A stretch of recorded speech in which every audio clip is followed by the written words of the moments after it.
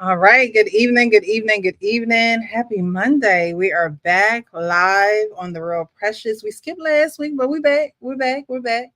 And we're gonna have some good topics tonight. Thank you guys for being here. I see the chat is already lit up. It's already lit up in the chat, so I appreciate you guys. Definitely hit that like button as you come in. Share the screen. The scream. I was about to say the scream. Don't they say? Don't they say that in the South? The shrimp. Share the stream with a friend of a friend. A lot of these topics are surrounded around relationships, men, women, things of that nature. So you guys will see when we get into the program. We'll definitely put the live or the link in the chat for you guys if you want to join the live. So definitely look out for that. But definitely hit that like button as you come in. And my panel, we're going to probably grow tonight, but we're starting out with my co-host, the actual King Smith, Sean and Kink. So guys, how are you doing? The actual King Smith, how are you? Hey, I'm doing good. If people follow both you and I, they would have saw that just last week, after so many shows together on these YouTube and Facebook streets, you and I actually got a chance to link up. We saw Neo in concert. That picture right there is a picture of two people with the same first name, spelled a little bit different. And it was so good to finally meet you. Thank you for coming out over the 4th, and you are the real deal. Just how you are here on this little box is how you are in person, and that's dope. It's dope to see somebody be who they are. It was great to see you guys too. It's funny that you said that because I have a friend, and they're probably watching, and they always tell me, I don't think people think that you are the way that you are in real life on the internet. And I'm like, they're like, but yeah, but people really don't believe it. I don't think they really believe it. But yeah, I'm the same. I thank you, the actual King Smith, Michelle. I got to meet the whole family. Yeah, To meet all y'all. You got to meet a lot of people that are connected to me. My ex-wife and kids' mom and daughter was also there as well. So all 5 of us was at the same event. Yes, it was beautiful. It was hot. Yes, it was. That fish was good. Thank you, King. No doubt. My spidey senses was smelling fried fish, and I was like, I smell fried fish. We kept getting closer and closer. Yep. Me. So I appreciate you. Thank you. Whenever you guys are in town, let me know. We can link up. No doubt. King, how are you this evening, sir? I'm good. I didn't have a good as time as y'all did, but I'm okay. I can't complain. Good. I didn't get to see no Neo. I would have liked to see Neo too.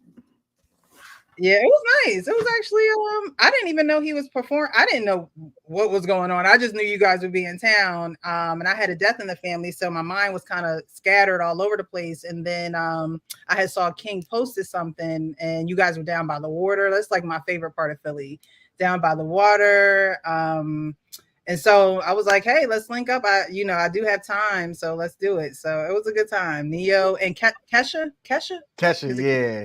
Kesha was performing. So hey, real quick, Ruben Studdard was one of the first people who performed. These little teeny bopper Gen Z people came up and asked who all had performed already, and I said, "Oh, the only person that's going up was a local artist and Ruben Studdard." And the kids formed out of their mouth, "I don't know who that is." It was like we don't know him. I was like, the look that Precious had was hilarious. I was like, "Don't Don't ask no questions. Just let them Gen Zers go be Oh Gen Z. my goodness. I was like, dang, y'all know Ruben Studdard? I'm sorry for it. 2004. I guess we're past that time. Past that. Yeah. Sean, how are you this evening, sir? I am well, and Ruben Studdard. Yeah, nobody would know him outside our generation. We're showing our age, and I'm glad to be there and to show it. But I understand it. It is what But it I'm is. glad y'all finally got a chance to meet each other in person. I look forward to the day that I get to meet everybody in person, also that I see online. So big up to that. And Neo got one of the best songs that we can use as our theme. You make me better. Okay, that is one of my favorite songs, him and Fab. Yeah, a lot of people think that I know all of you guys personally. I remember when I first started this YouTube journey, a lot of people thought me and Sean had known each other, or like a lot of, mostly all of you, I've never met before. I think we just have great camaraderie when we are, presenting ourselves to these people and doing our thing. And I appreciate that. So maybe one day we can all meet up, have a reunion, something. Art Paint Absolutely. this evening. Hello, good evening, everybody. How you doing, Precious? Doing How you good. doing, fellas? How you doing? What's up? What's What's up, up? I think I met our Pain before, Yeah, Oh. where? somewhere in Brooklyn, somewhere in New York. Brooklyn Hey, in the house. nah, I'm a Bronx guy, man. Harlem in the Bronx. Well, then we didn't meet then. Okay. Not, That's simple. not the ever. Well, Love Peef Network, thank you so much for being here. You guys, make sure you hit that like button as you come in, share the stream. Sean is in the chat. Good evening, like and share. Tarika Smith, thank you so much for being here. Evening, everyone. Please hit the like button as you come in. Quincy Q, thank you so much for being here. Good evening, good people. Jeffrey is also here. Good evening, good sis, Precious, the panel, the chat, and the mods. Thank you, thank you, thank you. Darnell, thank you so much for being here. Hi, Precious. Hi, Eugene. How you doing? Douglas here as well. What's good, people?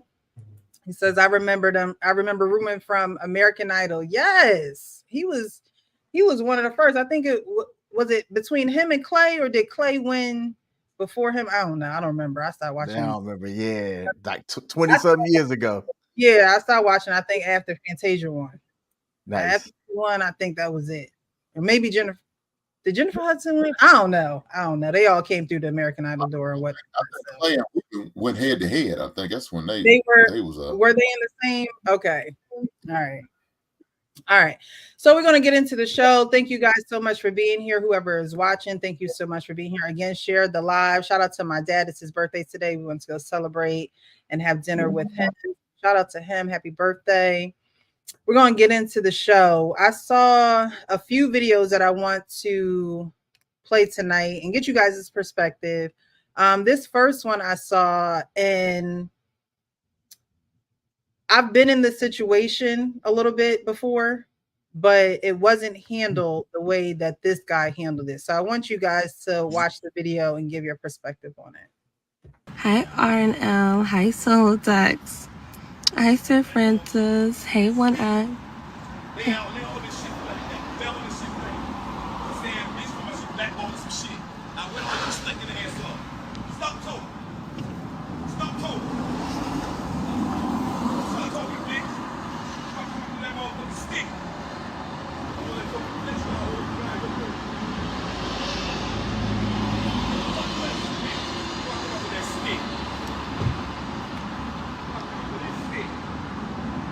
I don't know if I think he was talking to me, y'all. How was I flexing?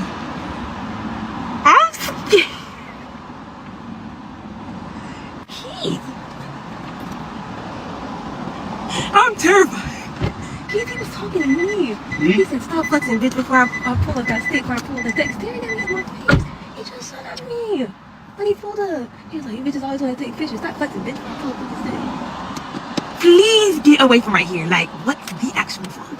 Like, he's scaring me. He has a conversation like that every What do you mean? He just said He that didn't to say me. that to you. Yes, he did. Keith, he literally just said that to Tosh, me. he didn't. What? Keith, he looked me dead in my face and was saying it. He said, "Stop flexing, bitch, before I pull out this stick. You bitches always want to take it." Not you. Keith, please pull off. Keith, please pull off. This He has is not. Keith, please pull off. Keith, please pull off. He has a gun. Please pull off. Keith, can you pull off? Like this? Keith, please pull off. He is scary. All right. So, what did you think about Keith and his scared girlfriend there? A lot of people were saying that she should break up with Keith. Should she break up with Keith? And how could have things been handled differently? Wow, that's interesting. The ego in me would, especially if I had the ego and the stick, um, in my younger days, might have addressed it differently. The mature person that I'm becoming, I won't even say that I'm there yet, would have probably, avoided it and kept it moving and not even entertained it. God willing, I won't ever have to be in that situation because I don't know which one will prevail at this point. Um, but I'm just glad that I'm maturing enough to recognize that sometimes my pride and my ego is foolish.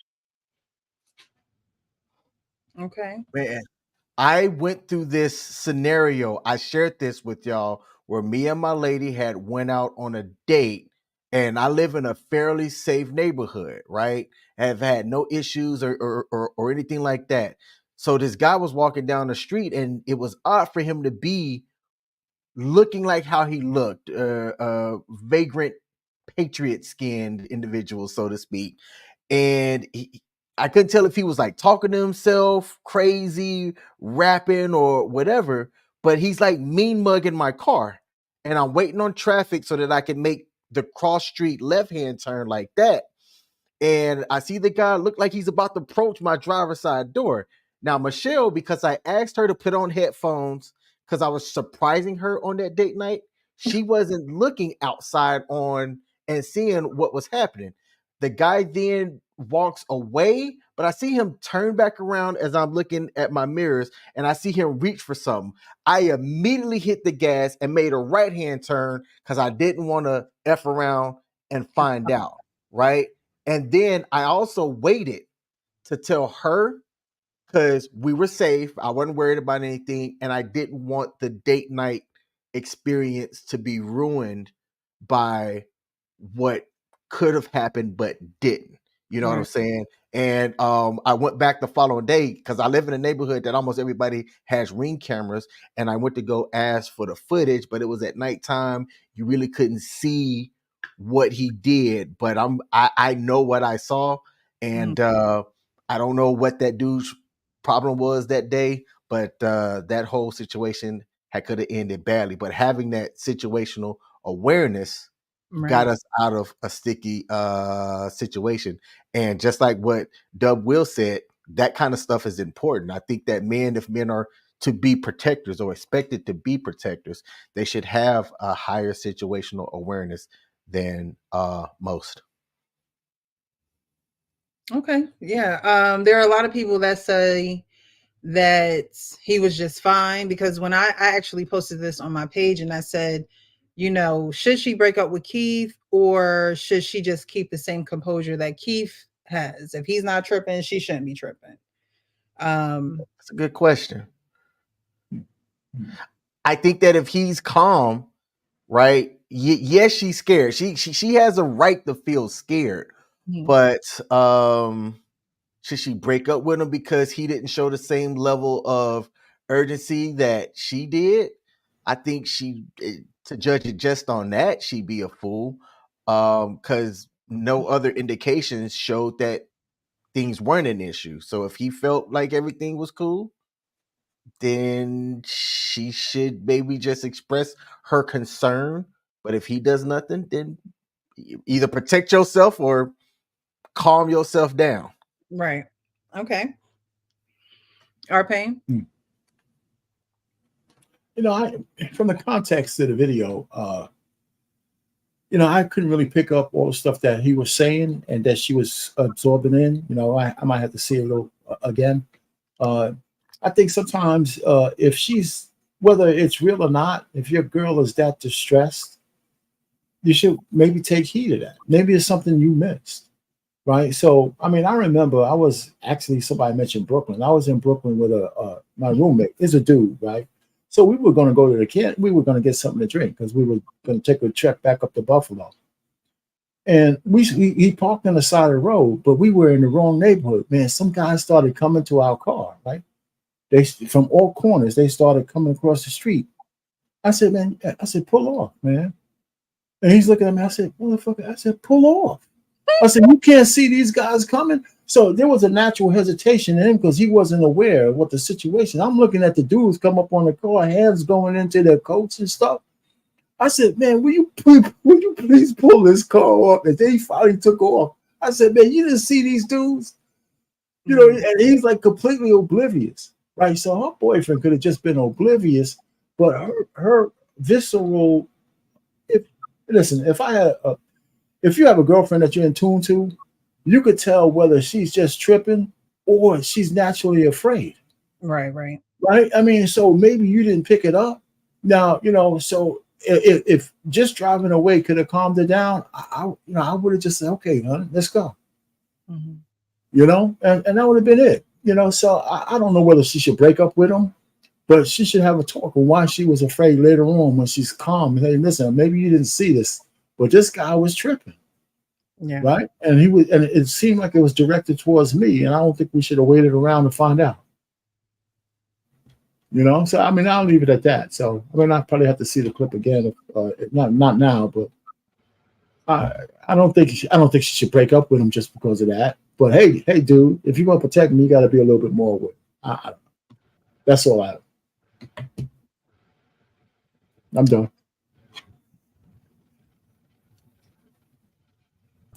Yeah, we never know if you've really done pain, so that's why we try to give you.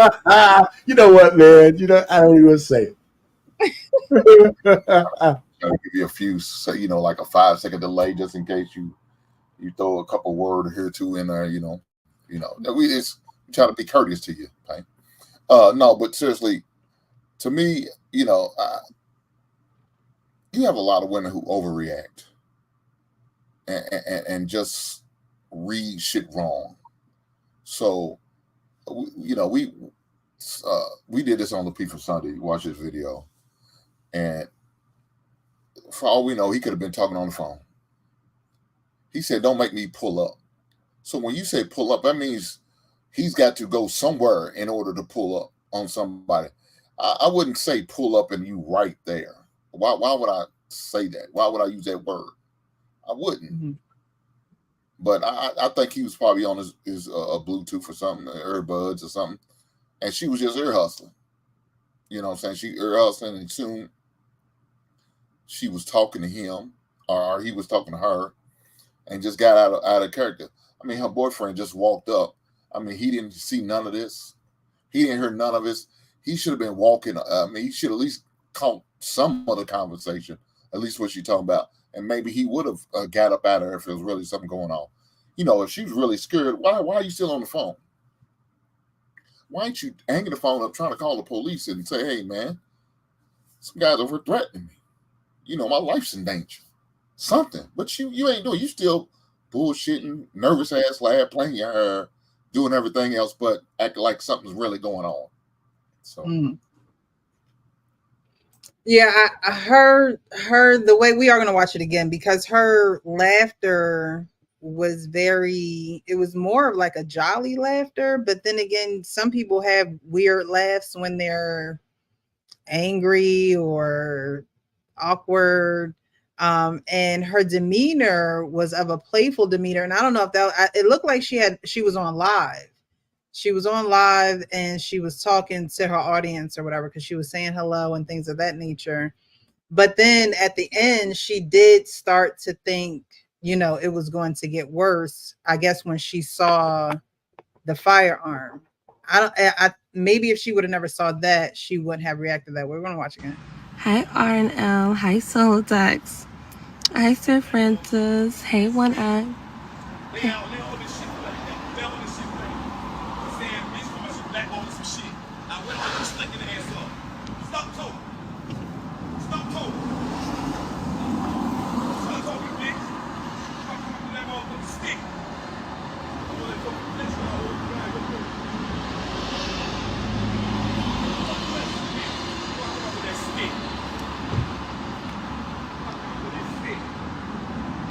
I don't know if he was,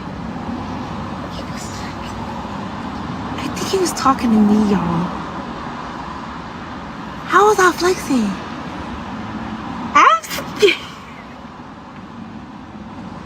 Keith.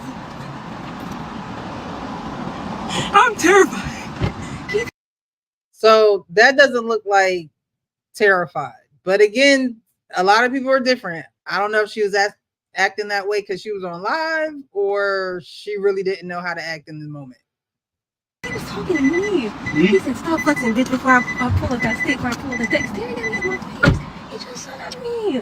When he pulled up, he was like, you bitches always want to take pictures. Stop flexing, bitch, before I pull up the stick. Please get away from right here. Like, what the actual fuck? Like, he's scaring me. He has conversation like that every. But to me, he just said He that didn't to say me. that to you. Yes, he did. Keith, he literally just said that to me. He didn't. What? Keith, he looked me dead in my face and was saying it. He said, stop flexing, bitch, before I pull out this stick. You bitches always want to take pictures. Not you. Keith, please pull off. Keith, please pull off. This is not. Keith, please pull off. Keith, please pull off. He has a gun. Please pull off. Keith, can you pull off? Like this? Keith, please pull around. He is scary. Okay. So from my interpretation, the man probably was on the phone. And when you're on the phone outside, sometimes you stare at a target, sometimes you're looking around, whatever the case may be. My issue with the video is that while her boyfriend knew that the guy was on the phone and things of that nature, is more of like what our pain was saying. Let's pull off, because why are we still here? If she's saying that she's uncomfortable, even by seeing a firearm, then he should take a little bit more, urgency to her feelings and her being scared. I think it was her playful nature that made it seem a little bit more light, than it really was. Because although that man was on the phone, you don't know what he could have did. When men are mad and angry and upset, you don't know what direction they're going to go in. I don't play. I remember being in Atlanta. We were me and the man I was with at the time, we were about to go into a club, and we're getting out the car. I'm standing, pretty much waiting for him to finish with the valet. But as I'm standing, I see something going on the side door. And I told him, I was like, I don't know what's going on, but they rushing through the side door. He called the valet and was like, yeah, no, we're going to need the car back. And we left, because you don't want to put yourself in a situation where you can be in something when you don't have to be in something. And so I thought that she should reconsider Keith, because if I'm telling you that I'm scared and I'm nervous and you're like, oh no, he's just talking to so and so, I'm going to take that serious. And it's not overreacting. It's saying, okay, if you feel as though you're safe in this situation and I'm not safe in this situation, and I'm telling you I'm not safe, you're disregarding what I'm saying to you and my safety and my protection. And I don't think that's anything to be played with. I honestly don't. So I think that she should think about moving forward with Keith, because I think that's serious. And if you're not going to take your life serious, somebody got to take my life serious, and I'm not going to wait for you to do it. If you waiting, like, what are we, like she said, what are we waiting for? Pull off. Hey, Pull Precious, off. those last 5 seconds, she wasn't playing. No, not at all. I think she was nervous. Like I said, when people, and she wasn't in front of people, she was live, right? So no one can really see her peripherals but her. But you're live. Well, first I would have turned the camera right on off. We're done with this. So again, with her, she seemed a little younger, but the camera would have went off. Keith would have gotten in the car. Keith, we got to go. I don't feel safe. We got to get out of here right now. And I feel like Keith going back and forth with her is an indication that Keith is like, oh no, we're good.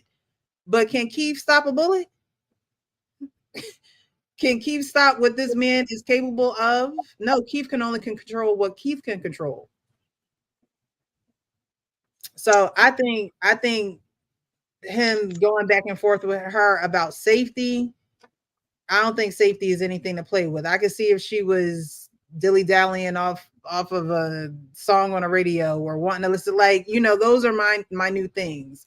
But when it comes to safety, I think that you have to take that very seriously. I think that you have to take it very seriously. Christopher Stone says the first sign of trouble, get out of Dodge. Don't go running towards danger. Yeah, we leaving.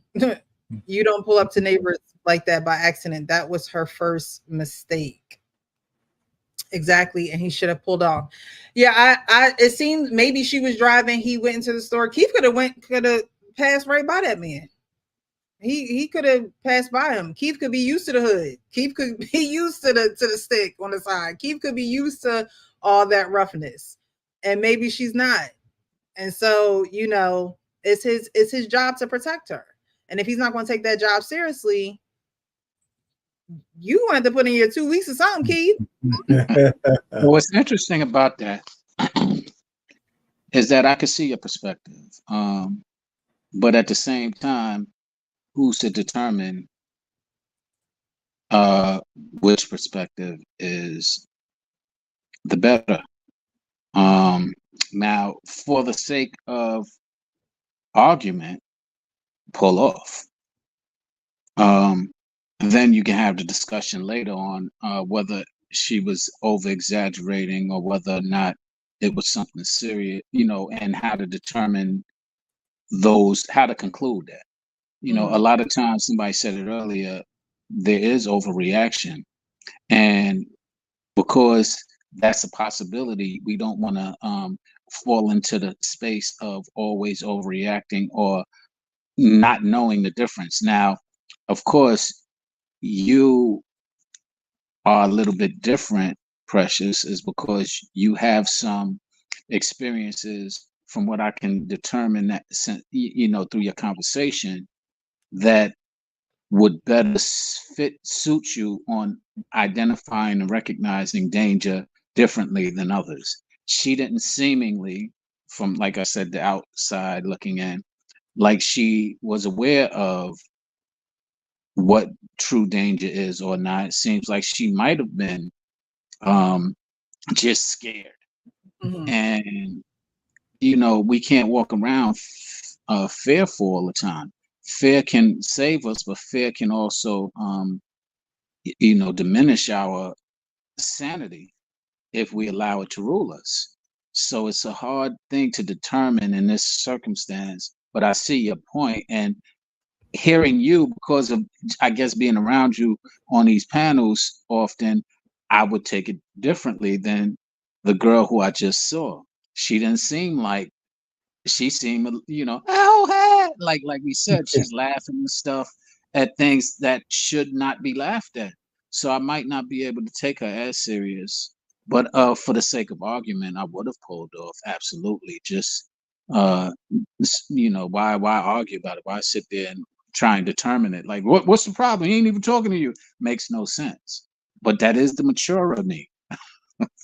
Yeah, because I mean, if a woman is with you and she says, "I don't feel safe," like, it's not like she heard these voices in her head. They both were hearing him be loud and boisterous with someone on the phone.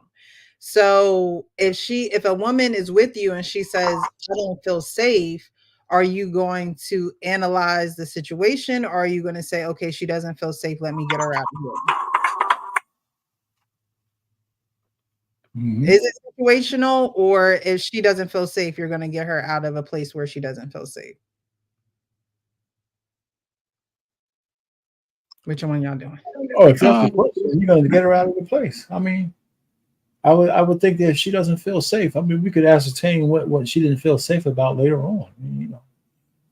I mean, where are you going to be where you can, leave or just move to a spot where she could calm down and then get to the bottom of it? I don't understand what would be the big deal because the parking lot, we won't get this spot back or some shit like that. You know what I'm saying? I don't know. I think some things are just low hanging fruit. Hmm. You know, maybe she was like when she was pulling her hair, that's nervousness. Yeah. Maybe that's a lot of that shit is never. I mean, I don't know. Maybe people read women differently, but those last 5 seconds, she was really afraid. You know, I and think, and they had to elevate for him to take her seriously. You know, yeah. that's what I read out of that. So let's count to five so he could know I'm really done. One. Okay. All right. So You we're learn. gonna go on That's to what we got to do with you, brother. That's what we got to do. this next video. I wanted to play this video because this is a man pretty much teaching men how to take a woman on a date. He says some interesting things, and I wanted to get you guys' perspective because it'd just be interesting to see what you guys would say. Also, not we talk about relationships and things like that, but I don't think that that is something that it's a peer to peer conversation. I don't think it's, yeah, you should get married or yeah, you should be in a relationship and settle down and watch your attitude and watch your mouth. And, I don't think those are conversations people are having. I'm trying to have those conversations more and more with my sisters. I'm the oldest of seven. And so, we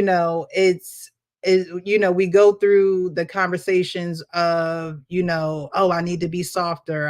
I shouldn't be aggressive. And those aren't the things that men like. It's not becoming of me. And so we're having those conversations, but I don't think a lot of people have those conversations peer to peer, on the woman's end of things. And then on the men end of things, this man is talking about how to properly court a woman, take her on a date. And like I said, I don't think relationships are necessarily being pushed. So I don't know if this conversation is being had. I don't know if you guys have these conversations with, the young men in your family, but it'd be interesting to hear what you tell them and how you tell them to date women or court women. But this guy's going viral for doing just that, telling a man how to properly date a woman. Alright, fellas, I'm finna help y'all take a woman on a date because you boys are lost out here. So you want to text her early in the rising when you know she at work or getting ready for work. You gonna start small talk, rich risings, how your day going so far, what you eat for breakfast, wooty wooty wop. Then you gonna be like, I don't want to hold you too long, I gotta get to work myself. You gonna send her $20 to $25 and say lunch on me today. And if you one of them dudes that think sending lunch money is tricking, then you need to take your swimming trunks off and get out the dating pool. Next, you're going to text her a few hours later and you're going to ask her what your schedule look like Friday, what you got going on. She'll probably say something like, oh, I got to work, but after that, I'm free. Once she tell you she free, do not ask this woman if she want to go on a date. Of course she wants to go on a date. She not talking to you just to be talking to you, bro. Of course she wants to be wine and dine. Don't say no lame shit like that, dog. Once she say she free, you gonna take the lead and you gonna tell her what the plans are. Date. Now that you told her y'all going on a date, now you have to actually plan the date, bro.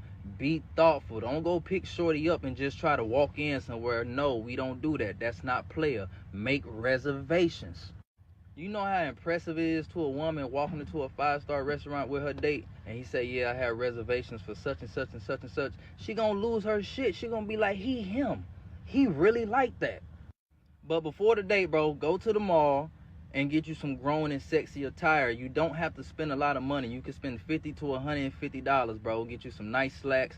Get them tailored. Don't go with no baggy ass goddamn on slacks on, bro. Get them tailored. Get you some hard bottoms. You can get you a polo style shirt. Tuck it in. You can get you a button down, a blazer, man. Just be player. And make sure you smell good, bro. Don't smell good for you. Smell good for her. Don't wear what you think smell good because you might like Axe. That don't smell good, bro. Wear some cologne that's appealing to women. Now you smelling good, you looking presentable. Now it's time to go pick shorty up. When you go pick shorty up, never go empty-handed, bro. Absolutely always take flowers. Show up to the door with roses. She gonna take those roses to the restaurant because it's like a form of flaunting and showing off and showing everybody, yeah, my date treated me like a queen. Open every door for her. Don't let her touch no door. If she do, you look that woman in her eyes and you tell her, as long as you with me, I don't ever want to see you touch a door again. On the way to the restaurant, play nothing but 90s R&B. You can throw some 2000s R&B in there too, but nothing but 90s R&B, bro. Trust me. Trust me. Trust me. Now y'all at the restaurant, y'all got good drinks floating around, it's good dialogue. Make the night about her. Don't talk too much about yourself. Even if she asks you about yourself, redirect it and make it about her and show her how interested and intrigued you are in her.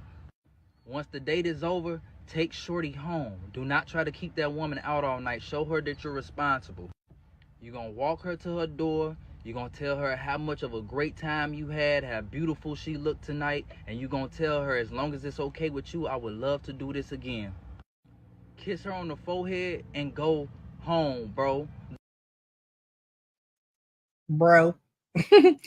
So is he on point with his advice, or are some of these things like, okay, that's a bit much? I like what he had to say, except for the $25. I'm never sending a woman no money.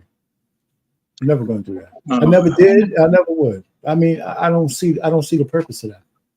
But everything I like the prep time, you know, and it depends on what the intentions are with that chick.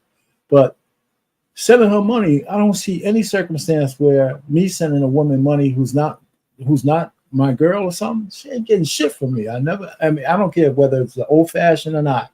That part lost me. But the new guys, maybe that's good for the new guys. He seems like a younger guy, so maybe those guys got a trick out. Wow, you hit it right on the nail on the head in that last statement. Trick out. It depends on what's your intention. Mercy. This world is gone to hell in a handbasket. I did like those stuff, but go ahead. I mean, it's all good if you're intending something intentional with that woman. That's really what it boils down to. I think that's a date that you should take your significant other on. That's the preparation for somebody who you want to be your significant other or your wife specifically. And if that's the case, then so be it. But if it's just to get some panties or some cookies, it's a bit much. Okay. So before we go to Hank, since y'all brought it up, so for some panties or some cookies, what's the date looking like? It's the real pressure. Just keep it real. Go ahead, y'all. Don't be shy. I mean, a lot of the stuff he said is okay, but all of the stuff he said combined, no, not for no panty. No, I mean, I'm chivalrous regardless, so that's I get that. But as far as all of the 5-star reservation and I'm not trying to be with you in a significant way, what's the point? I mean, unless I'm just rich. Aren't right? I was going to say, aren't guys doing that, and that's why women are expecting these 5-star. Yeah, guys are tricking. Yeah, this generation. Yes, this generation is full of tricks. Yeah, guys are tricking. You know, thanks to Harlem and Uptown, Pain. Thanks to y'all. But sure, let me just say this. One of these, it depends. Like I said, it depends on the intention and the woman. I can see a woman who just wants to smash, and you going all out, and she's looking at you saying, "You know, I want to give you some ass already. You don't have to go through all this shit." You know what I'm saying?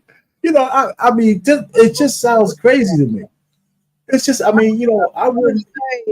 I can't say that. I can't hear you. Say that again.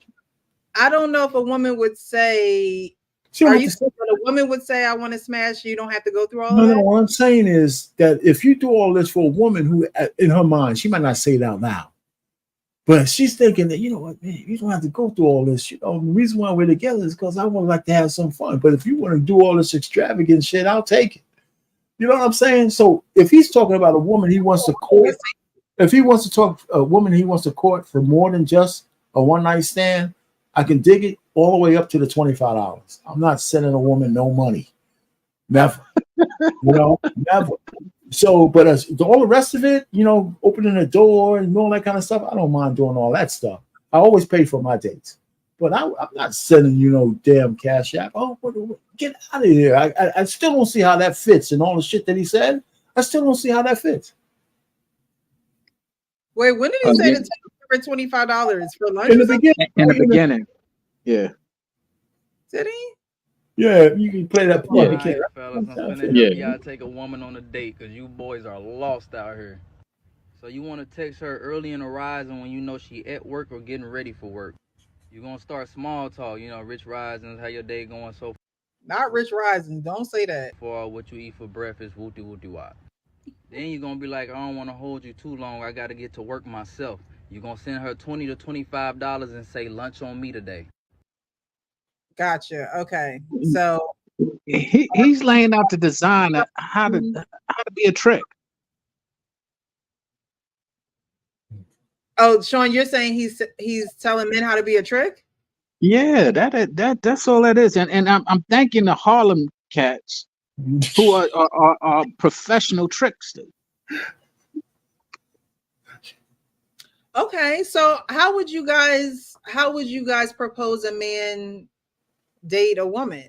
Let's just say this is not someone he is planning to be with long term. I mean, you go on dates to collect data.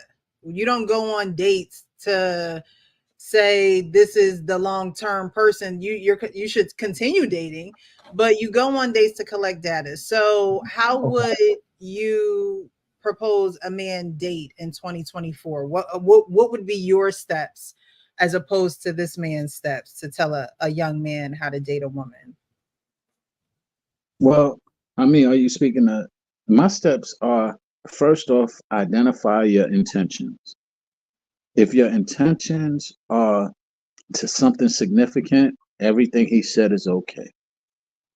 If Okay, your so intent, so I'm sorry, and I don't mean to cut you off. So the intentions of a date is to get data. Those are the only intentions that you're going into it with. You're no, going but what I'm saying is, why are you getting the data? Are you getting the data to be something significant with her? That's the intention I'm referring to. Are you trying to be something significant with her, or are you just trying to get the draws? Which is why it's called tricking. Are you trying to trick her to get into the panties? okay, so let's take cookies and vagina Yeah. off the table. Okay. All right. All right. We're going on a date to collect data. All Yes. right. How would you propose a man do that with a woman in 2024? I would propose doing it less flashy, less expensive. Because for one, you're setting a you're setting a threshold that you might not be able to live up to. One, you're creating you're leading with your money basically. And I would suggest to all of the young people and older people, don't lead with your money. That's just like a woman leading with, fake stuff that she might be wearing that is impressive to some people, whether it be BBL, whether it be the weave or what you're leading with all of that, and you might not be able to sustain that and you disappoint somebody in the future. So don't lead with your money, lead with your personality. Go into a place where you're gonna be able to collect proper data, not get her distracted by the scenery that she might not have ever been in or around. So if you're putting things in front of her that are flashing more so than you're distracting from getting the proper information that you need. So I would say simmer it down some. Go you can definitely as he said, be confident and tell her where you're going and all of that. But don't put things in front of you that will distract from the purpose. It's kind of like I said in a rhyme years ago. Uh, eh, uh, Materials distract from these principles. Well, what I actually said was uh,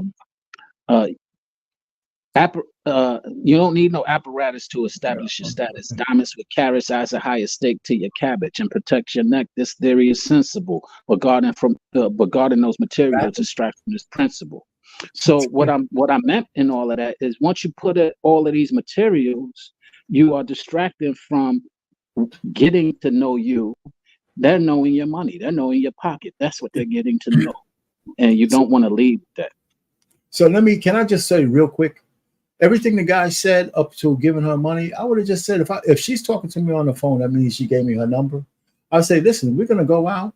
I would like to take you out, but you can leave your wallet at home. It's going to be on me. So she wouldn't have to worry about that. That's all I would have said. I wouldn't have said, I'm here's $25. I'm not sending you no goddamn money. But I'll tell you, if we do go out, you don't have to worry about me saying we're going to be 50-50 and all that horse shit. And I would also say, listen, you come out with me, don't worry about it. There's no overnight obligation for dinner. I'm not that kind of guy.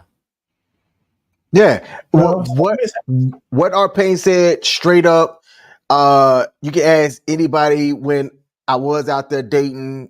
That was my approach. I never understood game. I never understood mouthpiece dudes, right? And for me, I got other stuff that I got going on. So I'm not wasting the time trying to draw things out. For me, it's, hey, look, I like you. I think you're dope. I like to get to know you a little bit more. Let me know when you have some time. I love to take you here. And since I'm inviting you out. It's on me. Right. And then boom, now the ball's in her court. She can accept that offer. She can make amends to what worked for her. If she's interested, she'll let you know. Right. But there wasn't a monetary investment that early on before I even actually meet you in person to know if we like each other or not. Mm-hmm. So just be straight up about it. You don't need to do this whole mouthpiece thing, shower her with this, that, kind of third prior to getting to know her. That's ridiculous if you ask me. Yeah. Hank, what do you think? No, I think I need to stop going behind these long-winded motherfuckers. Payne and Sean. My thing was 2 seconds. My thing was less than a minute, man. That's what she said. It was the best minute of her life, too. That's what she said. Let's go. Man, look, me, I don't know if this was a first date or nothing. I don't know what it was. It sounded like it probably was a first date. So she wouldn't have got no 5-star restaurant from me. I don't know first goddamn day. We're going out to get a look, and I don't even drink coffee, so I'm gonna sip on some lemonade or something at Starbucks. But if wanted to do something like say after work, I'm going to a bar where they have live music. You know what I'm saying? A live band, something like that where it's not too loud. Where I can definitely collect that data because I'm already going to collect data prior to actually going in person and on this date. I'm going to collect the data when I have this phone call. I'm going to collect this data when I get her social media handle and I check through her account, whether it's on Facebook or IG or TikTok, whatever the case is. I'm going to get all that data right then and there. And then I'm going to follow up by asking certain questions on what I've seen on social media, things that may concern me or things that I may disagree with and I can't roll with, that I don't agree with, how she's moving.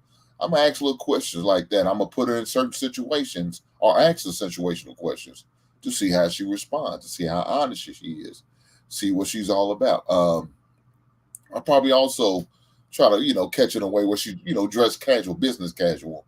You know what I'm saying? No, you ain't got to be all. I don't want you to feel like you overdress and come with this nightgown on, like thinking we about to go to this 5-star restaurant, because we ain't. You know what I'm saying? So hopefully your heels ain't too high where you can't, get on the dance floor and cut the rug a little bit. Now I know I sound a little old because I am. It is what it is. But that's what I would do. And I don't drink, but if she drinks, I get her a drink, and I sip on my bottle of water, and we don't have conversation. Now, again, I'm gonna let her do all the talking because I'm more of a listener, so I can understand and hear what she's saying and get some clarity. You know what I'm saying? That's what I'm going to do. Like now, I agree with him. Talk about if she does ask a question about me, it's gonna be quick, fast. It's not gonna be the all pain extended version. I'm gonna give about 3 words, and then we're gonna get back to her and just pay attention and take mental notes and go 3 from words. there. Yeah, 3 words. That's all it's gonna be. 3 words. And then I'm gonna turn the mic. I'm gonna turn the mic over like my name was Frankie Beverly, huh? So what was you saying about how do you feel about This kids? is I can only all I'm thinking is I am Pink. Right. There you are. I'm glad you started recognizing pain. Wait, I wanna see this conversation, Hank, where you say 3 words every 5 minutes. No, All right. it might press.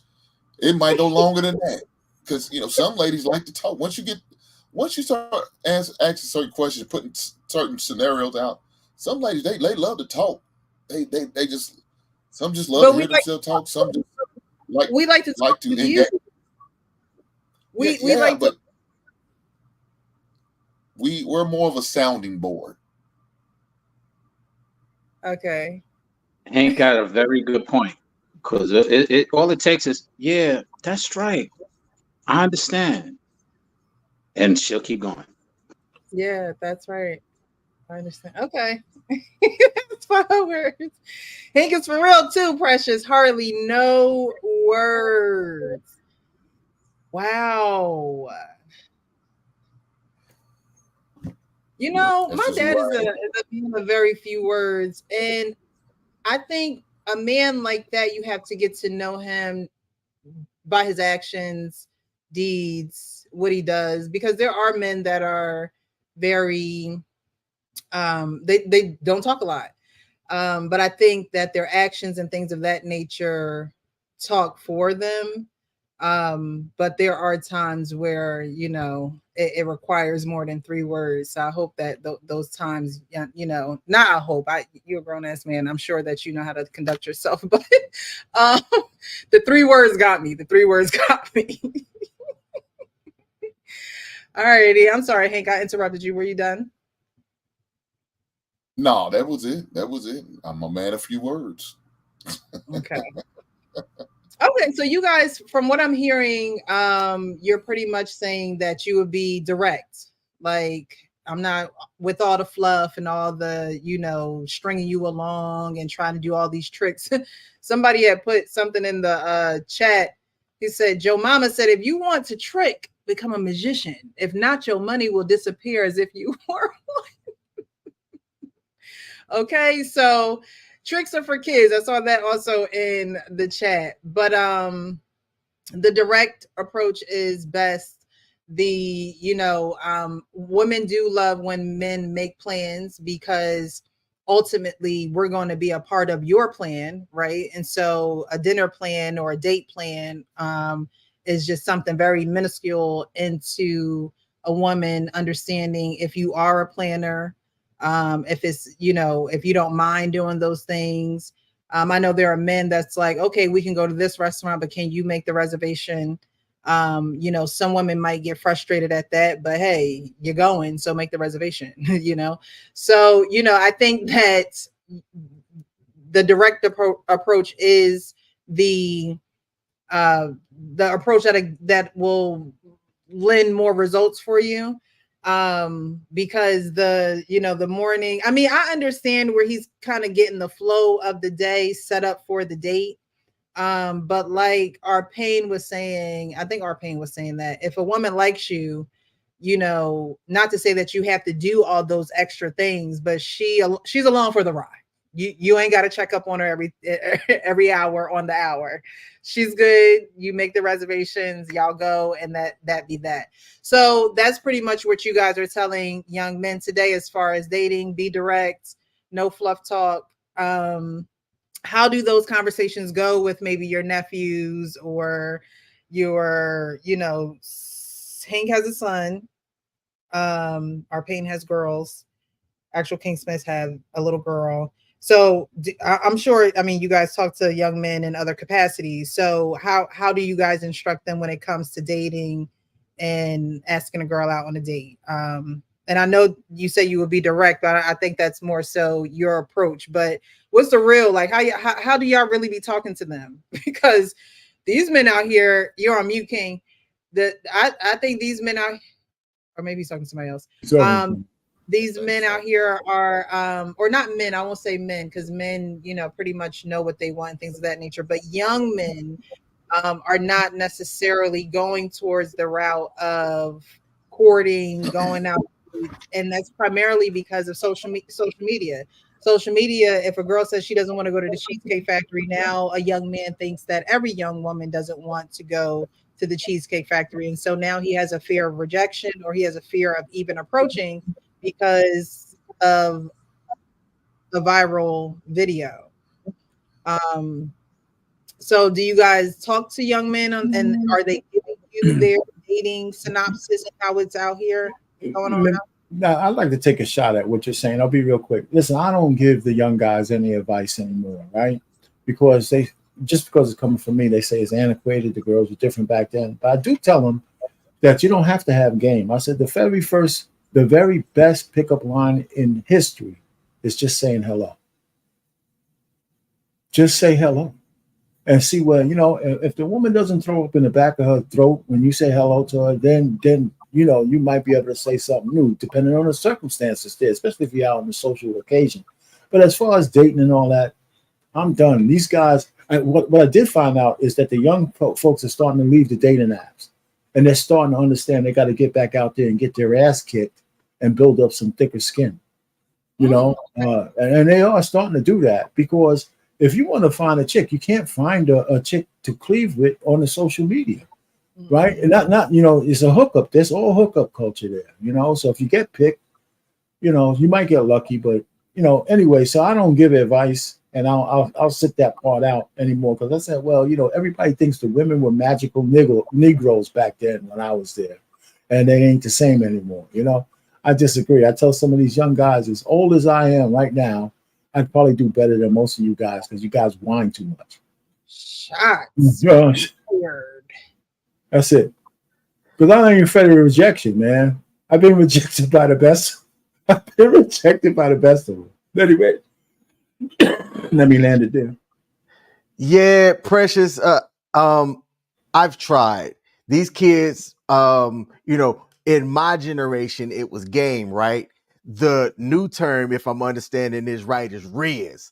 RIZZ. You know what I'm saying? So I've tried to tell them, like, you don't have to do all of that. If the attraction is there, then the conversation's gonna flow nice. And if they're not interested in you, right? Like, I don't get this whole, well, he didn't fight for me hard enough, or he didn't, keep going angle that some of the young men who I talk to are saying that the young women are coming at them with.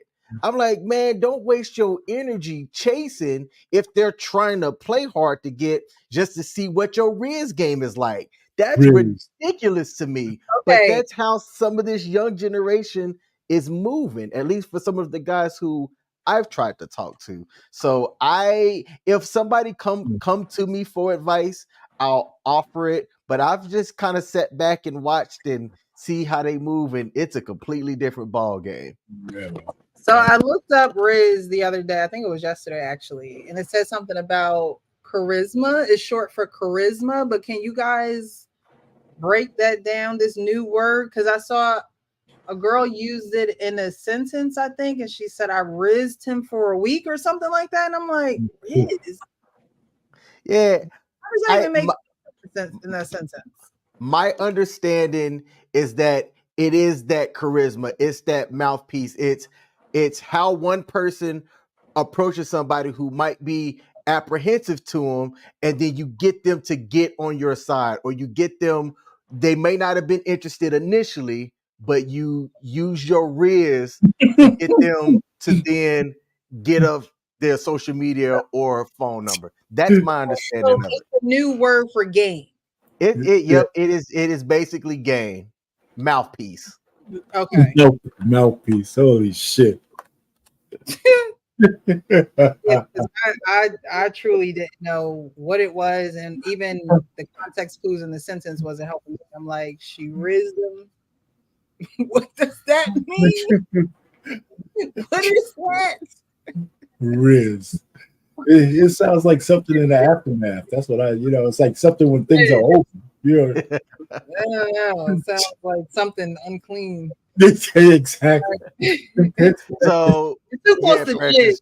Maybe that's what it is. It's too close to jizz. Yeah, he told you how Yep. to. I didn't Yep. even want to say So it. I'm trying to be clean. It's too close to that word. yep. Oh, So my God. Precious, like I tried, and it seemed like the guys think that they have to play the game or be a part of the chase. And when I see that, that's where that young man's mindset is at. I'm like, well, you know what? You're gonna have to go out here and learn the hard way. No doubt. Riz Unbelievable. sounds Well, like something that makes you itch. Yes, it sounds just unclean. I, Riz. I talked to my son and nephew and some of my son's teammates. You know, I asked him, I said, man, what's your pickup line? I mean, we was going out somewhere. What would you go and say to the young lady? What would you say? And I listened to him and I grade him. I said, man, that sounds like shit. I don't ever use that line. Or man, that line Give sounds us an good. example.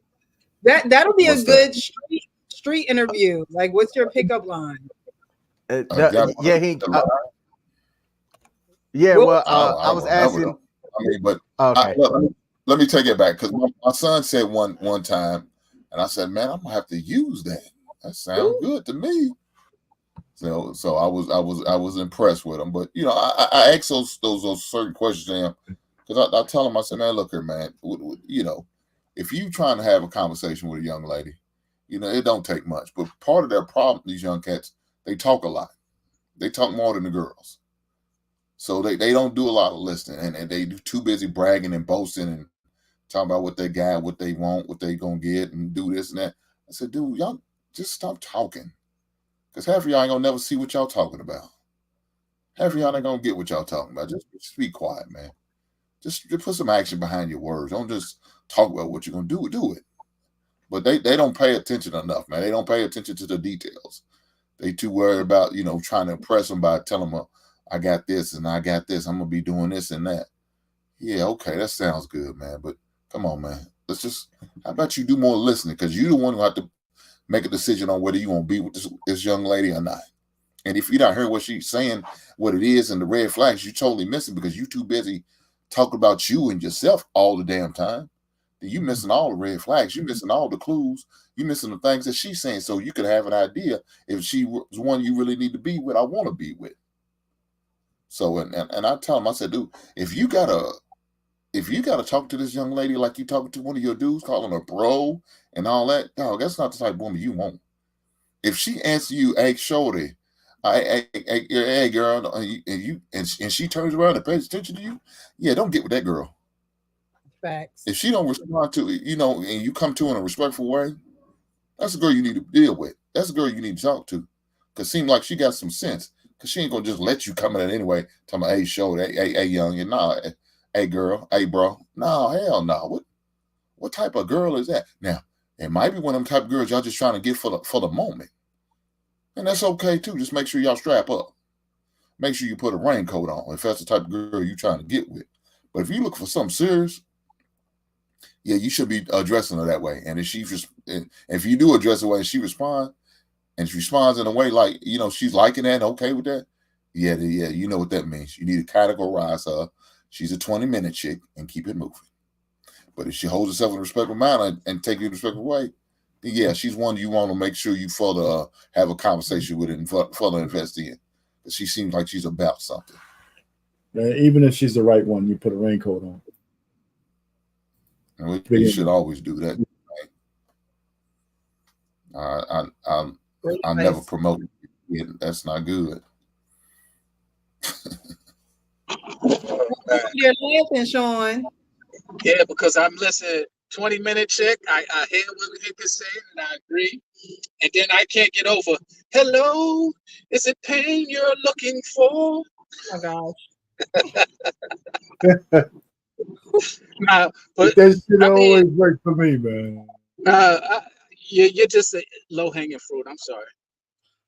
Because Um, Nice. but to answer your question, what do I tell the young guys? I literally just had a conversation a week and a half ago with a guy younger than me, and I said similar to what I was saying earlier. You need to identify your intention and let that be known. And I emphasize that and stress that because a lot of times women are just in this day and age, they're just looking for attention.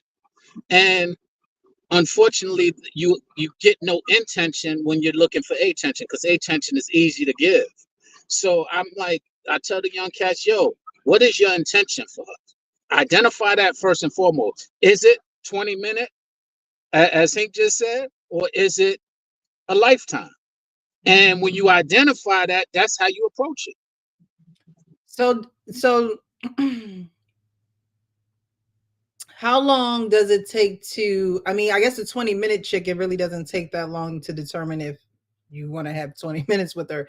But the lifetime chick, wouldn't you guys have been maybe dating for a while before he determines that? I go to what Hank said earlier. We would have already had a lot of conversations before to determine it. Before the date and or why, we could have gone on a couple of coffee dates, and like he said, I don't drink coffee either. But it would have started there because if they don't want to go to the coffee shop, they're a 20-minute. I mean, a 20-minute girl.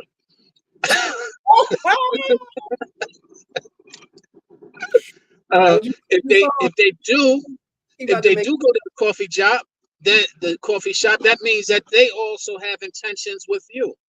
They want more. They aren't superficial and only trying to get what they think you might have or what they think they can get from you.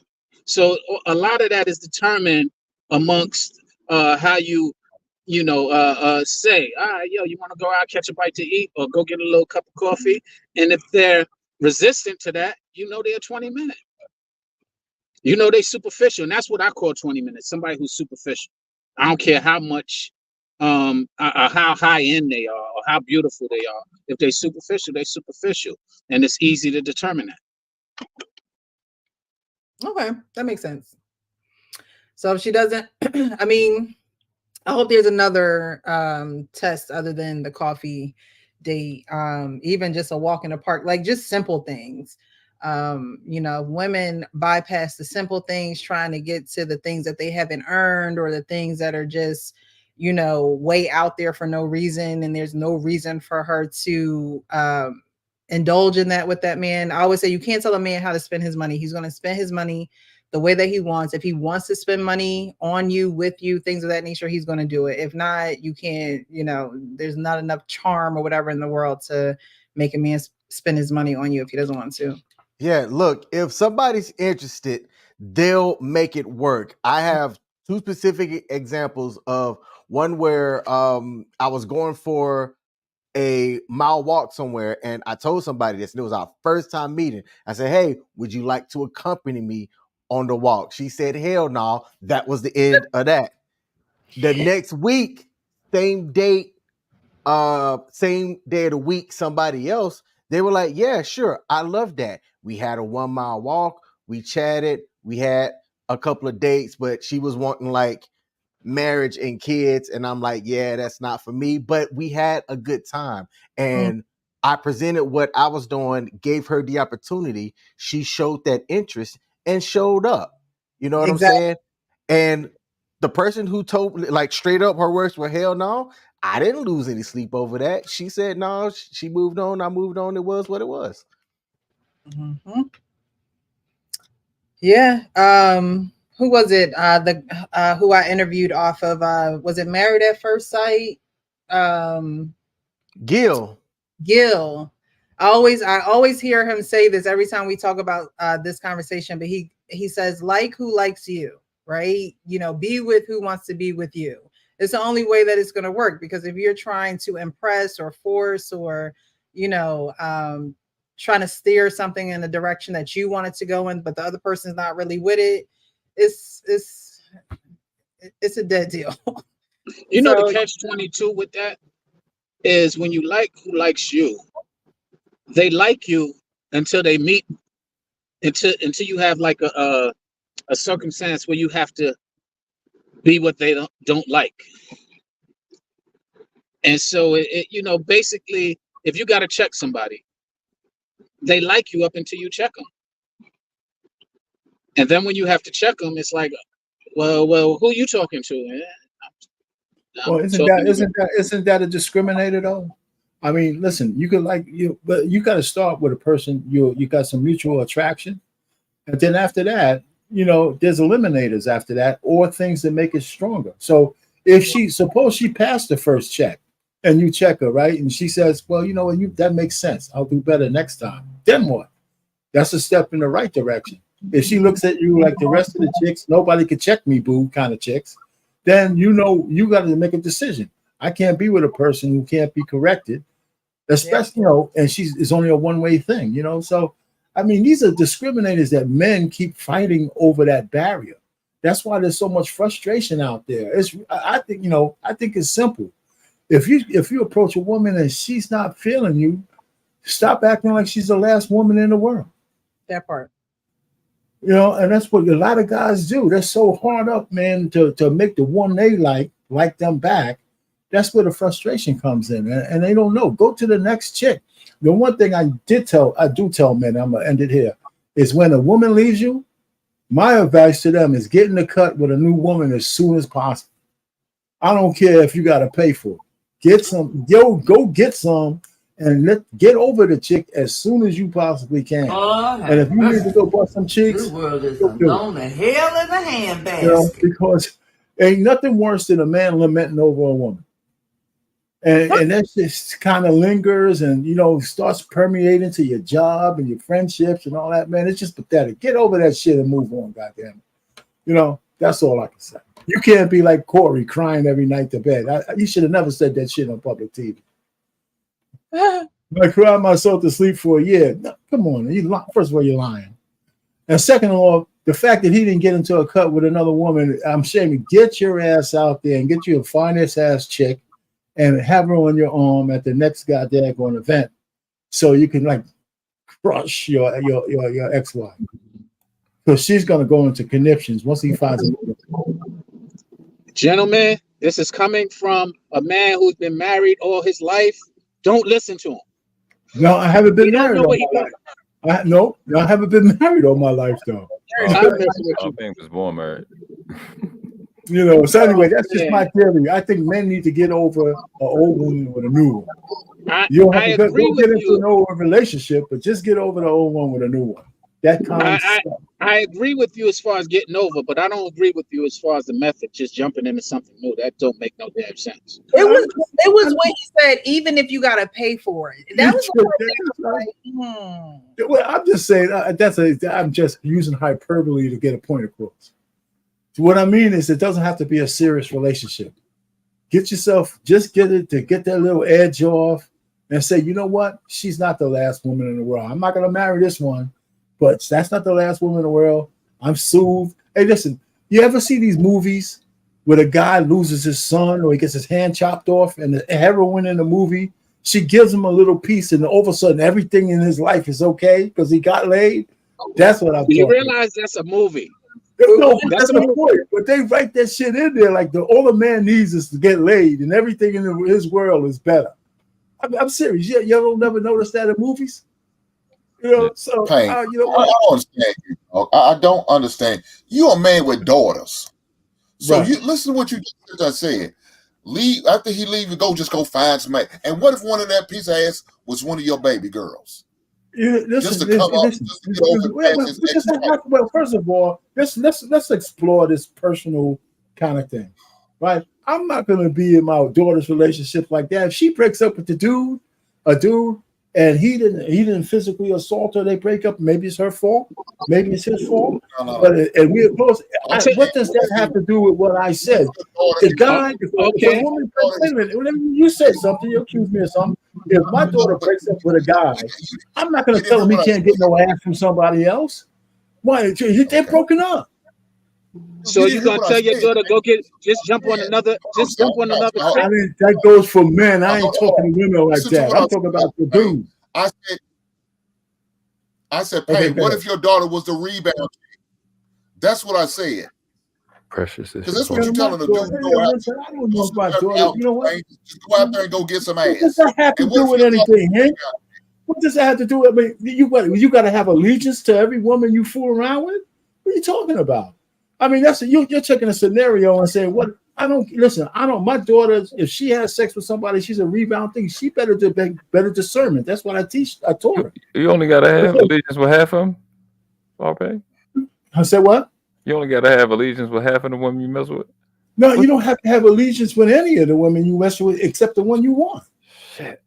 You know, I mean, what are you talking about? First of all, I liked all the women I slept with. You know. So I don't know where you guys are coming from. I mean, I'm sitting down here. I think only like 40% of them. Okay, let me say this. If you break up with a woman, so Hank, your thing is the guy should go in the corner and cry his eyes to sleep for a year before he gets laid again.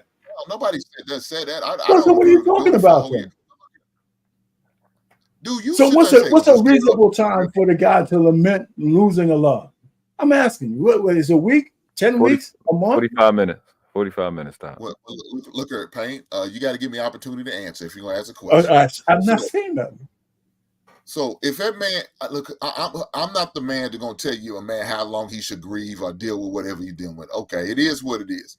If that man takes a whole week and do it, so be it. If that's what he needs to do to get himself together, whatever. The man lost his family and may not be crying over the marriage. He's probably more so crying over that he's not getting to see his kids. He went from seeing 100% of the time, now maybe down to 50 to 45 to 40% maybe. And that's hard on a man who loves his kids and loves his family. I agree with that. I don't know how you feel about the situation. I would feel hurt myself. Now, to the point where I'm crying. I would feel hurt myself. But we're not talking about the kids, though. We're talking about the woman. Damn, brother. I mean, you're taking my scenario and you're putting all kinds of shit in there. I'm talking about the woman. Because stop putting shit in his scenario, Hank. You making it sound like the man was just sitting there crying, but we don't know what he was crying. He didn't go into detail on why he was crying. He just said he was crying over here. It could have been over the whole kids the whole time. He's like, fuck that girl. I don't care about her. I'm upset because I ain't gonna get to see my kids on a regular basis. Maybe that's the case. I don't know. But nonetheless, who am I to tell a man how long he should grieve and cry, whatever he was doing? Now, I don't believe in doing it all year. I'm gonna get over my shit and keep it moving. Now, Payne, you out here telling this man just start fucking these girls. But guess what, Payne? You're going to be the same one talking about, oh, you men are wrong. Just going out here just making women hoes and making them baby mamas. No, you never heard me say that. I don't believe men make women hoes. I think they do that on their own. I believe a man should get past whatever he needs to get past before he moves into another relationship. That's just my opinion. So we're in agreement. 38 minutes. I don't believe in carrying my baggage into the next situation. Okay. We're in 100% agreement. More than likely, the relationship ain't gonna last. Yeah, if I'm just looking for a shot of ass, then I'm gonna be angry. I'm a fucker. I'm a fucker with an angry dick. But if you look for something serious, then you need to get past and get over what you need to get over before you get into a real relationship. Right, well, now, ladies and gentlemen, listen to that man. No, listen to that man. Don't listen to that other man. You know what? I don't think you said anything. I didn't say get into some kind of real relationship on a rebound chick. I said get over the old past chick. That's what I said. If it's a week or 2 weeks, 5 weeks, whatever it is, I don't see the difference in what you said. I mean, maybe I'm like Biden right now. I'm my cognitive ability is like impaired. Okay, I'm sorry, man. I got what you were saying up, Payne. I get it. I got what you were saying up, Payne. Thank you, King. I get it. I mean, y'all around the same age, but I get it. You really did, but I know you that's a fact. Absolutely.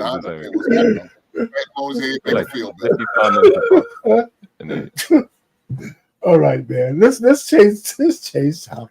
So Precious. Well, peace to the panel, peace to the chat. Hey, what's going on, man? Y'all hit the like button, subscribe if you're new to the channel, hit the Cash App, $ Michelle 1500 at the bottom. You know, share it to your mama now. Thank you, thank you, thank you. Big N11 says is a player. What's up, Big Ant? You know, there you go. Thank you so much for being here, guys. Definitely hit that like button, as World Class was saying. Share the stream. We're gonna get into the next video. The next one that I saw was I had just hopped up for one thing, right? Just one. Go ahead. I'm sorry. I don't like the like who you like thing. I was gonna type it, but I said I hop up in. No. I don't think you should deal with the person that likes you. Y'all name the reason. That reason was fine. The reason, I'll just give the thing I think and where I'm at now in life. I want the right fit, the person that actually fits me, right? And I think the old people did this, right? Because that value system was different. It was about, you know, the requirements was met. I think you should find the right fit, and I think it should be really detailed. Go into as many questions as possible, and find out. Have your relationship be based off what a relationship is based off, and that's how you guys actually relate, right? And the compatibility may not line up everywhere, but when you're the right fit, the time. So that tells you that I don't have the time to be out here hoeing around. I've really got to spend a lot of time with quality people that really checking a lot of boxes up front. And I think, and I get the like who you like because it feels better. It's free flowing, but I think when you go into a relationship looking to piece things together that fit, not looking to piece things together that don't fit, to turn square holes into circles, you know what I'm saying, and all that jazz. I think that's a better look. I mean, I've done that, like who like you type of thing, with the girl that's flirty and be in your face. You know, for women, the same thing. Oh, I really like you. I'll go there with you. I want to go out. Like that shit really don't be lasting. It just be cute little stuff in the beginning. But I think when you really take the time out to look for you and another person, and it'd be easier for them to see you, that right fit. And I was saying this on another channel, that I'm gonna shut up. I think when we get with each other, we have the options that we be having with the opposite sex. It's like you want to find a relationship is about finding somebody that's cut from the same cloth. Mm-hmm. And sometimes you can go get clothes from anywhere. Some people are outlets, and some people are tailors, where they're gonna take the measures and meet the measures for them in your life to fit you. Like the girl that belong to you or the guy that belong to you know exactly how you like your salad, know why you like your salad like that. So not only am I gonna make the salad you like, because the guy at the store can do that, I know why you like it, and I can talk to you about that. So I just think we need to be looking for more tailors, getting the right fit in relationships versus fans, because some of these people be fans and stands and followers and shit like that. You know, in this day and age, we be having that versus somebody that's really for you. You know, that's my thought process. Thank you for adding that. Thank you so much for adding that, because that's true. You want to find someone who fits you, not someone who only likes you because y'all go to nice places and go out and dress nice and things of that nature. So that's important. Thank you. You're welcome. All right. So the next video that I saw was with Esso and two other people. I forget this girl's name, but they're having a conversation and they're talking about the differences of Black women compromising versus white women compromising. And she's saying that white women can compromise with men because they are starting at a place of privilege, whereas Black women don't start at a place of privilege. And so they shouldn't compromise. But I'm gonna let y'all hear her tell it. And the guy's response. It does go in a couple of directions, so we'll just flow with it. White women have the privilege of just being more passive aggressive about it. That's what I was going to say. Right? There's microaggression, there's passive aggression, but the bottom line is the same. And the compromises that white women are willing to make benefit them. There's no benefit for Black women to be compromising in the framework in which whatever men are bringing to the table are expecting them to compromise. Why is there benefit for white women but there's no benefit for Black women? Because the white women that are willing to compromise are either starting from a place of privilege, or the ways in which they're compromising, they're going to get privilege from whatever they're compromising for. Oh, Jesus. You think a white woman being nice and a black woman being nice equally to a black man, she would still get further? I don't That's agree. how I'm absorbing. A white woman is already in a place of privilege. She's already starting I'm ahead. talking about. We're talking about them. We're talking about how they're relating with the other sex. If a white woman comes and is nice to me, and a black woman is nice to me, she's not getting more privilege. If anything, the black I'm gonna be girl's honest. top The black tip. girl is gonna get it. Yeah. If anything, for me, the black girl's gonna get it. I'm not coming across sweet black women. Period. When you sit down and you think about it, they have been few and far in between. Even my wife, I wouldn't categorize her as a sweet black woman. And she's caring and she's Loving, affectionate. yes. But she wants to go get her money. She's gonna talk crazy. She's gonna be out of fucking line. She's gonna lose her fucking mind and all types of shit. And then look at me and be like, yo, like, so if this is regular shit because this is regular shit. Let me just finish. Let me just walk the door real quick. Because this is regular shit. And I'm going to speak to something that you said. I told Heineken, I told my father this. I said, why in our black community, and this ain't women. So I'm going to stop it right here. But so far, what do you guys think about what they're saying? The woman is saying, hey, look, there's no benefit for black women to compromise with men because we're not starting from a place of privilege, whereas as if a white woman compromises with a man, she benefits from that. Yeah, this is make believe. This is projection, envy, fear, jealousy. Grass is green on the other side of the fence type of bullshit, and assumption at best. What place of privilege are they speaking from? What when it comes to specifically what the guy was saying, being kind, what the hell does privilege have to do with being kind to the men who penis you come out of that allows you to be pregnant to breathe the air you breathe in? What the fuck does that have to do with anything? It's disrespectful and it's insulting to the intelligence of anybody that care about their brain. It's just dumb stuff for a girl that is already committed to being a dick. And that's how I see that. Right, because who doesn't benefit from kindness? How do you and even if you don't benefit from that person, you'll benefit from it from being a kind person. If she associates it to racism and how the upper hand that the white woman has had for so long, what the fuck does that have to do with you not being disrespectful to the men? I don't get that. Like I don't know. And she just kept saying the same thing. They come from a place of privilege. What does that have to do with compromising? First, what the hell are you compromising? You're not talking. She didn't mention money. She didn't have any rebuttal when a young man brought up being nice. So she is talking about that. No, I have to get some false compensation and letting you niggas know, popping your neck, throwing your hand out, that shit y'all do when y'all grab. I'm not kind of. That's what I'm doing. But that's what she's talking about. You're gonna have to make me pay. I mean, you got to let me make you pay for whatever differences in value that the white girl got versus what I got. Get out their pockets, stay in your pockets.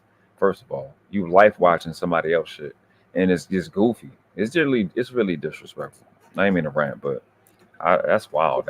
That's crazy. That RP. Listen, that reminds me of the big fat lady who says racism made me fat. That everybody's. Yeah. You could tell women who had too much bad dick. You could tell women who actually are traumatized because they took in too much bad penis.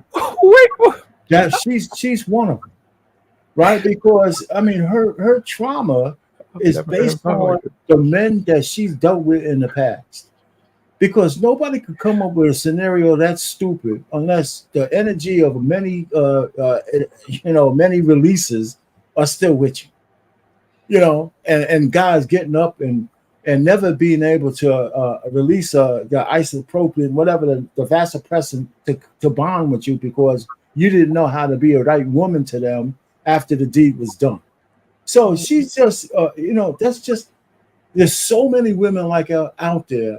It's sad because you can't come up with a scenario more stupid than that and act like you're serious. So she's been, it's just trauma written all over. Even the guys. That's my take. I'll land it there. Even her posture was masculine. Wow. The guys Pain. couldn't see where she was coming from. Pain. What? I agree with you. Yeah. Isn't this amazing? I agree entirely with what you just said. And it shows all over her demeanor that she's traumatized and that she's scorned by whatever past relationship she's been part of. And on top of that, where does white mean privilege? But she's talking about money at that point, and white doesn't Yeah. equate to money. She's talking about the privileges she's speaking of are people who have money, not people who are white, because all white people don't have money and you don't get the same privilege because you're white. She's talking specifically that she done got done in by Pookie and Ray Ray, and now she's upset about that, and she feels that she won't get done in by somebody who is privileged financially, but nobody privileged financially probably want her because she's not released from the pain that she's speaking from. Well, let's move on to the point where they say, where SO says, I don't run into many sweet black women. Yeah. And they're going to go further. Can I respond to that real fast, President? Go ahead. Well, I just find this funny that now all of a sudden that our pain is worried about the woman trauma and all that. A second ago, you was okay for her being a rebound chick and for that guy to go out and just dig her down and that's how the way she got because she was too many rebound chicks. I didn't say that. You said that. You used the word rebound. You just said something about need to get up off the ass and go out there and have a woman. That's what you said. And that's what you was just preaching. Dr. Newsom. She got so many bad I never used the word rebound. I never used the word rebound. Precious, he really talked to the whole group. You and was just D'ing her down. That's exactly what you did. But let me go on this situation right here. Thank you. As far as the privilege she's talking about, brother's gonna compromise to deal with her. A brother's gonna have to compromise to deal with her and her attitude. But she don't feel like you should compromise for the brother. We're gonna have to compromise for each other. In case you didn't know that, you may not be the most well off. You might come to me. You got bad credit. Now I got to compromise with you to try to help you get your credit in order.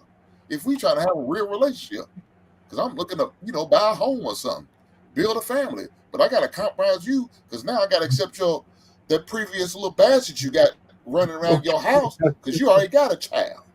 I got to compromise you. I'm coming with no kids. You got one little bastard.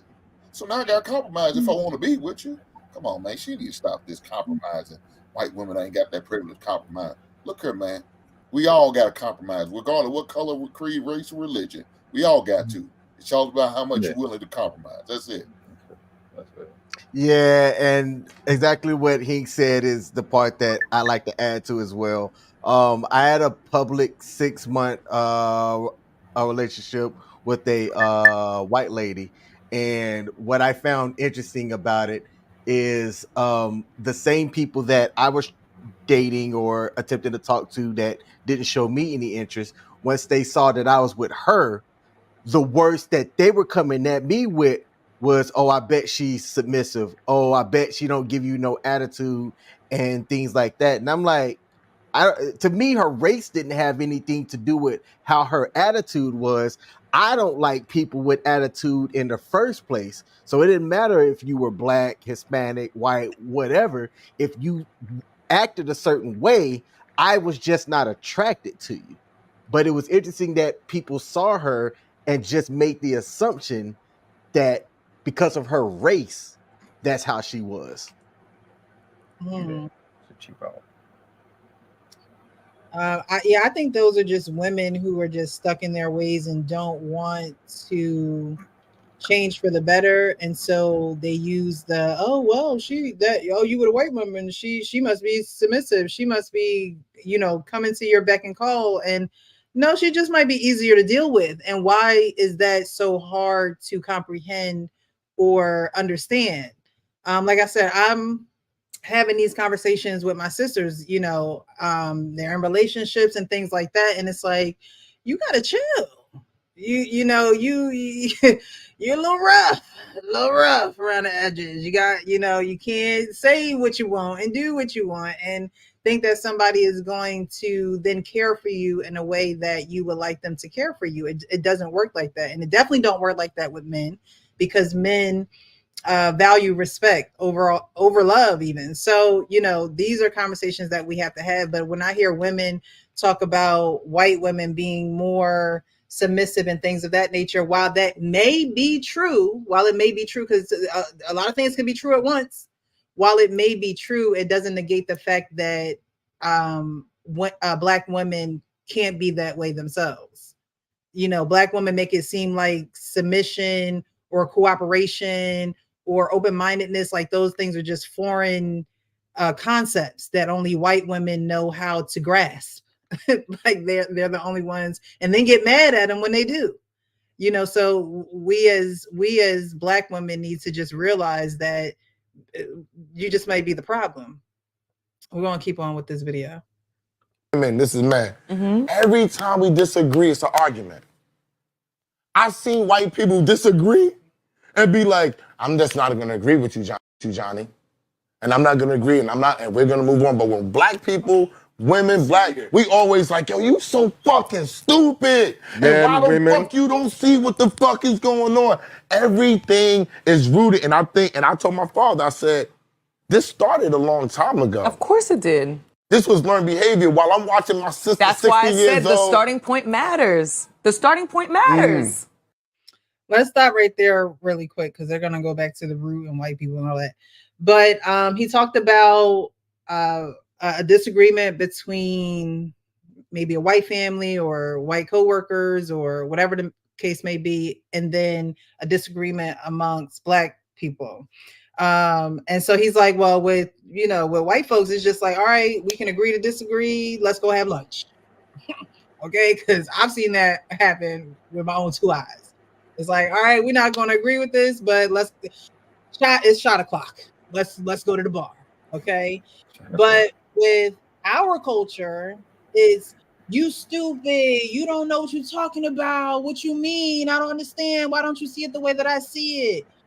Do you guys think that there is a difference there when it comes to disagreeing and being in disagreement with someone that you're talking to? Do you think it is dismissed at a level of, we can agree to disagree more in the white community than it is in the black community? Do you think we feel like we have something to prove even though we don't? Yeah, you saying it all at one time. But like even last time I was up here, I think the solution to 95% of our problems is parenting, which would mean that we got to think about how we were raised and why we think it's okay to tell somebody that they're stupid just because you don't like the answer, right? Or just to hop out and just do that. Now, we'll get to, well, other people do it, Indians do it, Mexicans do it. Doesn't fucking matter. Why do we do it to us? Where did this start with us, right? So I think, you can frequently see we go off the deep end a little bit more than others, right? So that would matter. I think it does matter. I think it's significant to bring in the conversation. Maybe not that particular conversation, how she brought it up, but I think it does matter. Hey, Jason, how are you? Welcome to the panel. It's been a while. Good to see your face. Thank you. Yeah, I'm about to make some coffee in a second. But to go to your point, it's like Game of Thrones. Us as a Black culture, we couldn't win the Game of Thrones because we're programmed to be initially checking shit when disrespect happens, or like when something happens, like we no, you call it out. Whereas I think in the white community, they know to kind of, oh, okay, and then like 3 or 4 months down the line, they plan their fuck over.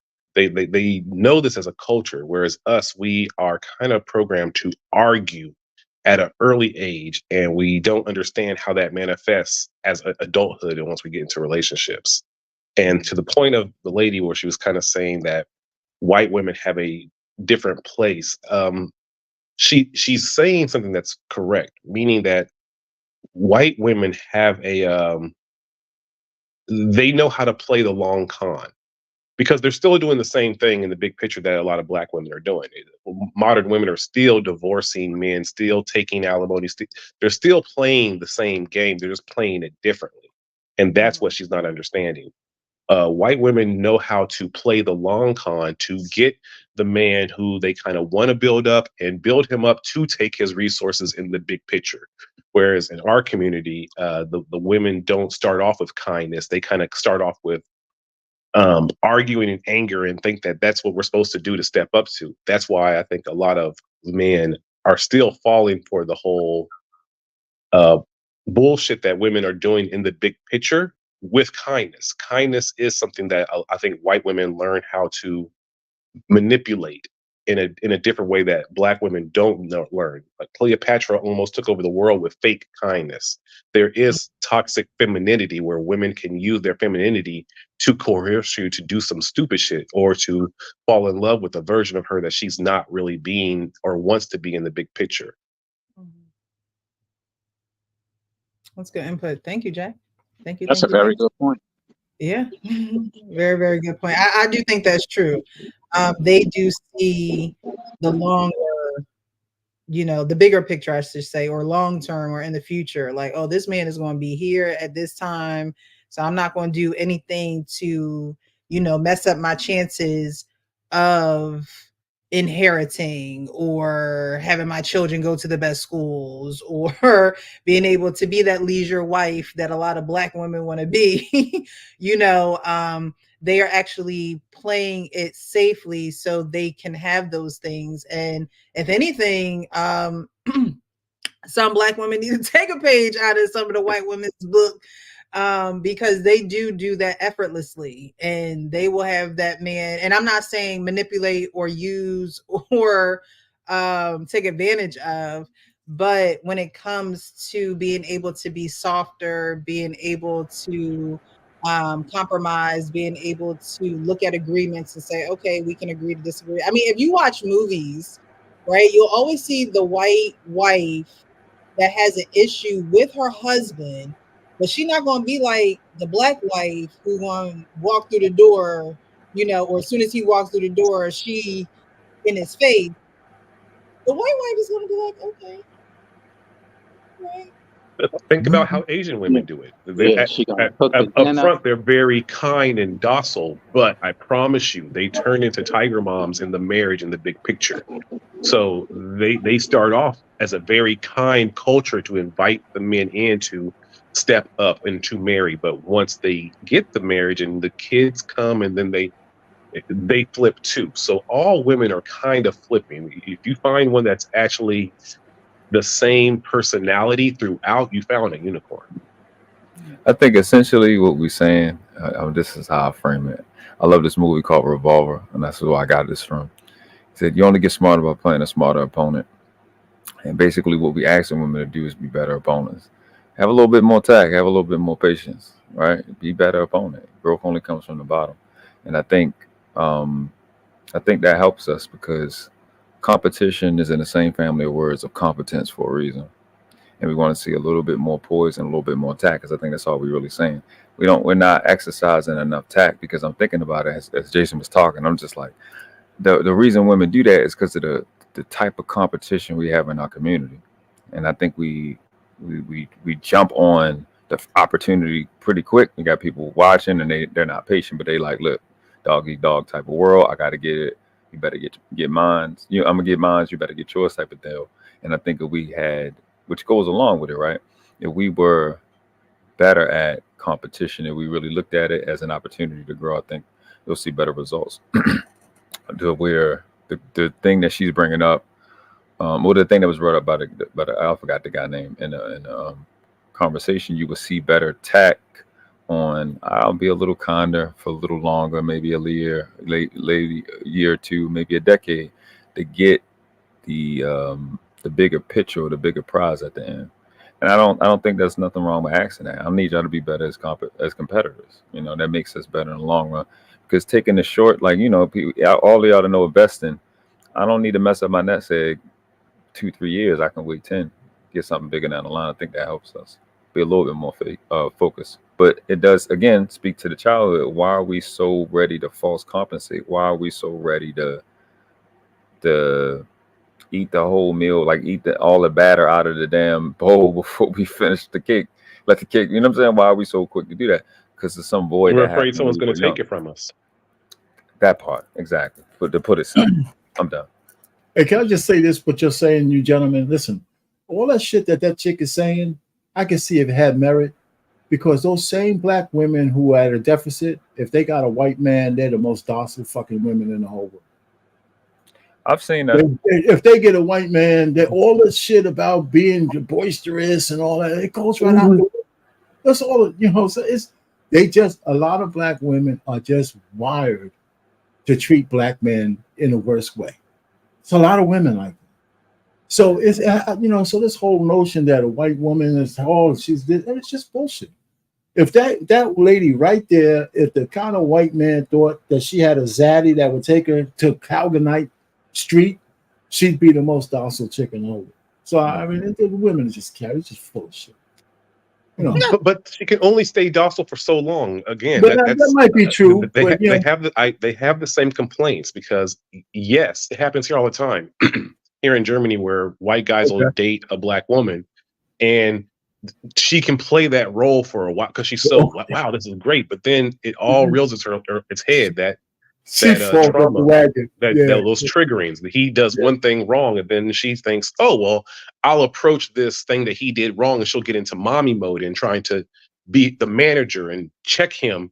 And the white guy, oh okay, and then they just cut the cord, and then the woman goes right back to square one.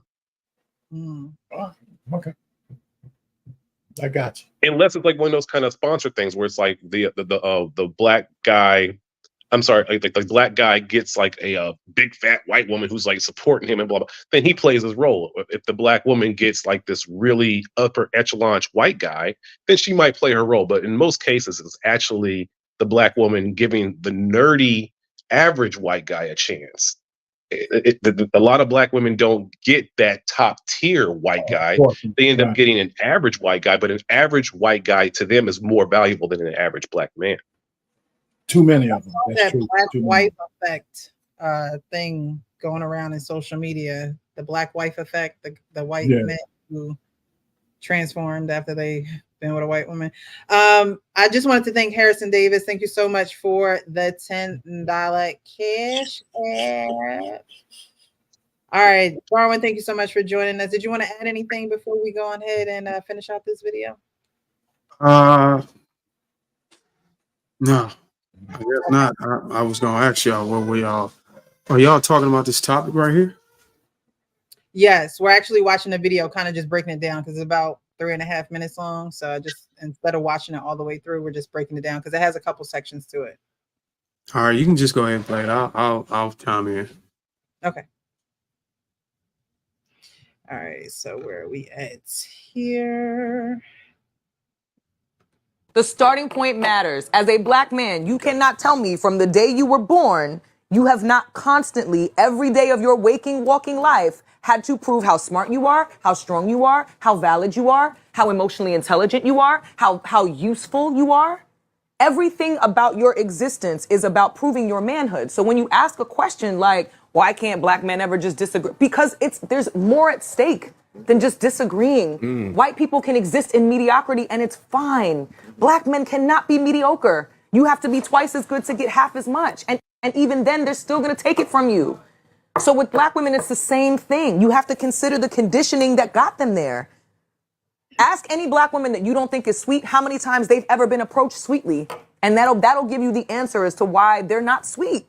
Okay, but I'm gonna give you the other side. Because I don't know if I'm honest, I don't know any black men that are ever warm and soft upon entry, that treat a woman with delicacy. You don't think upon entry? I think upon entry they would, but as it goes along, it turns up, Bridget. You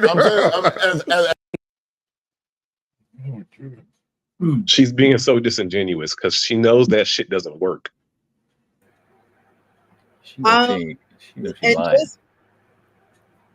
I'm not going to.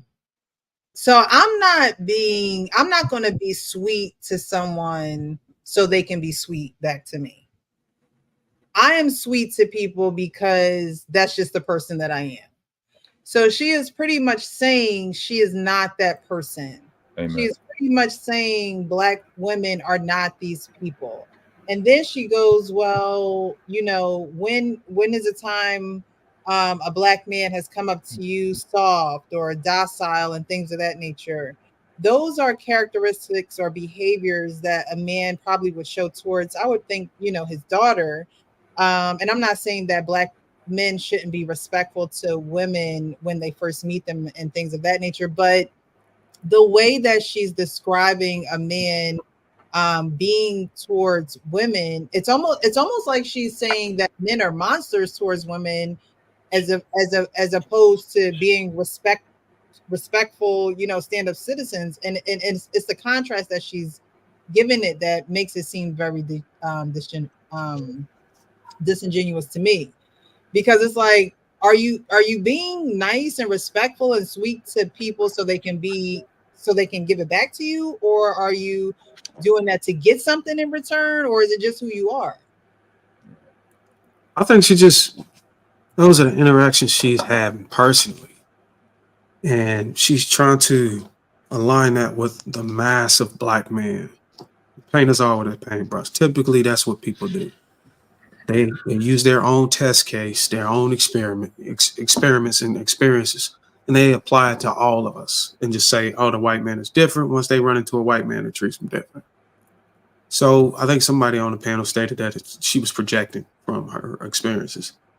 And you can't really argue with that. Only thing those guys on the panel can do, or in that interview can do, is give them their own anecdotal experiences or situations where they saw otherwise. Because I think at this point, trying to persuade this woman that black man is not like that, she's lost and she's sold. She's pretty much sold on the fact that there's no black man that exists with the same behaviors that she's experiencing with white man. And that's unfortunate, but all we can do is let them be. You know what I'm saying? We can let them be. But according to the topic at the bottom, I mean, if we're talking about a man being a provider or a protector or anything like that, typical stuff that a man's supposed to be in a relationship. If we're talking about women compromising and taking a lifestyle that they don't desire, when they can actually go and work and build a career and provide that lifestyle they want, I would say that that's true. It isn't beneficial for her, especially if the man wants her to be cooperative and submissive. And I've beaten this dog before. If a man wants a woman to sit down and let him lead, but she desires a specific outcome and he can't get, then yeah, she's gonna have to compromise. And a lot of women are not willing to do that because now they have the opportunity to create their own lifestyle. So this is what you get. It's all about the outcomes you want. And if the risk of going after this outcome means that you'll be alone, and if they're okay with that, then who are we to say that they shouldn't go for it? Who are we to say that they're delusional or they got unrealistic expectations? Yeah, there's a lot of women right now that I know right now that don't have a man and they're pushing 45. And as long as they can continue to live that way in the lifestyle they want, and if there's no man that can present a lifestyle that matches it or better, they're willing to die alone. But the way that word is, the way that is worded, right? I wouldn't ask a woman to compromise for a man at that level. I mean, why can't you have the career you want and the man you want at the same time? You just have to look harder for him. So why would you be compromising to get what you want just because you have a man? That's what I'm saying. I don't agree with that. Should be the metric. If you have a man that you have to compromise the lifestyle you're with, then you're with the wrong dude. That's a fact. I just don't. I despise the concept of compromising a relationship. It's called a relationship. You're supposed to relate. All right, granted, you come out. I came out my mom. You came out your mom. We're gonna have some differences, but when it comes to us, right, there's one thing. As it relates to how we handle the business and the relationship, it's not compromising. It's adjusting and corresponding with needs. That's going to change of things that's not in our power anyway. We're not writing the laws, making the laws. We just adapting. So I just despise it. I think it's really because people put it in a place where it shouldn't be put it as like the standard when it's like more of an extreme. It's like I don't want to say tragedy. It's something that shouldn't be happening that often. If you with somebody you relate with, that goes back to what I said about finding the right fit versus somebody just gonna say, "Yeah, I'll give you what you want. Yeah, I like you." That's just my thought process. Yeah, but But my a lot thing of times when you ask a woman what kind of like who's the man she wants to marry, she's going to end up describing the man she's actually looking forward to divorcing.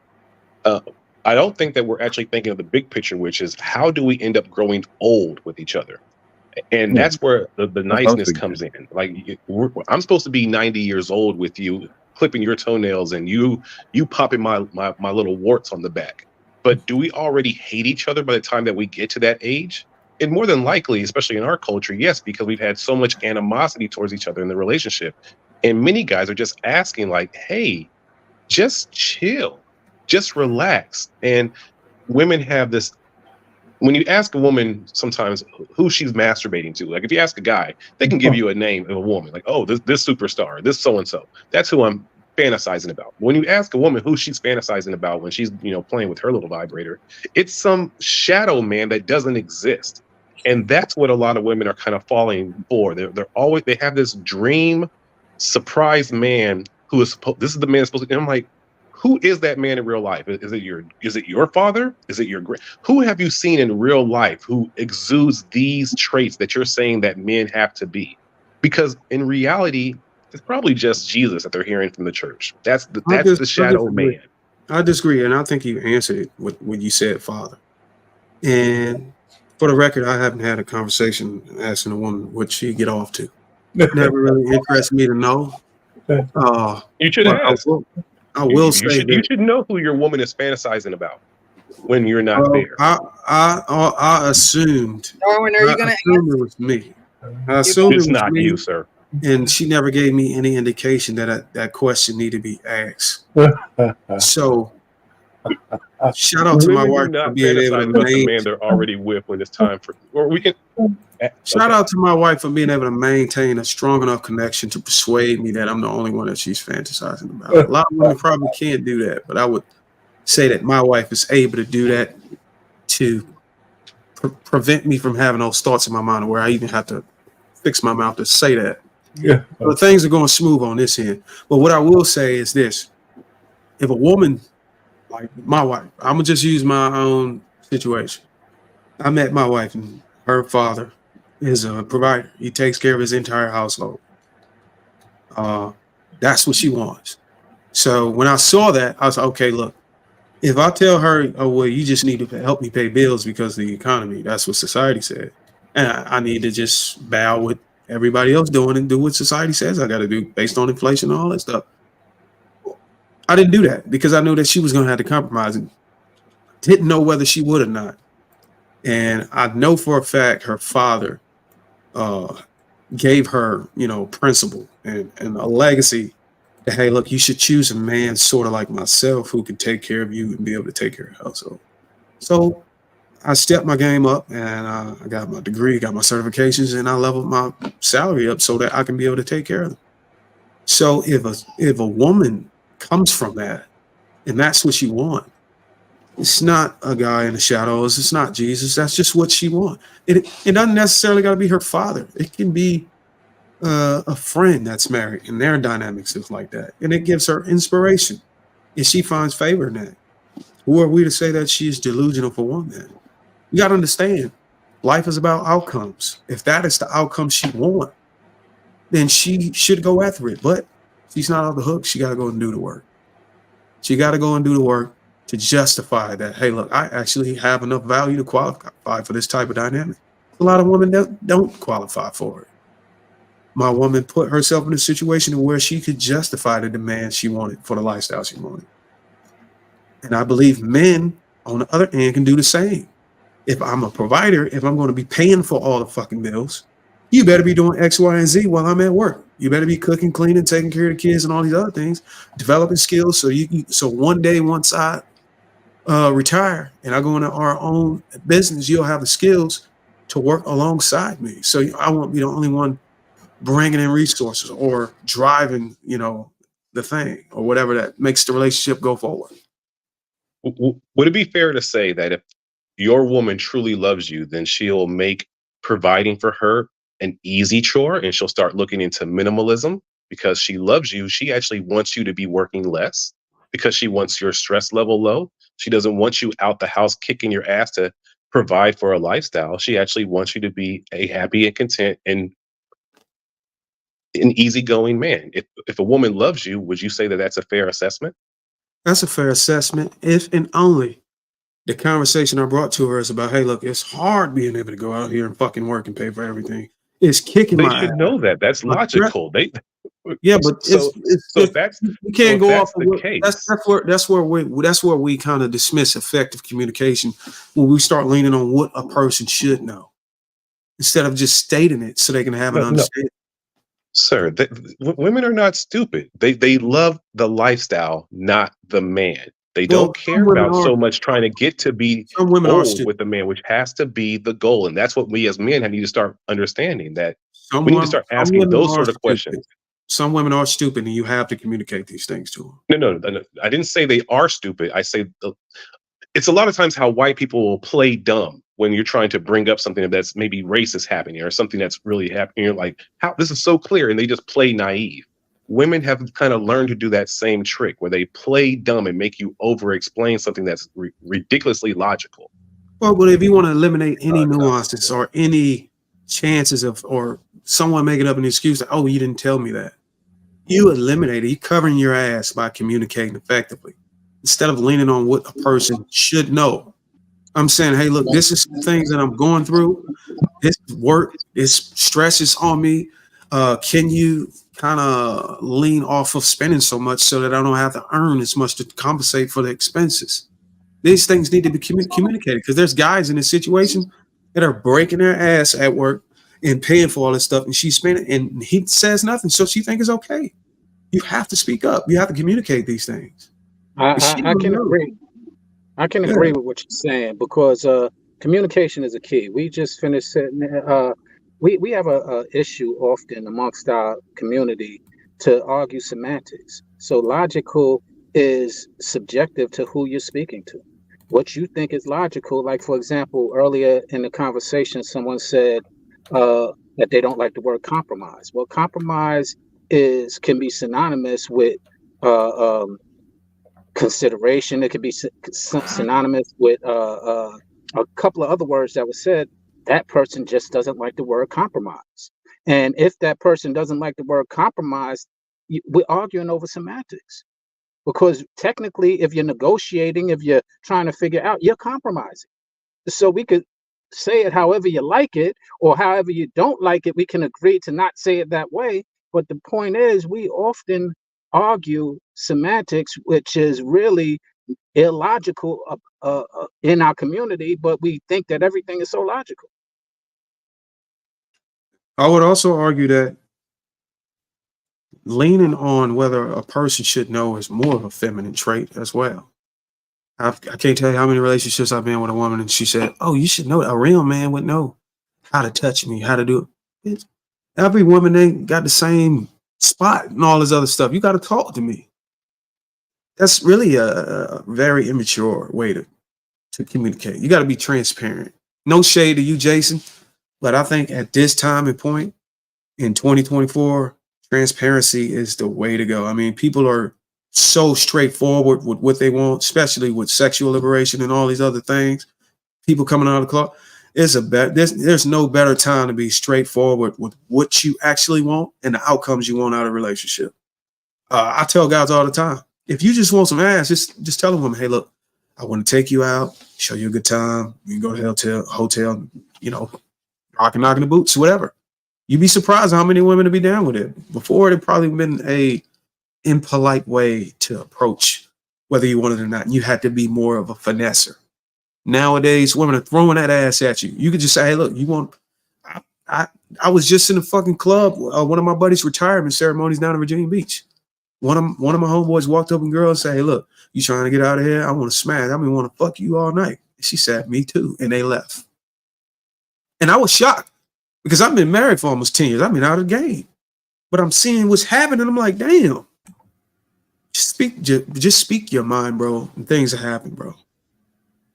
Does that also apply for the average man? Wasn't the liquid courage wasn't flowing? Jeez. Yeah, I mean that could have been it, but that's just how he is. How tall was your Bro, friend? Like, what does just average asking. man got to do with it? Because a lot of times in these kinds of conversations, we always forget about the average guy, and we always forget about the man that might even be below average. What is the man who's a below average in looks, a below average in intelligence, below average in dick size, below average in all these things?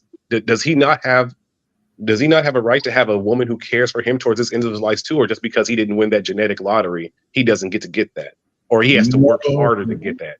He has to pay more money to get that. Nobody has a right Jason, to it. Jason, I get what you're saying, but the answer might be no, man. Yeah, nobody has a right to a mate. Okay, so okay, you're absolutely right. No one's entitled to anything, but that's where a lot of men are having the complaints, because they understand that these tiers are okay. Wait a minute, why do I have to do all this where this other guy doesn't have to do anything to get this sort of niceness from women, to get this He did work. It's no such thing. No. Most of the time, it's not about work. A lot of times, it's who's born with the genetic lottery winning. If you have the reputation around town that you fuck. Okay, so here's the thing, Jason. If you're not born with the genetic lottery, then you have to compensate. So I had a conversation with a guy that was a charming guy. He was tall, had a six-pack, athletic. The other guy was short, chubby, dark, shady beard. He had to compensate. You know what he did? He went and got extra money. Now he had to wear labels. So he able to get the same women, but he had to wear Gucci. He had to wear a chain. The game is the game. So he has to build his facade up. Yes, which he has to build. But I didn't make the rule. The facade is not who you are. So then now you're basing a relationship on a facade, and you're bringing in a light. That's the game. Can't cheat the game. That's because there's a lot of people then that relationship's not going to last to him being 80 because that facade is going to break down. No, you can't. Can I say this real quick, Facades Jason? always die, sir. Can I say this real quick, Jason? And hence, that's why you have a lot of divorces, because there's a lot of superficial people, and we're not being hot, as Precious will say, is honest, open, and transparent. So those who don't compensate in physical attributes are often who are getting laid because they have confidence. And that confidence exceeds any physical attribute, because you have a lot of people who have physical attributes, six packs tall and all that, but don't really have any substance to them, and they lose as well. So a pretty boy might be able to attract her, but he won't be able to sustain her. And a person who, what was that? You're right. Retention. Absolutely. So it really doesn't, to both of your points. It really depends on who the person is that you're trying to attract and what they're attracted to. And if they're attracted to superficialness, then you need superficial stuff to attract them. And if you don't want them, then you might not get the person who is physically appealing to you, but has every other attribute. So you got to make the choice on what you want and decide on how to go get it and go get it. Hey, Jason, can I just say? Let me just say this real quick. What you described, Jason, has been going on with men since the beginning of time. I mean, it's not an equal playing field, right? If the guy was the chief in a tribe or something, he was getting laid. You know what? A movie I tell people to go watch, A Quest for Fire. There's a pecking order in that. You know, that the head dude that was on the quest, he was getting laid. The other guys had to watch. So all I'm just trying to say is that even today, there's going to be guys who are select men and guys who are non-select men. The non-select men, like myself, back in the day before I got married, I had to work a little harder to get laid. That's just as simple as that. But one of the things I never did was lie. So I didn't have quantity. I don't think it's worth it for your. I don't think it's worth it. Let me finish. Mm-hmm. I'll finish on it. What I'm saying is that's the same dynamic no matter what age you're in. There's going to be some guys who are select, some guys who are in the middle, and some guys who, have to just go through it. They say 30% of men are not getting laid from 18 to 30. They're not. Some of it is their fault. Some of it is maybe, just they're invisible to women. That's because even a 3 woman thinks she can get a 10 man, because they play with them. They play with their chicks. I have a bad night. You'll do tonight, And so they think that from now on, they got to have an upper echelon man, which is not real. Anyway, so I'll land it there. So So Jason, I'm with you on that. I think that aspect of, but Darwin has a point as well. The aspect of this guy got to compensate with labels and shit. That's lame, right? And it doesn't work. At the same time, though, you said that's not him. In a sense, it is him because he had to adapt to the times, which is what Darwin is talking about. He has also worked hard to achieve a goal, which he can pass to his children through epigenetics. So part of that may not be him yet. He may be able to pass that on. You know what I'm saying? It may be corny, like from the surface level, but that is an aspect of, you know what, I can't keep up with these guys. These guys are taller, more attractive, they got more charisma, etc. But I can work my goddamn ass off and I can get to that point. And just doing that, like I said, if it don't be him, it'll be in his children, or that'll be a lifestyle. So it's a part of that works. And that's because it's like, even when you look at sports, everybody ain't LeBron, but you got a lot of guys that got, like a Robert Orr, got more rings. You know what I mean? He had to find his way through to to get the glory that's available. So I mean, it's I don't want to say hit or miss, but there's aspects of it that it's not fair for nobody. You got guys that are born with genes and just somehow don't ever get the opportunity. We know for a fact Michael Jordan not the greatest person to ever breathe air to play the game. A lot of them guys may have died in the 80s, and in New York somewhere in the crack house. We don't know. We just it's not a given. You know what I mean? It's just everybody got to earn it. Even the gifted guys got to earn it. You still got to put it in. You still got to be able to go to the club, not get shot that night, not get robbed that night, not get out flashed that night. So we still all got to earn it. It's just at varying degrees. But look, Jason, most importantly, from what I said, just so you don't get the wrong understanding, just have a man being attractive, a woman being attractive, or whatever, having that competitive edge, that is only going to get you to one phase of the outcome. Now, the outcome is to have sex, then obviously the guys that's able to skip the line are going to win. And when I say skip the line, you ever been in a club and the line was wrapped around a building and it took maybe 30, 40 minutes to get in the door? You would pay a little $20, $30 to skip the line. That's all attraction is. All attraction, all that genetics, it just helps you skip the line and get access to what you want first. And it's the same thing with women. Women being more beautiful just helps them skip the line. You still got to go and retain them for a relationship, because we're not keeping score on getting interactions. We're keeping score on who's getting married, who's able to build a family, who's able to pass down a legacy and inheritance. That's how we keep the score. You can be this. Wait. We're keeping score on marriages, because I'm telling you, women have midlife crises, and marriages, when they hit that level on a global scale, are perishing. So it's, the score can't be who's getting the marriage. The score has to be who's made it to 25 years in the marriage, because that's where I think as a culture we're falling off. Marriage is because that's, from my understanding and the work I do, that's the outcome people want.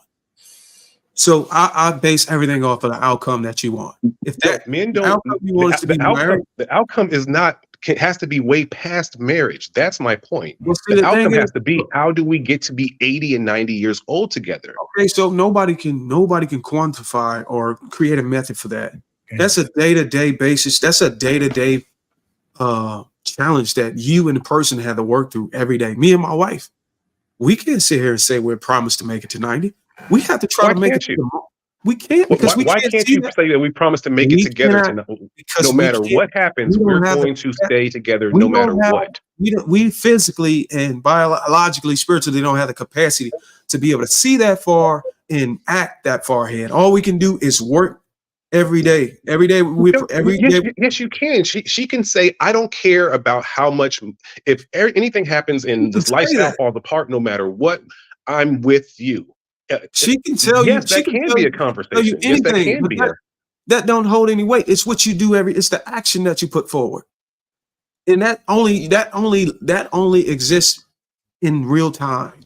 You can't think at 80. You don't even know if you're going to live to be 70 or 60 or 50. You can't promise any of those days. All I can do is promise you that at this very minute, at this very day, I'm going to show up and do what I'm supposed to do. and I'm going to plan on doing that tomorrow. But and what is that? And what is that? If certain things daily thing. Okay. If certain things transpire, that may not be true. Then that's not a real love, sir. I'm sorry, it's not. Then that's a relationship built on. Okay, so as long as you're doing it's not real love. as you're doing the things that I say that I think that I want you to be doing, then I'll be with you. That is a transactional relationship. A real love would be hold on real quick. Hold on. If I tell my wife, I think you said your real love in your wedding vows. Listen, I told my wife that I'm gonna be with her the rest of my life. But that doesn't mean if she go out here and suck someone else's pipe, that I'm gonna still be here. Why not? You saying that's not real love? So I'm not gonna answer your question. In your wedding vows, you said you asked me a question. Okay, go ahead. When you blaspheme, when you sin unwillingly with the knowledge of the truth, there no longer remains a sacrifice for you. Even God, who made love himself, will take away your salvation. So you telling me that I can't do the same with my wife when we're supposed to act in God's way? He even got scripture saying you could walk away from your marriage if this woman commits sexual immorality. I could say all day at the altar that I'm gonna be my wife for life, but there's certain things there's certain lines that this woman crossed. I'm out.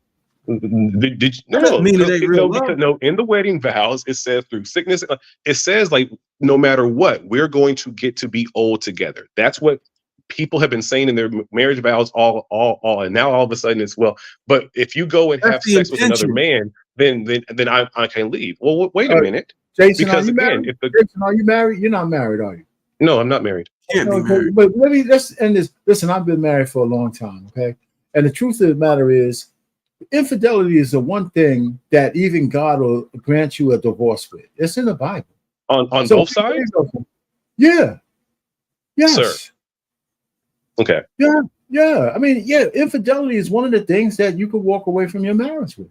So Jason, if you walked into your wife and she was sucking the talk off somebody, you wouldn't divorce her? Oh, wait. Is this the person that I want to get to be 80 and 90 years old with? Wait. You said through death do you part. And then 5 years later, you walked in, she was sucking her boss's dick. Mm-hmm. Are you gonna is it still death do you part? Yes.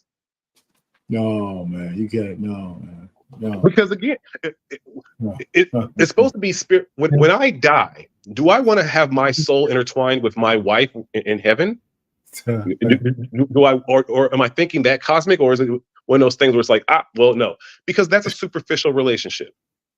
No, it's not, man. Do you honestly think that women since the beginning of time have held those types of values? Do you not think that women have had side liaisons and still made it to be 80 years old with our pawpaws? Absolutely, they did. Just like our pawpaws were cheating on their women, but they knew the bigger picture was we want to get old together. You're conflating some things, though. You're conflating a few things. What am I conflating? You're conflating the fact that my focus is still no matter what. I love this person, and she says so. Our goal is to get to be old together, no matter what. Now, if sex happens, if financial things fall apart, none of that should matter. We should be able to adapt to be able to say, well, how do we get to be old together, no matter what? If she goes off and she's sucking her boss's dick, is that inherently ruining us being able to be old together? Because she sucked a dick? Did that change her personality? Because I saw something that I didn't want to see? Of course. Or is it because my pride and my ego is hurt now because she wanted another man sexually, which is a logical, biological thing anyway? We all want to have sex with different people. Yes. I don't care how much you're in love. I don't care how much you think that your wife is fantasizing about you. She is fantasizing about other people as well. And things happen. Somebody else say something, my man. Just for a second, okay? All right, because I hear where you're coming from. And if that's your compromise, listen, I've been together with my wife for 37 years. I only got one goddamn thing for her. And here's where it comes in. If she's ever had an affair, right? This is what we had this conversation. Don't ever let me find out. Take that shit to your grave. So that covers what you're saying. Because What the fuck you talking about? Of course, why? I Why? don't want Why to do know you? that. So why you're I don't want asking to for know a that. lot? Why would I want to know that? Why would listen? Wait. Do you have an You're asking imagination? for a lot. Do you have? Do you listen? That Do you means have, your relationship is not. So that no, means when you no, die and she no. passes away and you find out at the end of your I'm not gates, gonna. then I'm gonna are you find going to out. divorce her in heaven? No, I'm gonna find out. You think I'm gonna be worrying about if I'm dead? You When think I'm gonna be worrying about that? you don't think, okay, let's say when you both have passed away and you meet each other in heaven and you get to see Yeah. all the things that she did, what are If you going we're to do both in then? heaven, if Are we're you going both to in divorce her in heaven? heaven, if we're both in heaven, all our earthly things won't matter. Yeah, your whole mind, None of that stuff will matter. anything evil in memory will If be it doesn't gone, bro. matter, okay, so if it doesn't matter then, why does it matter so much on earth now? Maybe listen, because if I knew that she was sucking another man's Johnson, she don't need me. She ain't my wife no more. She belongs to that guy. This and that. And listen, let me tell you, I don't understand the compromise Really? that you're willing to make. Yes, really. Wait a minute. Okay, so Yeah, yes, really. wait, You know why? let's Because look at if this. you're Let's look at wait this a minute. because No, let's look at men's this. sexual libido drops off at, let's say, 55 or 60, Yeah, unless you're trying to take a bunch of Viagra pills to give yourself a heart attack.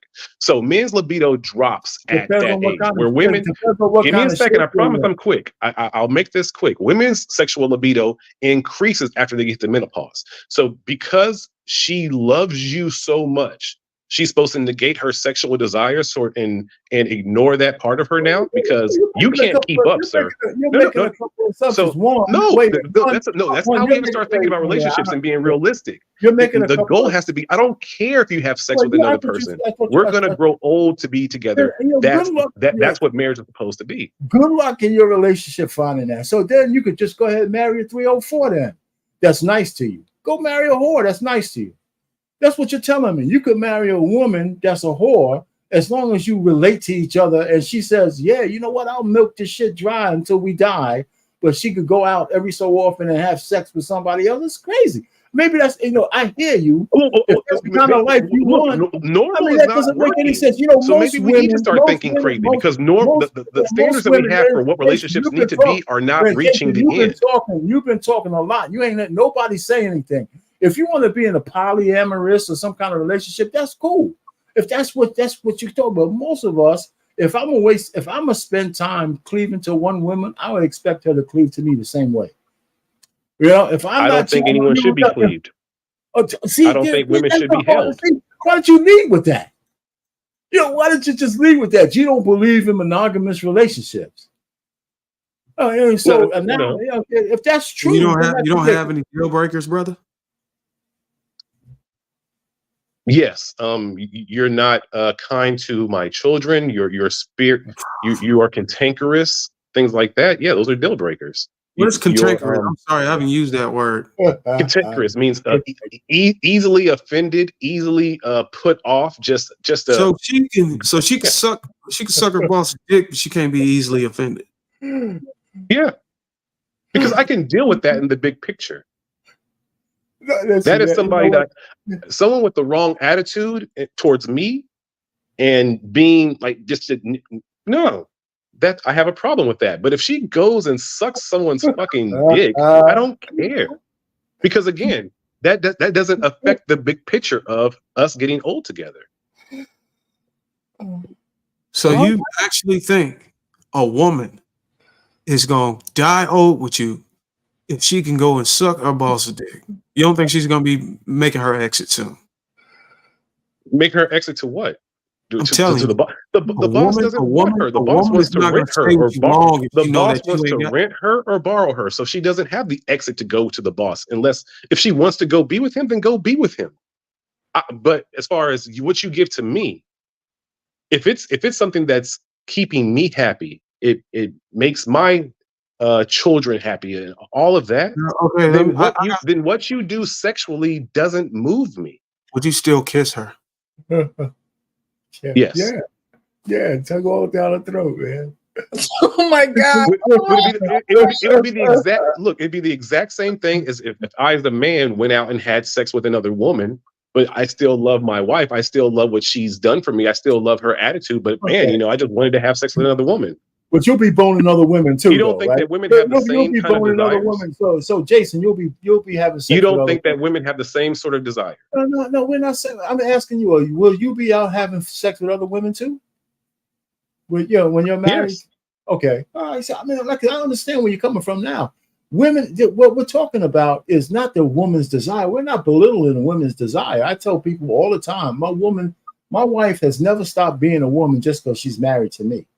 Right. So Okay. there's a certain amount of reciprocity that I have to give her. Right. So at least I make sure that the shit works when it needs to. Right.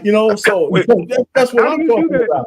Wait, you say you at least make sure your shit works when it needs to. Yeah. So when she's in the mood, I can Honey perform. pack. You gonna have Right. honey So pack? here's another thing, though, Jason. I hear where you're coming from now, and so I have a better understanding. So I'm not so much against what you're saying. You want a different kind of relationship, even if you stay with that person for the rest of your life. I would just think that that's supposed to be the end goal. Is how no matter what, we are going to be old together, and I think that's what's happening in our society now. Is that we're so Let me ready ask, to. Go ahead. let What were me you about ask to you say? this. If your son came to you Mm-hmm. and he said, "Dad," crying with tears, "Dad, Mm-hmm. I caught my wife in bed with my cousin, Okay. and I found out she's pregnant. The child is not mine; it's his." Do you tell Okay. that man? Do you tell your son to grow old with that woman? No, because she has a child with somebody else. Okay, so that's okay. So the deal breaker is her getting pregnant with someone else. Okay. What if, okay, so what if there is no child? What if Wait. Does he already have children with her? no, let's just say no. Okay, well then no. Then he needs to walk away. He has no children. He has no everlasting soul tie with that woman. Her now tie in the big picture is with the man that she had a baby with. Okay, so if she had children, you would tell him to stay old with that woman and die. If she's a good mother, if she's the right kind of woman for him, but she got pregnant from somebody else, She's not obviously she's not the right give woman. me a second. Then it has to be considered. It has to be You don't because think again, her he's in a having situation where he's. you think Is his that goes goal to be without seeing saying, his right? kids every day? That goes Is without his saying goal to that this be woman is not a good woman if she's sleeping okay? with Then his fine. relative. Then I would tell him that he needs to maybe stick it out because he's already in a situation where he's seeing his kids on a daily basis versus him breaking up for his pride, and now all of a sudden he doesn't see his children. Now he's not in his kids' lives the way that he needs to be. So maybe he needs to let his pride go so he can raise his children on a daily basis. and raise the other man's kid too. Oh my god, dude. If that's what has to happen, then yes. Because she already has kids with. If he breaks up with him, does that mean he's going to get equal time with his kids and it's not going to be any issues? Sure. Bullshit, sir. Adultery? Oh man, they use that in court. No, sir, they really don't. Yeah, they do, bro. No, if a woman cheats in the divorce, that means you sir, now you don't have to. The kids go with you. No, but they still have to go through Then paternity that's what side. I'm talking about. That doesn't mean that he doesn't get 50-50 custody. The goal should not be 50-50 custody. The goal should be you raising your kids and seeing them on a daily basis. You can. How can you do that when a divorce happens? You get 50-50 custody. I said a daily basis, sir. Okay, so whose standard is who's making the rule that you have to see them on a daily basis after divorce when you have 50-50 custody? The only way you can do that if you have 100% custody. The goal as a father should be that you see your kids and you're imparting wisdom on a daily. Okay, that's the goal. But the goal. Do you understand that the goal doesn't even make sense when you have a divorce, right? What is the goal? Is the goal for you to raise your kids and see them every single day? So let me ask you this. If that's your goal as a father, I gotta see then where her your having sex intelligence at. jeopardizes that goal, correct? If I'm in a race, if I'm in a race and the goal is to run the race and finish running, but both of my legs are broke, does it even matter that I should be running anymore? I should just crawl, right? Yes, if that's your goal. Or the goal if your overall goal is to finish the race, then yeah, you should crawl. Okay, so that's what I'm saying. So the crawl is the 50% custody.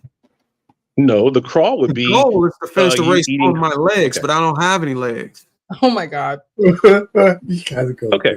So you think 50-50 custody in America is an applicable thing that happens where if a woman cheats, well then damn it, here's your punishment, woman. Now the father gets 50-50 custody. You think that normally happens? I wouldn't say that's the punishment. That's just justified. That's justice. Well, then that justice doesn't happen for majority of men, sir. No, it doesn't. I didn't say it did. I'm not Then how are arguing you? with. Listen, Then my okay, argument. then if my Argument son, is not then on I'll the. go back to your original point. If my son has children with this woman and she got pregnant by my son's cousin, and I speak to my son and I say, "Do you want to be raising and seeing your kids on a daily basis?" If his answer is yes, then he has to forgive it.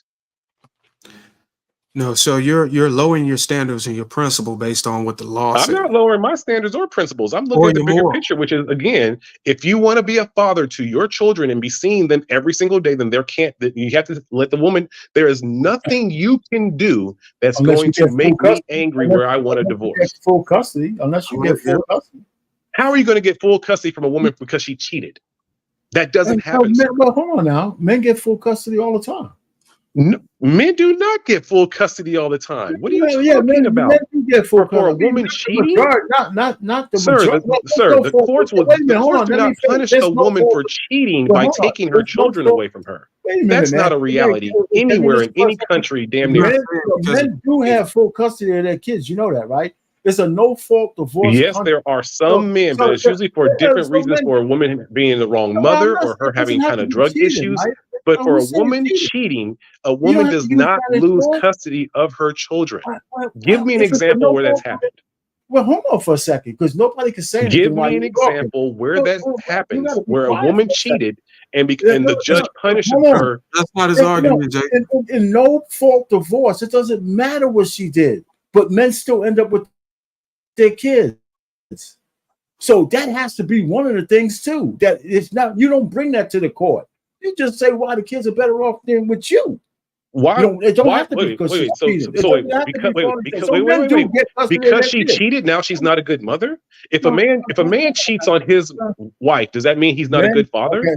okay, can do men ever get full custody of their kids? It's only because the women ain't no good. That's a Yes, good. That's a for good full point. custody. Yes, the woman It has to depends be on the damn age near of a the demon kids. for the courts to give the man full custody. Yeah. Okay. So part of them being a demon is what? Just a drug, being on drugs.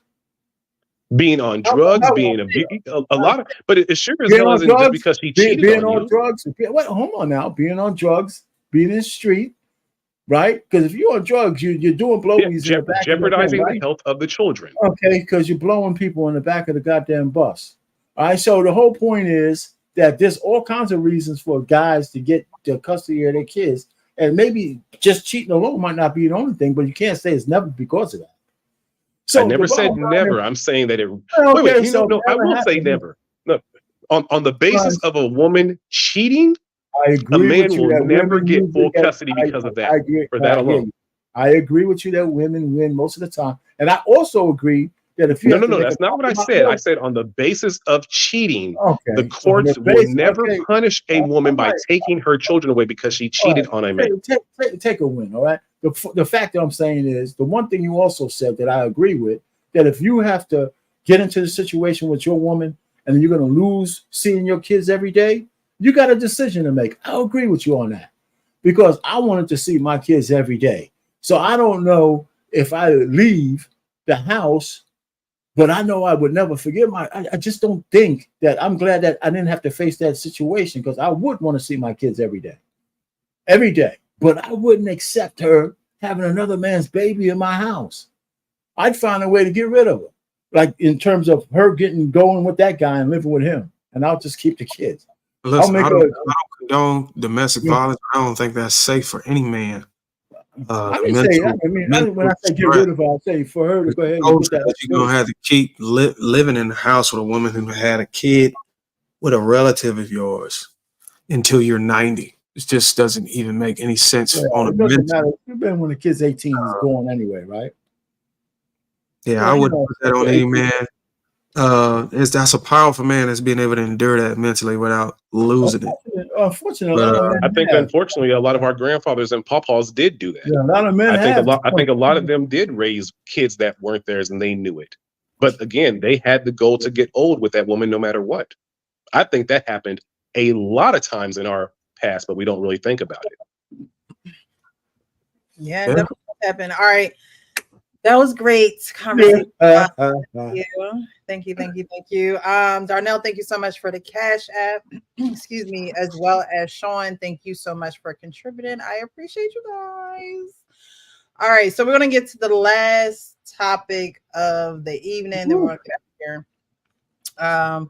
Jason, I'm actually glad that you're up here because you commented on this video on Facebook and you brought up some good questions actually, and you kept it kind of on the parent-child level, which was great because that transfers, when you get older. But I want you guys to watch the video to see what I'm talking about. And tonight's live is called Let Her Be Ugly. Ugly standing for usually good looking yield.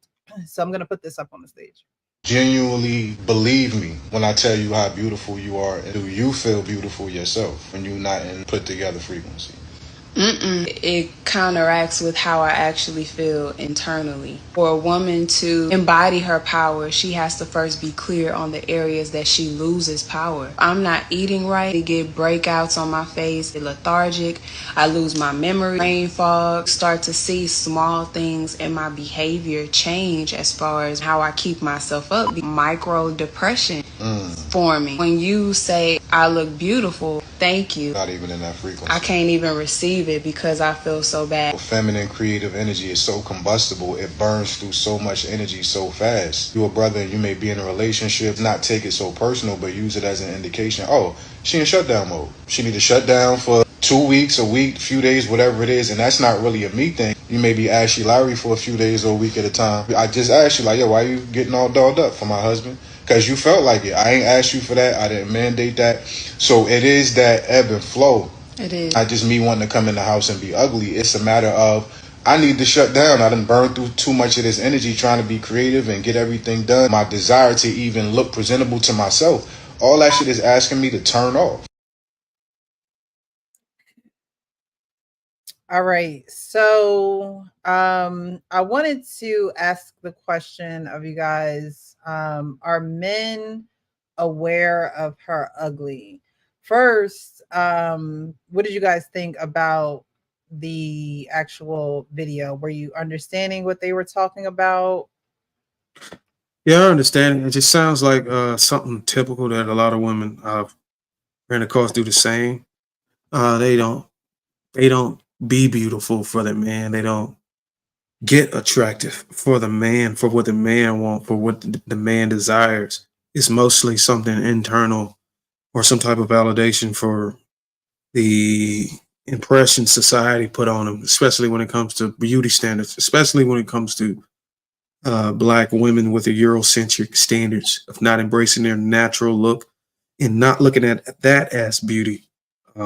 So wearing makeup and stuff, getting ready for a man, they feel more comfortable having a mask or altering their natural look to be accepted and validated.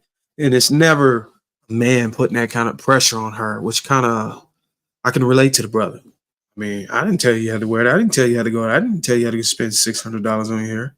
That's what you wanted to do. Now then you still want to ask me, are you beautiful? I thought you was beautiful before that. But I can understand. I think that's a side of that men really can't tap into. That's like a line that we can't cross. Like it's just we're too logical to dive into that side and say that shit don't make any sense. But to them, it makes sense. Like she even talked about how the psychological breakdown she had whenever she don't have her wig or some shit like that, or whatever. I think that's the side men can't tap into, and we end up offending women when we try to tap into it because we're more logical. And I'll yield.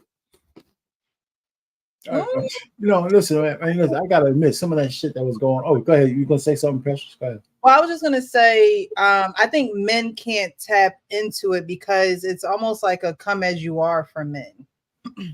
You guys, I mean, y'all all bald, but at some point you had hair, so I'm sure that y'all used to get the fresh cuts. Other than that, your clothes had to be presentable.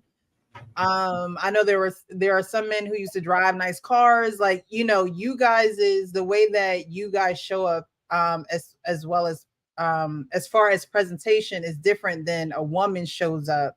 And so what he was saying to her was, when I tell you you're beautiful, if you're not in that, you know, pretty mode, you can't necessarily receive that from me. And then she was going into, well, if I'm breaking out on my skin, or we do go through them cycles monthly. There are a lot of different things that can alter the way that we feel about ourselves. And it doesn't mean that we don't believe you when you tell us that we're beautiful, but we have to ultimately hold that power to how we're feeling and how that's actually coming out and being conveyed to you guys. Because like you said, Darwin, y'all can't really tap into it because you're way more logical than we are. So we as women, I believe, have to be a lot more vocal when it comes to those changes and those shifts in our behavior. Like, I'll be the first one to say to someone I'm dating or whatever, I'll give them like, hey, around this time I get a little withdrawn, or, I'm not as talkative, or, I feel, I just feel the bitch coming. Like, I just know she around the corner, So I'm just letting you know that in advance. And I'm going to do everything that I can in my power to, definitely not let that affect what we have going on. But we have to be a lot more vocal. And then she mentioned there are times where, she might want to get dolled up. I went out with a friend the other day, and he was like, you could just be, t-shirt and jeans, but I wanted to look nice with him. Like, you know what I mean? So I'm going to get dressed, but it wasn't because it's just what I felt like doing. I think So y'all are trying to compete while y'all still have a man, and y'all see other women look attractive, beautiful. I'm like, okay, I gotta look beautiful, because if he looks at her, he looks at this girl on social media, I don't look like I want to look better than her. I think it's a method of feigning off your competition, because I think when women see the woman that sits next to, stand by the man that they desire, and if they see that she ain't up to par on her looks, her beauty, all that shit, her hair ain't on fleek, she smell blood. She like, oh, she ain't keeping herself up. I'm coming. You know what I'm saying? So I think that might be a way to feign off. I don't think like that. I think the only person you should be in competition with is yourself, literally. I think that beauty standards should start when you're young. I think that, again, like you said, Darwin, a lot of men don't tap into it because you're so logical, and you don't use the emotions like women use the emotions. Jay had brung up something in the comments on Facebook, and he talked about, and I'll let you explain it, Jay, but you were talking about when you tell your daughter that she's beautiful and the reaction she gives you. Yeah, but it actually ties perfectly to what Darwin was saying, and he's absolutely correct. I try to tell my daughter that she's beautiful when she's not dolled up, when she's not dressed up, when she's in her natural, maybe waking up sporty mode and things like that, because I don't want my daughter to feel that she's only beautiful when when she's conforming to what society is telling her to be. I don't want my daughter to feel like she's only beautiful when she's wearing a fancy dress. I don't want my daughter to only feel like she's beautiful if her hair is a certain way. I want my daughter to feel beautiful in her natural skin. So it's sometimes difficult because already at an early age, she's 7, she wants to laugh it off when I say that she's beautiful. And like she's like, Papa, my hair's not done. I'm like, that doesn't matter. And I think that's one of the things that's kind of happened in it seems weird, but in this whole LGBT kind of thing that's happened is that women have conflated their beauty with, I need to doll myself up. I need to present myself with makeup and do all these things. And now you can have men who portray themselves as women and, well, I did this, so I'm also beautiful. And I think we have to start putting beauty back to what it is. And that's why you don't see a lot of trans people looking like the Crystal sisters, who are all natural. They don't play that archetype because it's harder for them to pull off. But they can be seen as Absolutely. beautiful when they put the lashes on and the fake wigs and the, the waist trainers, because well, that's what beautiful is. So I I spoke want about my that. daughter to understand that naturalness is beauty, no matter I, what, you're beautiful. And I it's hard spoke to about convince that, her man. of that when at this age. I agree with that too, because what you just said, well, both of you listen. Here's one, I'll do you one better. I wouldn't marry a woman who feels inferior with her natural look. I wouldn't have even married a woman. I mean, because you can't fix that. There's a deeper hurt that goes on there, and I'm not going to go through my marriage trying to fix that with you. I wouldn't. My wife is natural. My daughters are natural. They got like 3, 4 C hair. They know they're not into wigs. They just take the time to do whatever they have to do with their hair. And their hair is just, and it just grows. And because their mother was like that and is like that. So but it was important to me that my wife was a natural look. She was never into heavy makeup. She was just pretty. And when she woke up in the morning, she was just pretty. That was my litmus test. I'm not screaming to high heaven like Coyote Ugly. Then okay. My wife was pretty in the morning. I said, okay, so that part I don't have to worry about. Right. So, Yeah. and she, so I was like, the natural is the way to go. But too many Black women measure themselves against the wrong metric. And it's just another one of the psychosis that I think our ladies are under, and I don't know how to break it. I mean, it's not up to me to break it, but it's sad. It's really sad. You can't. It's done went far as it could, and Jason put the finger on it. Something I talk about. You can't fix it because now you got these pageants and Miss America, Miss Universe, because beauty is somehow being an unnatural state for a woman. Anybody, man or woman, can be a Miss woman. America. A man can be Miss America, Miss Universe, Hey, because Lauren, as long as you can get the lashes, the hair, the makeup, and the BBL and the breast implants, who's to say? You know what I'm saying? So and if women wanted to literally destroy the ability to thrive as an impersonator of a woman, they can just go on strike against all cosmetics, surgeries, and all that other stuff. And now you will be able to see the transgenders. You know what I'm saying? But they're able to camouflage themselves because how women think beauty is. So it's like a diminishing return, isn't it? You feel beautiful, but now you created a population of people that can impersonate you and take the accolades that you're supposed to have, beat you in the sports that you're supposed to be in, all of these other things. Yeah. And why do we let those people gatekeep our daughter's self-esteem? And this is the thing that I think it's one of the things as fathers we have to do, but I don't think that we take on the challenge that much of really imparting, because it sometimes might even be a fight with the mother, because the mother may not be that way. She may not think or have that kind of confidence. So it's women aren't instilling that confidence in their daughters. The daughters are looking up to the mother. So whatever the mother's doing, the daughter's like, well, I should do. And we as fathers, we have to come in and say, like, wait a minute, no, maybe mommy is dealing with something deeper. And if like Kevin Samuels would say, like, fresh face out the shower, naked in front of a mirror, how do you feel? And a lot of times in our culture, that's a lot of women will self camouflage with great clothes and all these things when their bodies aren't right. So it's like, no, all of that is gone. Your facade is completely erased. Do you still feel beautiful? And the majority of women will probably say no. And that's what I'm trying to instill in my daughter is, no matter what, you're beautiful. Now, if my daughter got overweight, I'm not going to be unrealistic and tell her, no, you still think you're beautiful. No, you need to get your self confidence in yourself naturally. So if you're looking in the mirror and you're not feeling beautiful, then let's look at it. Is it because you're overweight? Then me and you both, we'll do a workout together to get you where your self confidence needs to be, not from where everyone in society is telling you you're beautiful, but where you yourself understand that you're beautiful again.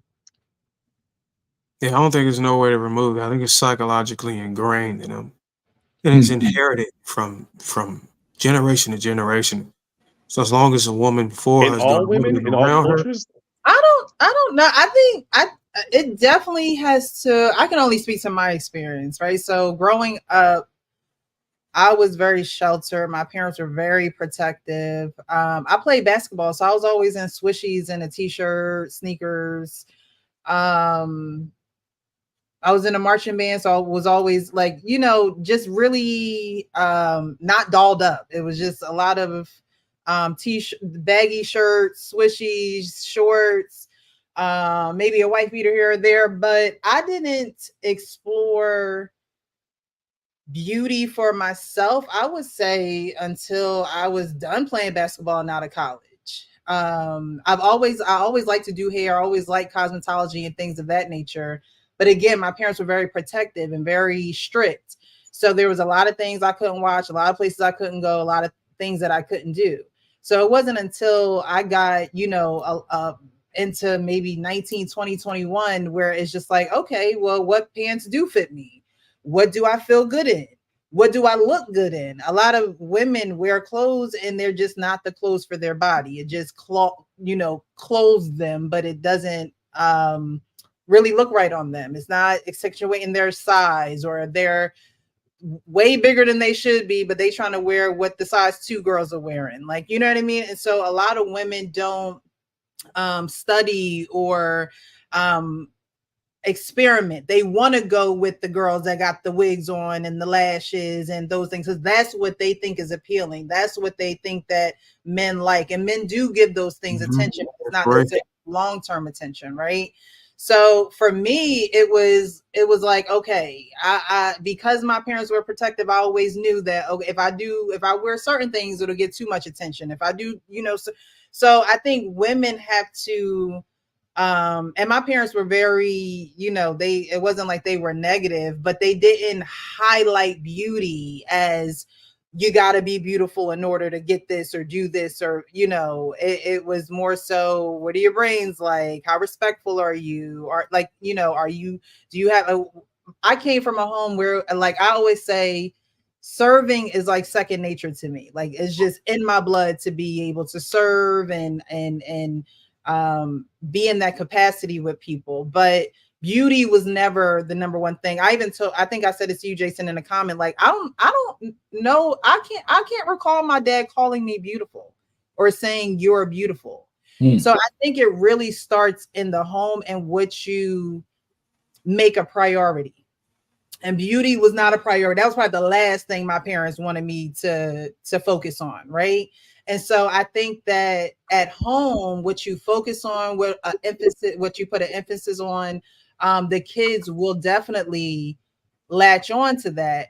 But as fathers, how do you aid in making sure your little girl has that balance, and it's not like, okay, you need to, dress like everybody else is dressing, or you need to, like Jay, you said your little girl, when she doesn't have on her dress and, pretty things in her hair or whatever, she's like, and this, and it's crazy that she responds that way as a little girl, because even if, like the guy was saying in the video, if someone says, oh, you're beautiful or you're very pretty, even me with my nails could be jacked up and somebody be like, oh, I love your nails. And in my head, I'm like, I need a refill. It's been about 4 weeks. I haven't been to the shop. What you mean they beautiful? Like, I think as women, we naturally, and even your little girl, we naturally, if it's not perfect or if it's not to our liking, because they say when you look good, you feel good, right?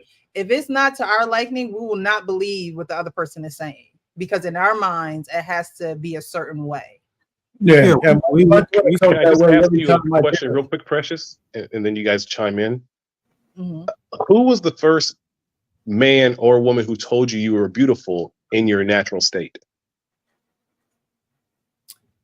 Probably my mom. Probably my mom. Okay, who but was the first man who did it?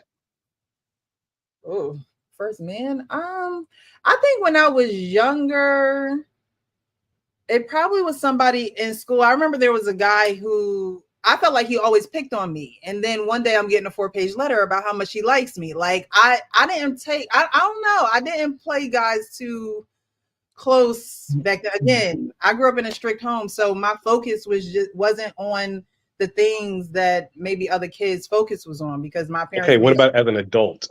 Who was the first man after you were 18 years old who told you you were beautiful when you were in a natural state? Like when maybe you were laying in bed and he looked over and he's like, "You're beautiful," and you're like, "What do you like?" Who was the first man who did that?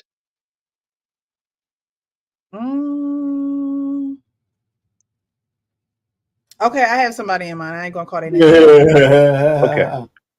Okay. And how did you respond to that? Just like you did just there. Yeah, just like with a smile, a smirk, and was like, "Oh, thank you." I don't know. I don't think that I take compliments well. I've heard that before, and I don't think that I take compliments well. You do take it well. It's just that it just don't matter. If you don't think it's beautiful, it doesn't matter if a man think it. Well, Because we look at I know that I'm beautiful, but I don't put that as a I don't think that that is the height of who I am. I'm beautiful inside and out. So right, it's almost like a man. It's almost like a man coming to your house and saying, "Oh, you got a nice house. It's clean in here," but you know that your floor is dirty and stuff like that. And you're like, "Yeah, shit, my house dirty as hell." But what I'm saying, that's the same way y'all look at y'all's beauty. And whenever y'all see men go after the women with the big tits and big butt and full makeup, we're not really looking at her makeup and her inauthenticity. Men are able to see the authenticity in the woman. We can see through the makeup. We're very good at that. We have a vision for her most flattering features, and it's got nothing to do with her long raptor claws, her right. her dustpan eyelashes, and her very long Brazilian bundles. We see right through it. We're able to see the jawline, the structure of your face, the protrusion in the butt box, the cow, the hips, the small waist. We're able to see those things very well, and it doesn't have anything to do with any of the layers you put over yourself. So I think it's a misconception women are getting when they see us courting or dating these women that are dolled up. And even if they do know, they're still going to put it on because they know, like I said before, I think women are competing. They're still they're actively competing with other women, so they don't want to be caught off guard. And I think I think women would probably consider a woman's judgment on her beauty over a man. Oh yeah. If it was a group of women that said, "Damn, girl, you need to fix that shit." Oh my God. She run to the closet. She run to the house. But if a man say that, I don't care. I know I'm good. And if I'm telling you, I've seen it all the time. Unless it's her Girls gay hype this friend, woman right? up. She look like shit. But these girls hype this woman up, tell her she's snatched. She'll be ended up at the club, and one of the guys will have to end up taking one for the team. They will never tell this woman, "Hey, look, you need to go home, get your Let me shit just say together." this real quick before Callie Bell goes. You know, one of the things that I made sure my daughters do, I never let them play with white dolls. I never let them play with white dolls. Never. You know, they somehow my mother-in-law bring them in the house. They always disappear. Why? They disappear because that's the beginning. I think the beauty standard. You know, if a girl thinks that little white doll is pretty, something she can never match up to, so I got a black doll. You know, I think they did a doll test on CNN or CBC one day back in the days. They did a doll test. The colors, different colors. They said which one is more beautiful, and all the black kids would pick All that, yeah, the fair skin one. And then they would ask, "So which one is ugly?" And all of even the black girls would pick the dark skin color. Yeah. And they associated with it being bad, right? And they also associated with it being a naughty child. Yeah, I never let that shit in my house. Never. So I think that's the colorism, and it wasn't even taught. It was just that's how society was pushing, and it was indirect. It wasn't really like literal. It was just what was seen on TV, who was winning, who was praised. You know, the image. So that's why I say this. I mean, we can teach our daughters this all we want, but whatever they're inspired by is going to take precedent. Well, you got to have something to do with that, though, Bruiser. I mean, we do have. I think Jason gave a good example, and even when he told his daughter she was beautiful, she still said, "I haven't even got my hair done," or whatever. Yeah, but you never stop telling them that. But I'm not arguing whether or not you need to stay consistent or stop or keep telling them. My argument is, even though you do that, society or the circle you run in and who you're inspired by is going to take precedent. It's a concept. Well, it's a battle. It's a battle, I should say. But all you have to do is plant seeds. You It's a plant seeds. slaughter. It's actually a slaughter, bro. Well, it depends. It just depends. I don't necessarily agree with that, but I hear where you're coming from. Okay. Well, Yeah, I'm talking about the results. I mean, yeah, I mean, the Matrix is sorry, go ahead. But the Matrix is I think women crave validation from the Matrix more than the validation from their father. And that's what I got to try to figure out. I'm competing against society, and society telling my daughter what is beautiful and why she should be confident. And I'm trying to say, don't listen to that. How old are you? How listen old to is me. 7. I'm trying to tackle this early. 7, 7 years bro. old. Imagine that. He's already lost. I Shit. don't Matrix think so, man. It's the Matrix is real. No, he's right, because again, it's her friend circle. It's everything that she's already being exposed to. And these kids that done this were way younger than her. There's kids on those TV shows. Yeah, they were way younger than 7. And she's mixed race too, Jason. So Yeah. Another added layer to beauty and the societal beauty structures and things. Everybody's thinking mixed race kids are the prettiest. That's not true. But everybody says that though, right? So they don't get. They have their own internal battles. Yeah, I know. Like we're talking about that point of view, right? So someone looking at a mixed race child will be like, "Oh, they're pretty. They got great hair," and da da da. But the mixed race child, was like, "Well, am I not black enough? Am I not white enough? Am I, am I not?" They got their own. Everybody got their own little things they got to deal with. No doubt about it. I'm So sure. while one person might be looking at them as a beauty, they may be looking at themselves like, where do I fit in? Am I in this crowd? Am I that crowd? What is this crowd going to say about me? That's a lot to deal with. A lot to you never really think about those struggles because you don't have to. I wanted to welcome Callie Bev. Thank you so much for joining my panel. I don't think I've had you up here before, Callie Bev. but I've seen you on other panels. Yeah. Thank you. Well, thanks Hello, for letting beautiful. me up.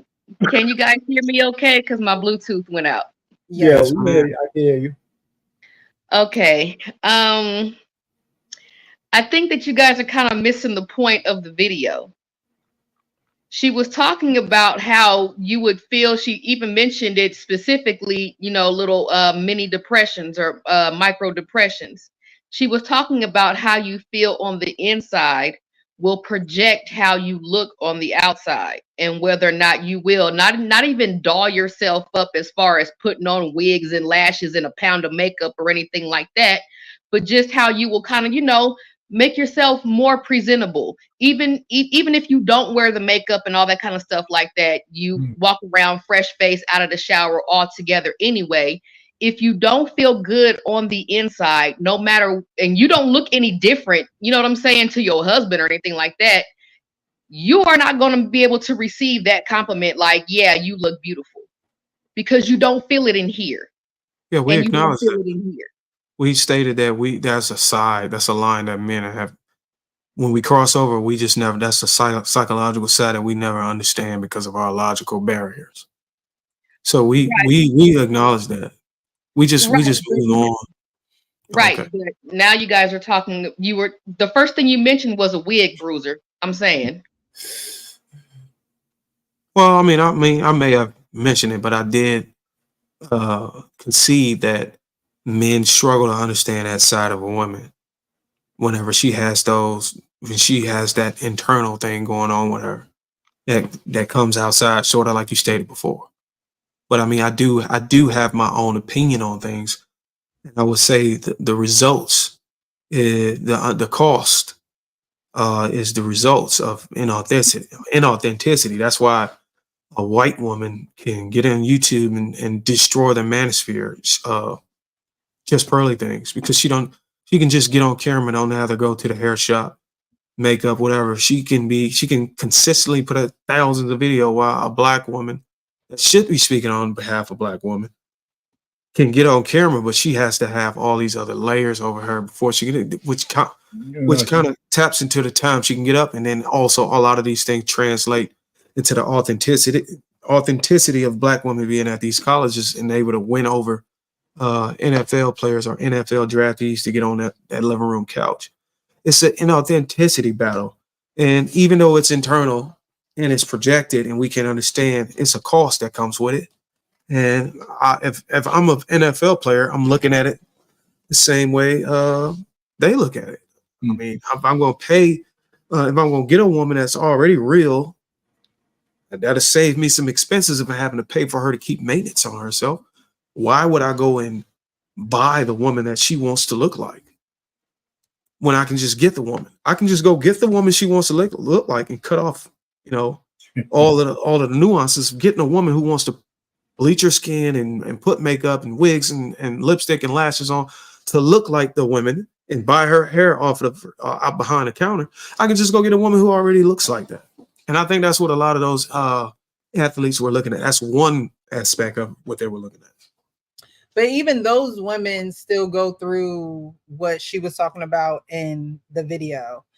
I think that men probably go through it when they're transitioning through jobs, when they're not at the height of their financial, goals or careers and things of that nature. I think, we're talking about the word ugly, and that in reference to beauty. But men go through their ugly phase as well. It just we don't put on a beauty. Don't mask ourselves though. Right. But like I was talking about earlier, there's guys who will drive the nice cars, have the systems, flash their, you guys show your beauty in a different way. And I probably shouldn't use beauty when I talk about men, but I think that all God's children are beautiful. So you guys show it a different way. But if you're not up to where you want to be money-wise, your microaggressions will show. They'll come out. A woman will experience that from you or your friends, maybe, or your Can you give family. me an example of how men are doing it that equates to the way women are doing it whenever they're using whatever, or they're not really receiving the fact that you're calling them beautiful? What is a word or what is something that a man go through? So when you say, "Oh, you're okay, you're rich or you're wealthy," I don't feel wealthy on the inside, or I don't know what is an example. There could be times where a man may have gotten laid off. A woman could be encouraging him, trying to be his, cheerleader, and he's just not feeling it. He don't feel like he lives up to what he should be living up to, but yet she's trying to encourage him and be that cheerleader for him, and he's just not with it. But I think if you line it up with what we're talking about while calling a woman beautiful who is indeed beautiful, that would be different, because that would, if you were you using your same scenario, it would be like, no, you still work there. No, I actually got fired. No, but you still work there. Right. No, I got fired. So I'm expressing that I got fired on the outside. Right. I'm talking about a man who may have gotten laid off, or a man who is still trying to work, still trying to get on the Oh, so he's still trying to seek employment. So you encourage him, like, you can get another job. Right. And he's just not feeling it because he has those microaggressions because he's not feeling at his best. Or because it's the 20th interview and he didn't get a second interview for the 20th. Yeah, it could be anything. But I think it's different. It's micro depression, not microaggression. He's not being physically. I said microaggression. I meant microdepression. What she yeah. Thank you for correcting. I think the answer maybe the answer is being smart. Right. Like I tell my son who's 5, hey, I don't say like I say like you're smart. Like even when you are smart. That's very clever. Wow. And I think maybe that's the correlating different. Like for men, we don't get that. You're smart, so maybe that's the difference that you're asking, Bruiser. For women, it's beauty. For men, it's you're smart. Yeah, but then there's another thing that happens. So when you tell a woman she's beautiful, and internally she don't think she's beautiful, she's gonna cover herself. So yeah, I think you men tell do a the man same he's thing. smart, If he don't think he's smart. What is the second thing you do? The man do. He like, oh, wow. He does the same thing that women do. He kind of like laughs it off, or he might a lot of men have the same problem about taking compliments. Okay, so we laugh it off, but I think there's an extreme that women are doing. They're actually going to cover themselves No, she didn't. She didn't say No. she would go cover herself. Right. She didn't say anything. The I thought chicken that's what I got from the the video. I chicken thought the I, chick and is it, basically really like she's a natural woman. She she got the tennis ball, you know what I'm saying? She got that hairstyle and everything like that.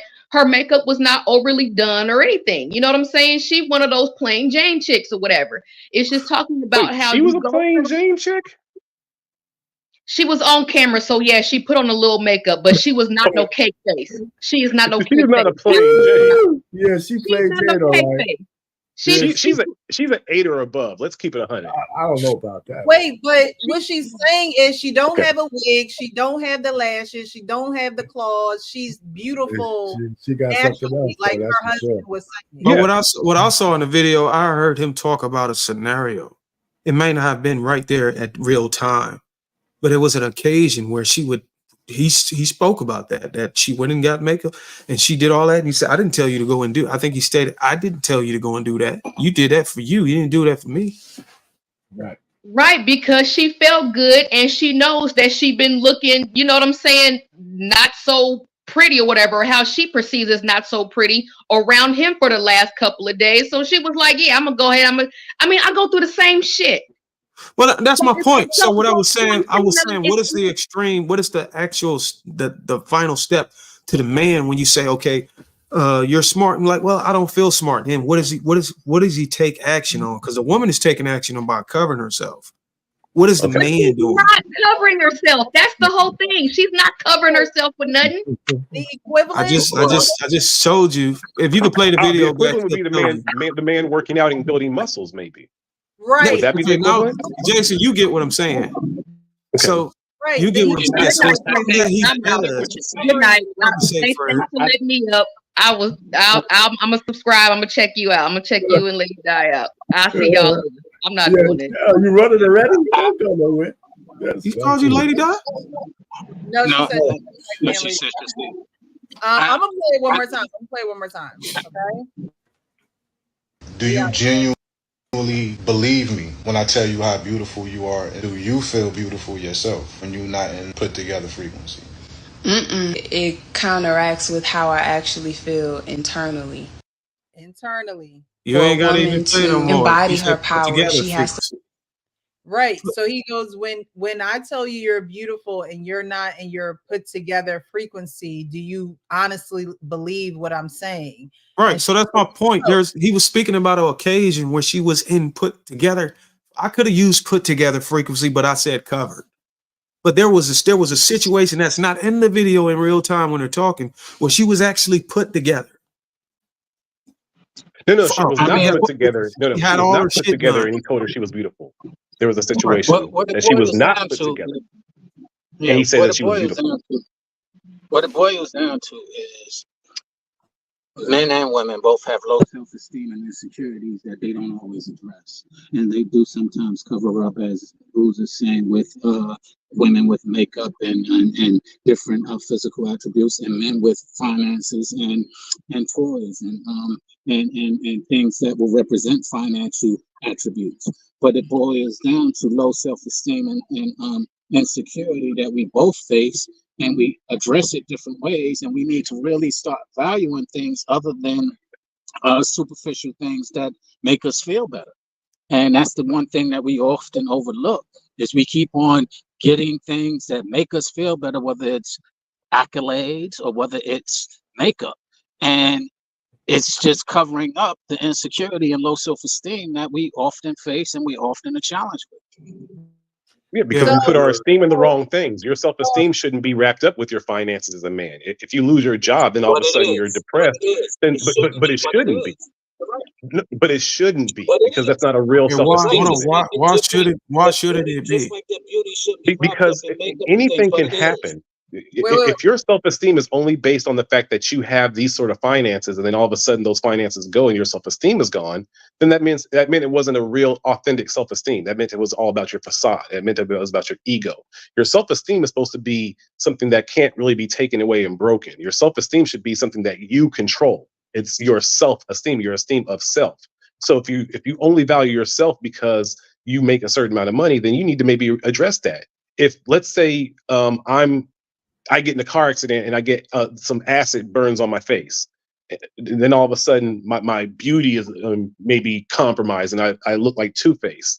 Well, damn, I look ugly, but if I have a real, authentic self-esteem, I should be able to get out of that because I feel valuable in things outside of the fact that I look good. But if my entire image was I look good and there's nothing else, and that is taken away, then that wasn't a real healthy self-esteem. It was all So, about the facade. Jason, do you think there's a time frame on that? If you're listen, I don't disagree with what you're saying, but there's a time limit on that. If you lose your job, right? You know, most men are tied to what they do because it helps them earn, and by earning, you're moving, you're earning your way in life. You're doing something. You lose your job, you don't have to lose your self-esteem, but it does get pressed if you don't get another job within 6 months. 9 months, because other things start to slip, right? Other things start to slip if you can't find employment. So it's kind of, some of that stuff you got. Do you think that maybe equates to why so many men are getting divorced after they get retired and the women don't want to deal with them anymore because they've left that workplace? And then after that, which is what I've seen with people in my family and throughout a lot of things, is that when the men retire, the women don't really want to be around them anymore. Well, it depends on the man. Right? It depends on the man. When I retired, right? It's funny. I have a little joke. When I was getting ready to retire, a year from there, I told my wife, "Guess what? I'm getting ready to retire, so we could be around each other 24/7." And the absolute quick horror that came on her face was priceless. It was priceless. But you know what? I was one of those kind of guys who had other things to do. Well, I planned for retirement. To take that time and use it for the things I wanted to do, which didn't include her. So she still had a lot of stuff she did. We all had our time together, and she has a time apart. So my retirement didn't impinge upon her being there. So I didn't change her routine just to cater to me. You know what I'm saying? So yeah, I understand what you're saying. So I think guys don't plan for retirement. They whenever what I'm gonna do, they become burdens on their wives. Oh, I think some guys do. So yeah, I was burdened on her for 37 years, so she's used to. I have a question. We kind of got away from Darwin, you're married, right? Your wife is a very beautiful woman. Yeah. Does she? But there are times where I'm sure she probably doesn't always feel beautiful. Yeah. Just like the woman in the video. Right. So are you giving her that space and opportunity to flow through those emotions while still, connecting with you as a wife, a mom, and those can you tell when those ebbs and flows are happening? Not really. I would say she would have to communicate that. Like it's a layer that men are struggle to tap into. That's something that a woman have to effectively communicate to get men to understand that they're dealing with something internal that can't be seen on the outside. And she would have to communicate that to me to give me a fair, approach to helping her get through it. Because if she's sitting there expecting me to just detect it, or like I'm some cerebral or from X-Men or Professor X, then she's wrong. You know what I'm saying? So I think that's a communication that needs to be filled right there. But I will say this, I understand, I may not understand it the way she want me to, but I understand that a lot of women have to deal with that. But I still struggle to correlate that to how a man deals with it. Because some people say men do it too. Because of, I don't know what it was. I think it was smart. I don't think I was trying to do it. connect the dots, but I think the muscle one actually works better. But yeah, I was trying to find the equivalent for the man side of the woman's with the makeup and wigs and stuff. Yeah, but the difference between what a man and woman is doing, a man is still, if he's even going to go lift weights, whatever he's doing to his body, that's him. Right. It comes in naturally. If you would have said he went to go, oh, you're strong. But if you would have said, oh, I don't feel strong and I'm going to pump that, that stuff, that fluid they pump into their muscles and makes it all hard. And now if we were going to go do that, then that would be accurate alignment to what the women are doing. But But but that's what a lot of men are doing. A lot of men take those Jason, powders and sorry, go ahead. Jason, let me stop you right there, Darwin. She's not saying I'm going to go and put on a wig and put on makeup and things of that nature. She is saying from the inside, I am not feeling beautiful like you're telling me I am right now. So I need to take the time and the space and the opportunity to get myself right spiritually, emotionally, physically, maybe nutritionally, whatever that is for her. She needs to fill herself with that in order to then be able to receive the compliment of beautiful. If Oh a yeah, I woman, wasn't arguing against that. if a woman like, okay, a week before my menstrual, I'm bloated. I don't feel beautiful. I feel bloated. My stomach look like I'm about 3, 4, 5 months pregnant. Okay. I want to eat everything. I just don't feel beautiful as a woman. But if a man looked at me and said, "Oh, you're beautiful," I'd be like, "On my face," like, you know what I mean. But we as Even women, your man, would I feel Listen, that same way? Yes, because of yeah. the way personally feeling on the inside. It's not to say that I don't believe that I'm beautiful, but at that moment, I can't receive the compliment of beauty. well, I wasn't arguing against whether you were able to receive it or not. I was talking specifically the words that he uttered out during the video in her. What frequencies did he say? Put together frequency. Put together frequency is the I'm locked in on that because I know what a put together. I think I understand what he means by put together. I could be wrong. Let me know if I'm But wrong. her put together, you're making it seem like it's a wig in the claws. Her put together could be some eyeliner and a little blush, and It that's could be, and, but and a nice. because we don't have the details, I reserve the right to make an assumption. Oh no, I that follow these people. I follow them. He's from Okay, North. well, I don't know. So those are details that I don't know. So I'm assuming that put together frequency is something that has something to do with nothing that comes naturally. So how come, Precious? Can I ask you a question though? How come she just? Go Go ahead, Arpane. Let me ask you a question. What in the state that she's in? I know she's talking to him, and I know he's talking back to her. I mean, if she's feeling that way, right? Can't she just say, "Listen, you know what? I hear your compliments. I can't receive them right now. Give me a certain amount of time." Of Right? course. And what's is that the result? You know, is that the solution to that situation? Yes, and I totally believe that. If y'all remember when we first started this, I said I would be the first to say, "Hey, look, I'm right now. I'm not feeling it. Something's going on with me. I don't even know what's going on with me right now, but I know that I'm not right. I know that I'm not 100%. I know that I don't feel complete." Okay, so I have one more. Women have to communicate that because, like Darwin said, y'all are not mind readers. Right. You're not going to pull that out of us. Like, you know what I mean? It's not going to be something like you said, because it's very evident that there is a disconnect between the way women feel internally and how men see them externally, right? So women have to be vocal when it comes to that time, and men have to learn how to give space and understanding for those different ebbs and flows that women do. I have one more, but Bruiser, before you go, I have one more. Before Let me just say this. Before you go to the next point, I just I'm want not- to on keep the on same that. point. All right, Hold on, go this is the same point. You can change the point after. No, I don't want to change the point, but go ahead. Yeah.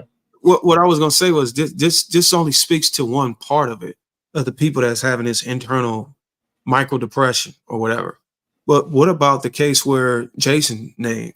Obviously, his daughter that he told was beautiful wasn't going through a micro depression.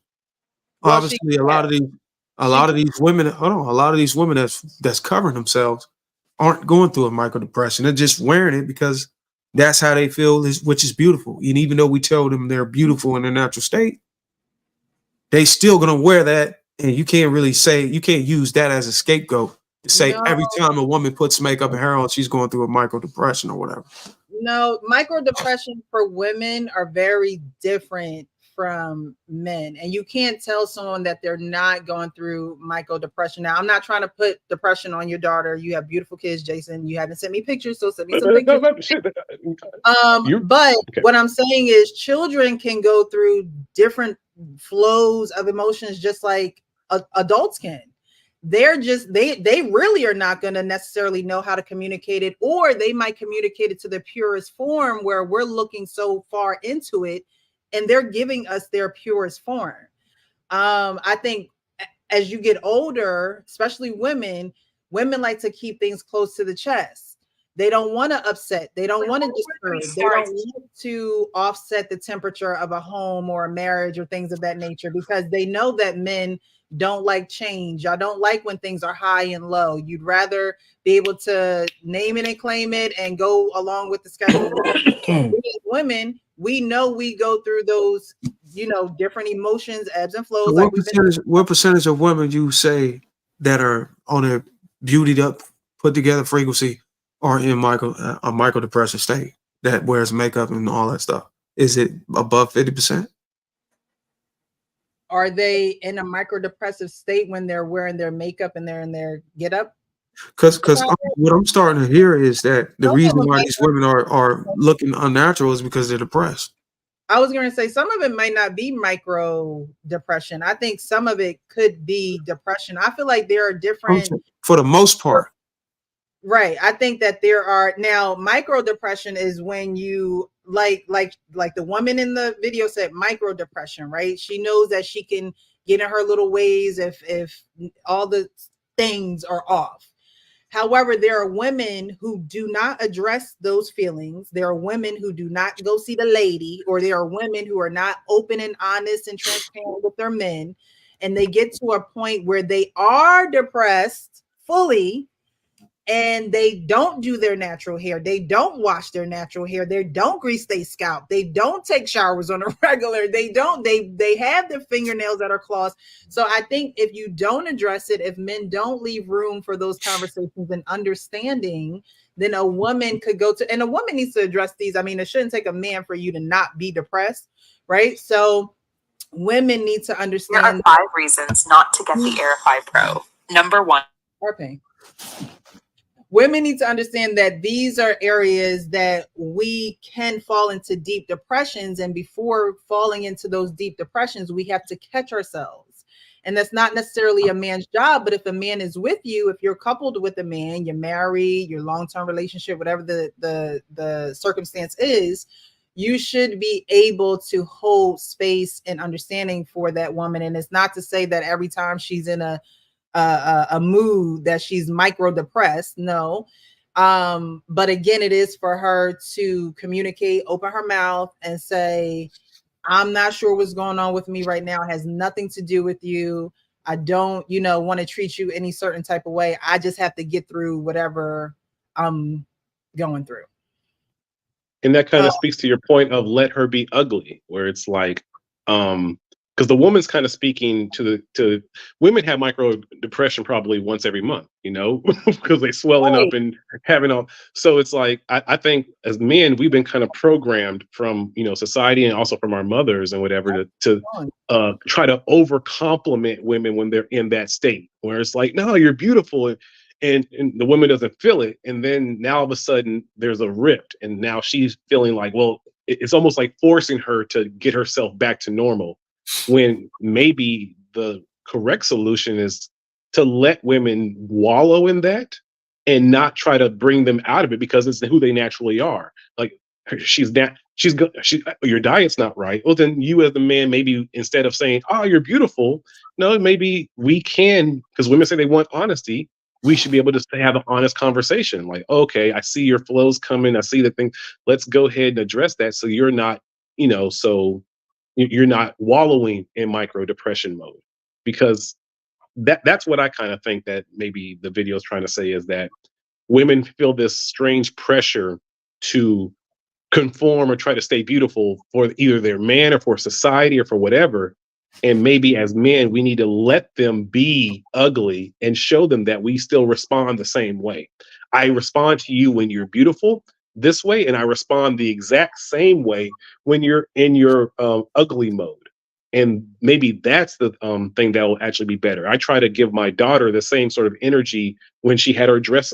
If my son brought home a straight A on a test, hey, great job. If he brought home a D, hey, Did you do the assignment? Yes. Did you learn anything? Yes. You know what? Great job. You're smart. Maybe it's the same thing for women where it's like, oh, you got that pretty dress on, your hair's done, and it's all straight. Hey, you're beautiful. But also when she's not, when she just finished playing a soccer game, oh my God, you're so beautiful.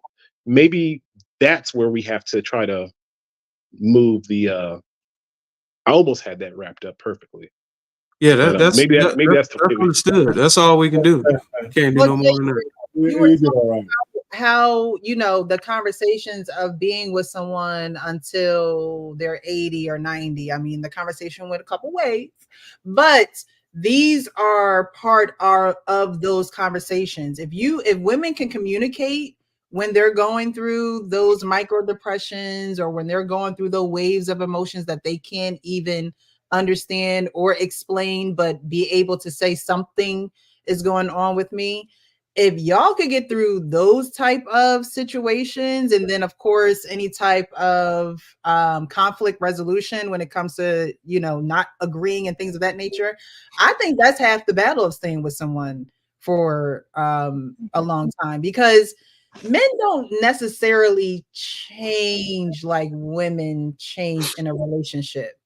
Y'all are like linear, and we're and like women. you know a trading Natural. block, right? So we could be up, we could be down, we could be and it is for us to control and regulate those emotions and things of that nature. We do need help. Some women do need to go see a therapist. I know I needed to see one when I was 20. Some women do need to be able to talk about those traumas and things that they had with their daddies and uncles or whoever, and lay that down and not carry it into a relationship. But if those conversations, as far as the way that women manage their emotions and men being able to hold space for them to do so, because a lot of men will write women off like, oh, y'all crazy, y'all too much to deal with. Believe me, I saw it in the comments with somebody, and I don't know this person, but I'm like, well, what's your alternative? If women are too much to deal with, and you either going to be single for the rest of your life, or you're going back for the other team. And I don't. It depends on the man. If he's not in a relationship, I can see him saying that. I would never say that. What the man needs to do is be able to recognize your woman going through those changes, whatever they might be. Just what we're talking about here, it's a recognition that you have to have by knowing your mate, right? And you're not going to be perfect, but I know different variations on how my wife behaves. And a lot of times I encourage her to go and get your hair done, go buy another dress, go do this, go do the things that you used to do to doll yourself up. One of the things I found out about my wife, her nails are always done. I mean, she don't have those claws, but her nails are always clean and done, no matter what she's doing. And I don't even see her doing it, but it's always clean, because she still pampers herself, and at least that way, if nothing else, she does that. So I mean, you gotta just be attuned to that. She probably doesn't know I recognize that, but I do. Anyway, that's just neither here nor there. But I think it's the recognition from a man to a woman that he's betrothed to that makes a lot of difference. Sometimes you're right, sometimes you're wrong, but you gotta be attuned. And a lot of men lose that tuning when a marriage is long, right? And that's where we start getting into those troubles, And no, that's all. Because, and I hate to say, y'all was talking about cheating and all that earlier, but when another man comes in and he's able to hold that space, and he's able to, and not to say that that's the right thing or that's what should be happening, but some people get it and other people don't. Like, you know what I mean? Some people get it and some people don't. And it's an area that we all need to improve in, because there are areas that women need to hold space for men too. We're just not talking about that right now. Right. So in this area, I think this is a huge disconnect. Like I said, I don't remember my dad telling me that I was beautiful, but beauty wasn't the priority in our home. That wasn't this how you gonna get a man.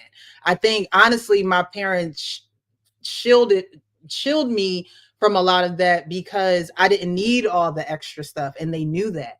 So they like, all right, we're gonna try and keep her as close to the chest as possible. But there are some girls that are just out there, and their ebbs and flows are going to be crazy wild, because they don't have anyone to actually help them control it, and they're being a controlled environment, and how you're dressing is going to garner this type of attention, and so their emotional, you know, parameters are just going to be all over the place.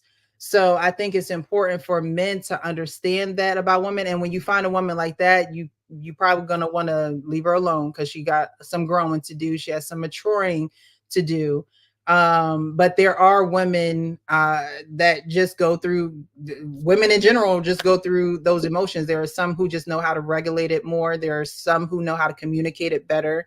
And so it helps the man that's in their life actually help them hold space and understand them a little bit better. And that's what it's about. It's about teamwork, right? Like I'm playing basketball and it's like, all right, call for the ball. If you ain't gonna call for the ball, how am I gonna know you want the ball? So you have to communicate. It has to be a team effort. I think we just exposed something else though that we didn't talk about. And you kind of asked me what my wife giving her the time to be able to get through it. But there's a side effect that comes with a woman being in that ugly state, and she's going through micro depression and all that other stuff. We didn't talk about the insecurity that comes from that. How that kind of taps into, oh, okay, what are you looking at on Instagram? You looking at bitches, or did you look at her? Imagine your woman from time to time being in that state, and the side effect is her being insecure. She's already thinking she looking ugly. You go on and you have any conversation with anybody who she feel that looks more beautiful than her, just get ready for it. I'm here to tell you, I've been in many relationships with women. It happens when they're in that ugly state. You thought they're insecure when they wasn't in their ugly state, and when they're in their ugly state and they actually think that they ugly and believe it. Oh my God, you can't do nothing, bro. Don't even talk to another woman. Don't even go down your Instagram timeline. I know you can't get. Sometimes you can't even control what pops up in that motherfucker. Some ass just pop up. Oh, you looking at this? If she in that state, bro, it's like 10 times worse. He's not lying. He's not, but that's part of a man holding a space and understanding. So we're talking about this right now, right? I mean, cross your fingers. Hopefully it don't happen in a couple of days because you know how powerful the tongue is. But all I'm saying is that's for a man to say, okay, this could be a side effect of her ugliness. That's why that's the answer to the man in the chat saying they don't want to deal with it. That's the part. Let me get ahead of, but if you don't want to deal with it, don't deal with women at all. Go deal with a dog. No, that's not fair. That's not, you cannot say if you don't want to deal with a woman's emotional issues, then go deal with a man. Like that's not fair. And when I say deal with, I don't mean put up with, or I don't mean like you're just, oh my gosh, she's around here acting crazy. Because when I say deal with, I mean, again, how are y'all working as a team to get through this? I'm not talking about deal with like the woman is just batshit crazy and the man just got to deal with it. No, that when I say deal, I mean, how are we going to get through this? How are we going to our way through this? I have the solution, but women don't want to hear it. Because again, this is what I do with my daughter. I try to show her beauty is in her athletics. I want her to feel beautiful when she's sporty. I want her to understand that her beauty doesn't come from makeup and the dress. The beauty comes from when her body is right and when she's in shape. And so when women are in this, especially as they get older, because this is where a lot of divorces are happening. Women start to get bigger, and they start to build the facade of clothing and everything else to layer the fact that they're getting bigger. But if they're in shape and they are in a good shape and they're athletic, then they look just as good as a lot of women who are in their 20s. So that's what we have to do as men, is to start valuing the women who are sporty versus the women who are doing all this extra LGBT stuff that's been propagated from gay men anyway. I think we as men, we have to completely shift the pendulum and say, okay, you know what? When you're in that micro depression, it's time to work out. Because us saying you're beautiful is not going to do anything. The only thing that's actually going to maintain anything is the fact the woman's body is on point. And I promise you that will keep men from wanting to deal with those that'll keep men from cheating, because that's why a lot of men cheat, is because deep down, they're not sexually desiring their women anymore. They're maybe The women can cake themselves up and maybe they look good enough for society. But when we as the men, we have to see when that makeup comes off. We got to see what you really look like when that waist trainer comes off. And if your body's not on point, then I'm sorry, you're not beautiful. And that's what I think we have to be honest about as men, to say what we really truly find beautiful. And women have to also be willing to take that criticism from us, because Absolutely. that's where I think the relationships are falling apart. I see men in their 50s. If they're looking at a younger woman, it's probably because her body's on point. If your body's on point, It ain't I because of her promise you, makeup. your husband cannot deny you. It's because her fit over fashion. Okay, so you just said a lot, but sorry. For one, you said that you're going to tell your daughter that beauty comes from being fit, right? Yes. And I'm here to tell you that your daughter is going to define her beauty. You're not going to define it. You're No, going to try. society is going to try to define her beauty. No, but at the end of the day, she got to look in the mirror. At the end of the day, high school pageant, right? Before she go to bed and when she wake up, she looks in the mirror. Okay, she does. That's beyond daddy. That's beyond mommy. That's beyond my brother. Right? I have to see my beauty for what it is and how I feel about it and how I embrace it and how I celebrate it and how I flaunt it and how people see it on me. She is going to define that. Now you could try and package it around, fitness. I like I said, beauty wasn't a priority in my home. Being stimulated with sports and extracurricular activities and my direction being diverted in those areas took it off of just beauty, right? So your daughter's going to define that for herself. Even if she becomes a track star or whatever, she's still going to have to define that for herself. As far as women and being in the gym and things of that nature, I think that women should do things where they are being active, whether it's in the gym, whether they are walking, jogging, lifting weights, whatever it is. But at the end of the day, if they are 170 pounds and they're trying to get down to 145, right? And you're like, okay, you're not beautiful. Yet she feels beautiful at 175. She knows she has a goal weight, but for you to tell her that she's not beautiful because she's bigger, that's not holding space and understanding for your significant other.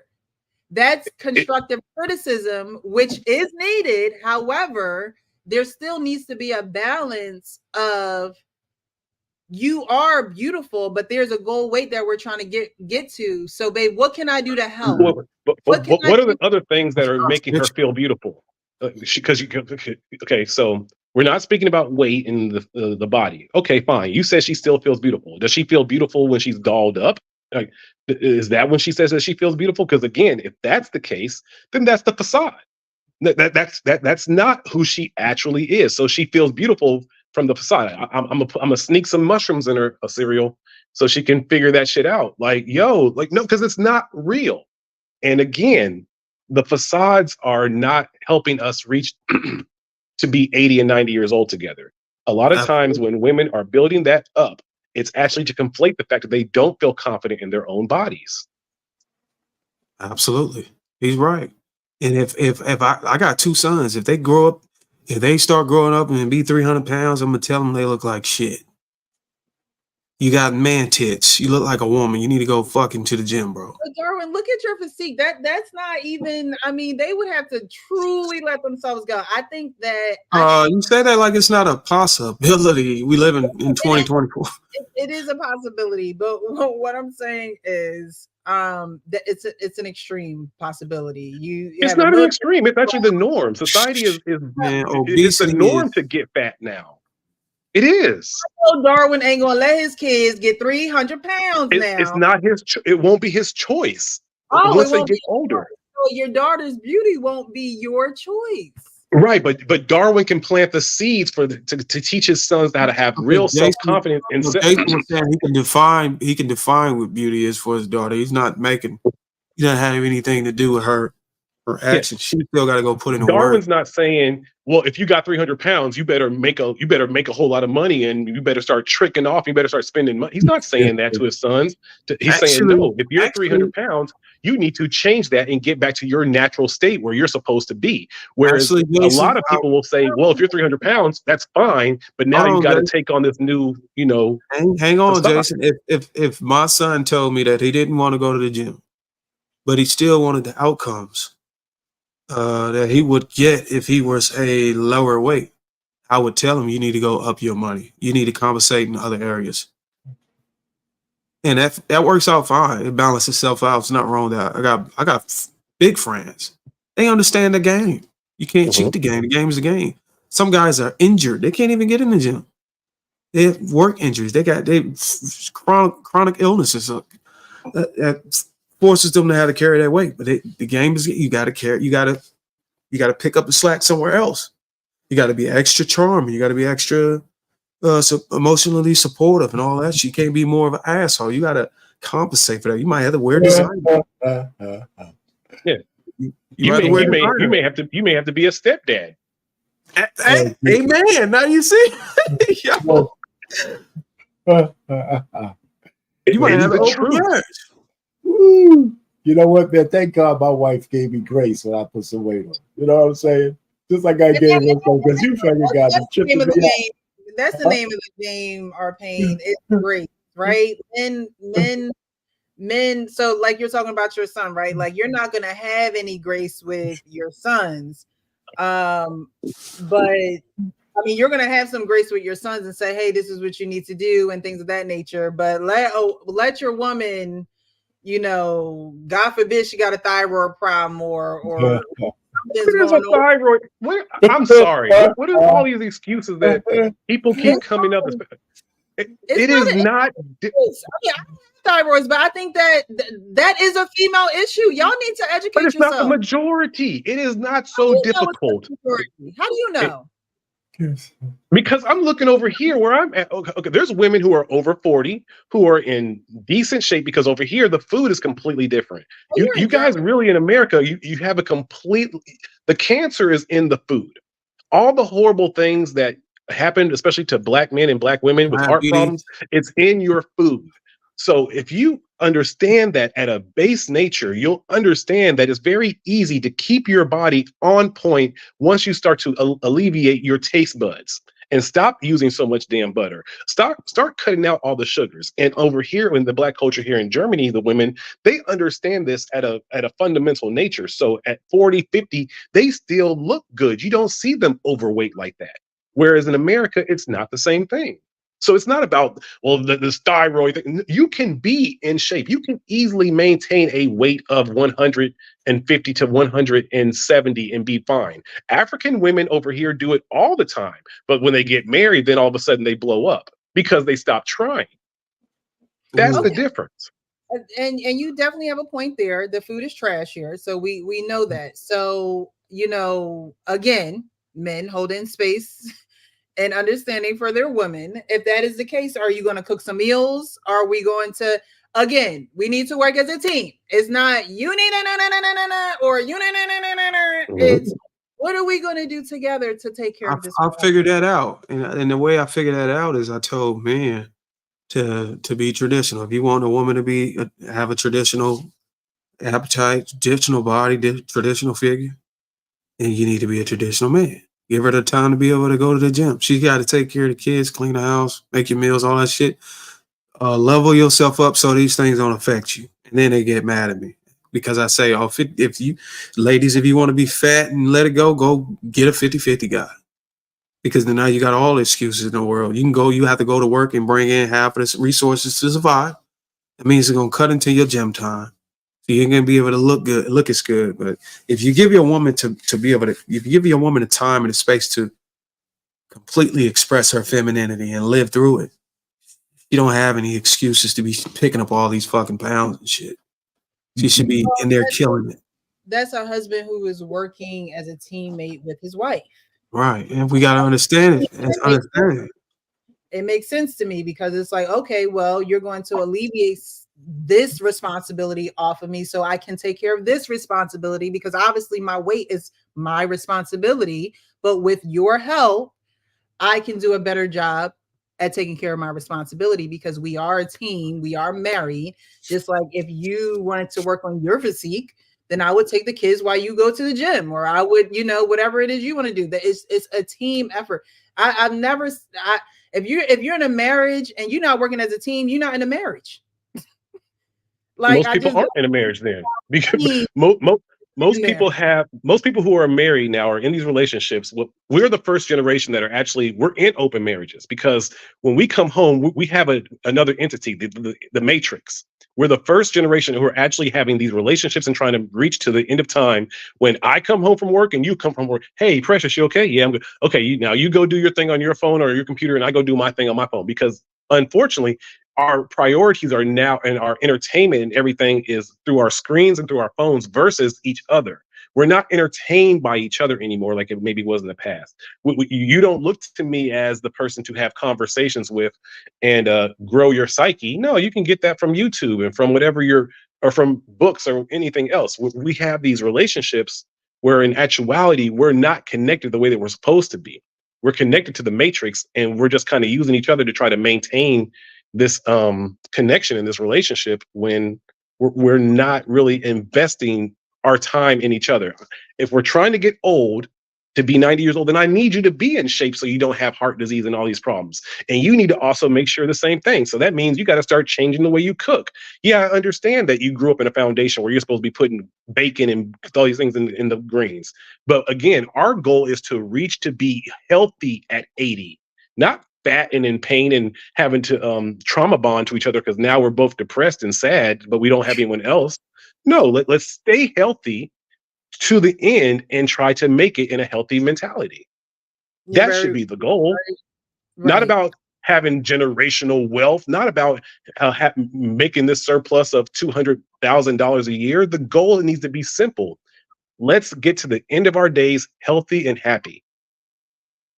My final thoughts is whatever outcomes you want, if you can find someone who wants the same outcomes, can't nobody tell y'all shit.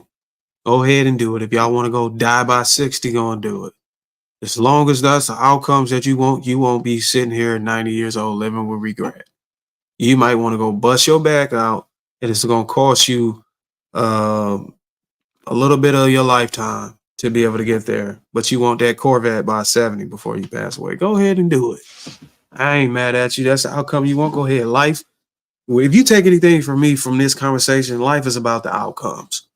Whatever outcomes you want in life, make sure that you're doing whatever you can. All your decisions align with the best interest of the outcome. You cannot go wrong. There you go. Thank you, Darwin. I appreciate you for being here. I didn't have to, but you did. So I appreciate you. JT, welcome. You done came in around final thoughts. What's going on? He came like a blister, right? Came right after all the hard work's done. Here he show up. Man, want to give his final thoughts, yo. I just came. I came. I was enjoying the conversation, so it was pretty What's up, cool. JT? What's happening? What's going on, man? What's popping with you, bro? All right, man. All right. Yeah, most So, definitely. final thoughts. Yeah, I've been out the net for a minute, man. But okay, so basically, when it comes down to it, if you have daughters, it's a very unique situation that you're in when you're talking to them, especially if your daughters are adults, right? So one of the things that I like, just listening to what you guys were saying tonight, these are the things that I have to bring to the forefront to my daughters, right? I don't know if you guys ever experienced your daughters bringing some dude over Not to yet. you, and yeah, it's a weird feeling, right? And I'm a '70s baby, so one of the things that we were really big on was, our fear was our daughters being on a pole. That was our biggest fear. We used to talk about that all the time, our daughters being on a pole or, certain things. But we never looked at it as if our daughters were going to be at a point where they actually knew their space into how they pick a man or how a man picked them, right? Because the biggest thing is what we talk about. Do men pick women for marriage or do women pick men for marriage? It's a big conversation that a lot of men hasn't had intently with each other when it comes down to their daughters. We all, like I said, the biggest thing that we used to say is that I'm just trying to keep my daughter off the pole. That was what we were that was what we were talking about. Now look where we at. We're at a space right now where we're talking about marriage. I am one of those guys that'll sit back and tell you right now that I don't want to push marriage. I want to push how to get to marriage, because when we push marriage and we don't give them the in-depth or the intel on it, because of how everything has changed from one generation to the next. Like, so with my daughters, what do I tell them? 28, 22.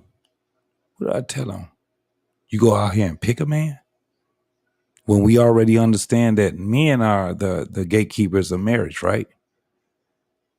Do we tell them that, do we show them how to be women? This is, I'm just, and this is rhetorical. I'm just asking questions. This is the things that goes on in our heads as fathers of daughters. It's a little more difficult for daughters than it is for sons.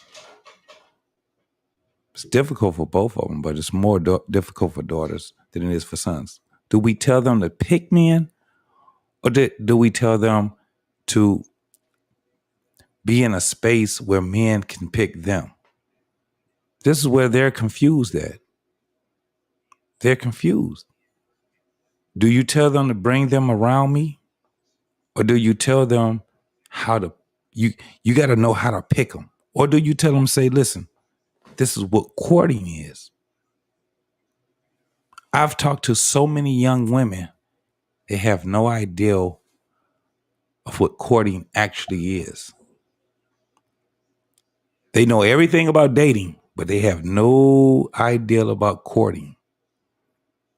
And I understood why they don't have any idea about courting. It's because most of their fathers know nothing about courting. Yeah, fathers got to stop acting like these men out here are cooties. Y'all need to know who are talking to your daughters.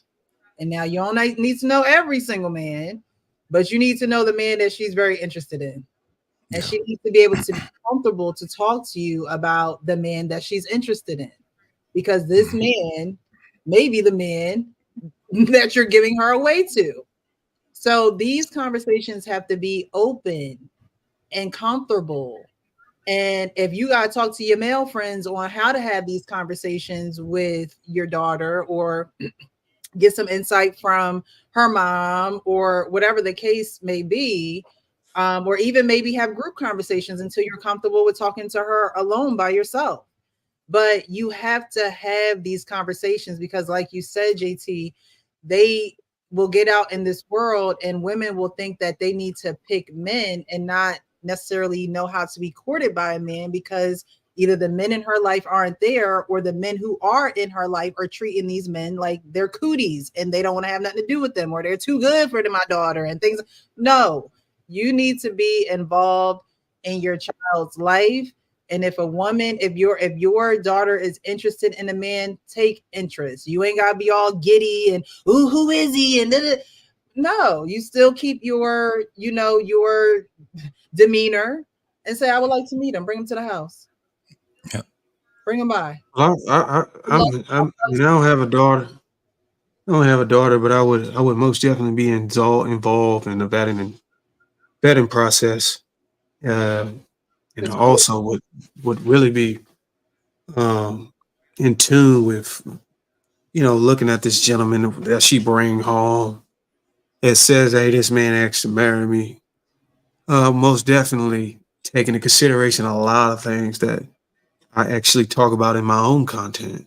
Mm-hmm. But I would never tell a woman to go out there and pick a man. No. I would always say to always curate yourself for the one you desire. If you know the man you want to be with, if you know the type of man you want to appeal to, there's a way you can position yourself to be selected. And I think on this show, we talked about the skip line method. Not necessarily meant for retaining, but it allows you to get seen first. It allows you to get the interaction first by being beautiful.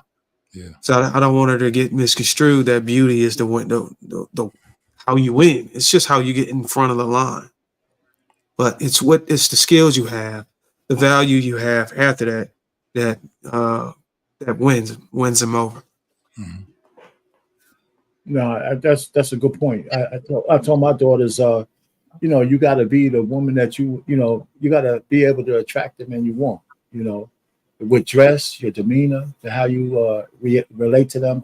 The skip line method. I didn't say that, but I can understand it, right? So my daughters are 7 years apart. The oldest one had one serious relationship that I know of, but she's out there. She moved out of my house when she was 29, right? So she's like 31, 32 now. And so she's having the same problems we hear about online right here, And I said, listen, if you got a guy that you are dealing with and you haven't introduced him to me yet, why are you wasting your time? Right? If you don't think he's worthy enough to meet me, then you shouldn't be fooling around with him. And she realizes that, so I mean, they're all off into their work and all that kind of stuff, but she understands because I let her say, I told both of my daughters, the other one's 25. I said, you got to realize that even though I can't tell you, you have to find a guy, I can't tell you that. If it happens for you, great. But at 45, when your biological clock is closing, you're not going to feel the same way you feel right now. That whole independent, I don't need a guy kind of thing, they're not completely like that. But I think a lot of women don't understand. They don't project themselves in the future. And I think that's a big issue with a lot of women because I tell you, I said, right now you think that you don't need anybody, but me and your mother, she craves those family ties. I said, what about you 20 years from now? And you have your job, but nobody says, you know what, I like that promotion better than I like hugging my grandkids or my children and all that kind of stuff when you get older. So I mean, they hear it, but they gotta live their life. And you can't really choose based on the pool of guys, women, and black women especially, even if they look presentable, it's not easy for them to find mates that's long term. And my daughters, my oldest said, listen, if I found a guy like you, Dad, that'd be cool, right? I said, just keep yourself accessible. Who knows? Don't waste your time. Don't be riding the carousel and all that other kind of shit, but she's going to do what she got to do. But I think they're somewhat chaste, both of my daughters. I know my youngest one, but they just work. They just work, come home, and they got their circle of friends. And I'm just hoping they'll run into the right guy. I can't force that for them, but I do tell them every chance I get, and I'm gonna land it here, that I want some grandchildren. Real quick question. Real quick question. And I do want to thank JT. Thank you so much for coming up and giving that perspective. It was really, really good. We needed that. But Art Payne, quick question. How confident are you that your daughters are comfortable bringing the guy to you? Do you feel as though they're comfortable bringing the guy to you? Yeah. Well, my oldest one already did. I had a family dinner. We did the whole 9 yard already, 9 yards, it just didn't work out. Gotcha. But yeah, she understands that 100%, so I don't think she has any trouble with that. No, I'm sure she does.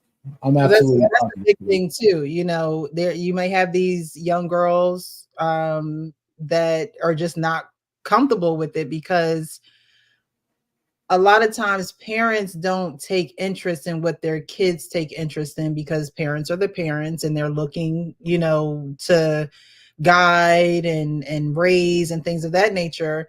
But at a certain time, I think parents do have that issue of when do I let go and how do I give more freedom and how do I have these conversations and things. I know, my parents went through it. I could see it with my own eyes with my parents going through it. All right, do we let her stay out till, this time now, senior trip? My athletic director came to me about 20 times. Your parents said you could go. No, you can't go. Your parents said you can go. No, you can't go. Like you can literally feel the transition of your parents and when they're trying to, move into a different dimension of you as you're growing. Mm-hmm. And I think, us as we have gone through it, it is our responsibility and our due diligence to have these conversations to help, foster those that help the audience and all those who watch, whether it's live or after this has broadcast, to have those conversations and make it a lighthearted thing. But there are certain things that as parents you're going to have to take interest in your children's life if you want to get that in and be comfortable talking to them about certain things like this. Let me just add one more thing. One of the things I do with my family, my girls, even though they're grown, we have Sunday dinners, maybe at least twice a month. And I usually cook, right? So I always make the shit up as I go, but I'm batting 1,000. So when we sit around the table, that's when we could have a lot of in-depth conversations about everything, right? So, and so that's just a tradition in our house that, breaking bread together is something that we do. And we, so we stay, it's just me, my wife, and my kids, and they're not kids anymore, but it's really good because you can hear the transition and how they speak because they're out in the real world now as grown adults. So the conversation had to elevate automatically. So while you're breaking bread, you have those conversations, you sit down and enjoy. I enjoy it. So I find out a little bit about them all the time. So we're really not too distant from each other. And Is then your daughter's married? No. Well, No. You feel like you failed them because they're not married yet? No, I don't feel like I failed them. I prepared them to be self-sufficient and marriageable. Okay. How here's what I did. Let me say this. Here's what I You think see I how failed. that worked together? Let me answer. Here's what I think I did fail them. So let me correct myself. I should have had a cadre of my contemporaries in my age who had sons that I could have paired them up with. That's what I didn't, because that's not what we do in America. If I would have been able to have at least an environment or a network of men and families that were vetted by me and my wife who have kids their age, then they would have had, I could have made some arrangements to get them into the same network with those boards. I didn't do that because that's not what we do here in America. I didn't think about that until late. Matter of fact, I didn't start thinking about that until I started dicking around here on YouTube. I'm serious. So I mean, so from that standpoint, I think I should have had some network of guys for them. Whether it would have worked out arranged or not, it would have been something I really did. So what? So do you think you failed them? From that standpoint, I think I failed that part of it. Yeah, I do. But I hold out hope for them, but you know what? They're still living. So, they're social and they're around a lot of people. So maybe it'll happen for them. But from that aspect, most men don't think this way. But go ahead. You know what's interesting from what you just said? You kind of describe raising a modern woman and a traditional woman in the same vein. And I probably have done that with one of my daughters as well. And do I feel that I failed them? Perhaps in knowing what I know now. Because not only is it modern challenges, but we also have society and all of the influences that social media now provides us where we didn't have back in our days growing up. Yeah. And so that's something that Jason said earlier, and I agree with wholeheartedly. He said he describes his 7-year-old as having the challenges at 7 with certain things that society and social media is providing the challenges for us bringing up our children, us bringing up and creating a family structure, and seeing that there's so many different pulls from society and so many different pulls from social media. We now have even bigger and greater challenges. So are we failing them? I wouldn't say specifically we are. We have taught them to be independent, and that can be a challenge for what it is that we're now trying to structure and what it is that I personally have now learned is much more valuable is in helping out the family structure, is understanding the family dynamic that is often now untraditional, and so I think we are challenged in a greater deal, You and taught something that. Go ahead. you taught your daughter. You said, did you say you taught your daughter to be independent? I absolutely did at one point, yes, and that in itself could, to your point, have failed her, and she is now having a struggle and a fight between my now teachings as she's an adult, and I'm talking my oldest daughter at that. Her now teachings and what I've have learned since then, because yes, I did teach her the independent route. And I don't know if I was specifically teaching her how to be independent, but I was teaching her how to not have to rely on anyone, which is a failure in a family structure that I believe in now. Sean, let me Um, ask you. I don't consider having your kids self-sufficient, your daughters being self-sufficient as a failure. I I really don't, understand that. because I understand that, and I'm not even saying that's why I'm not even arguing over the word failure or not, because we can sit and challenge ourselves and debate over that, and that makes no sense.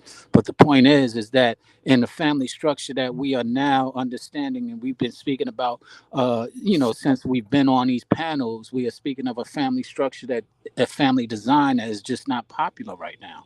A traditional family design that's just none of us really, unless you are just starting your family, have learned to have that family design that was missed from us in a lot of places in America. So you know I they wouldn't. say that 5,000 marriages happen every day still, 2,000 Okay, divorces, but that 5,000. doesn't. So what does that matter? Okay, we have half of them failing. So what does it matter? Speaking about how many there are, if they're failing Well, at a because, tremendous it's rate. not. The only point I made is that I know marriages are down, but they still happen. That's all I'm saying. But that's not. But marriage is happening isn't a flex. Marriage is succeeding is a flex, Yeah. and that's what's failing. Marriages shouldn't even And count so, until it reaches 10 years at least. Yeah. Well, you got to start. You got to start by getting married, though. So, I mean, so but what's the point on But But starting y'all but getting? gotta You wait know, jumping for what's number the. interesting to the point that you're making. I've had this conversation because I mm, had some people who had failed marriages, and because I wasn't in a marriage, they're like, "Well, you didn't fail because you didn't do it." I intentionally didn't do it, and I intentionally didn't because it wasn't that time and it wasn't that circumstance that I felt would be a success, and so. To sit there and say you got to start by getting married. No, you got to start by changing your mindset. The mindset mm. that we were speaking about all night is part of the issue.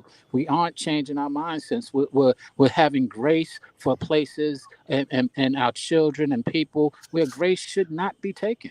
Where we should be holding them to the fire and we should be holding them accountable. But instead, we're saying, well, we got to understand and we're coming up with all of these excuses to give them grace, to give them comfort, to give them padding, and it's failing us as a society or as a family structure in general. And I think Facts. that we need to really start addressing what it is instead of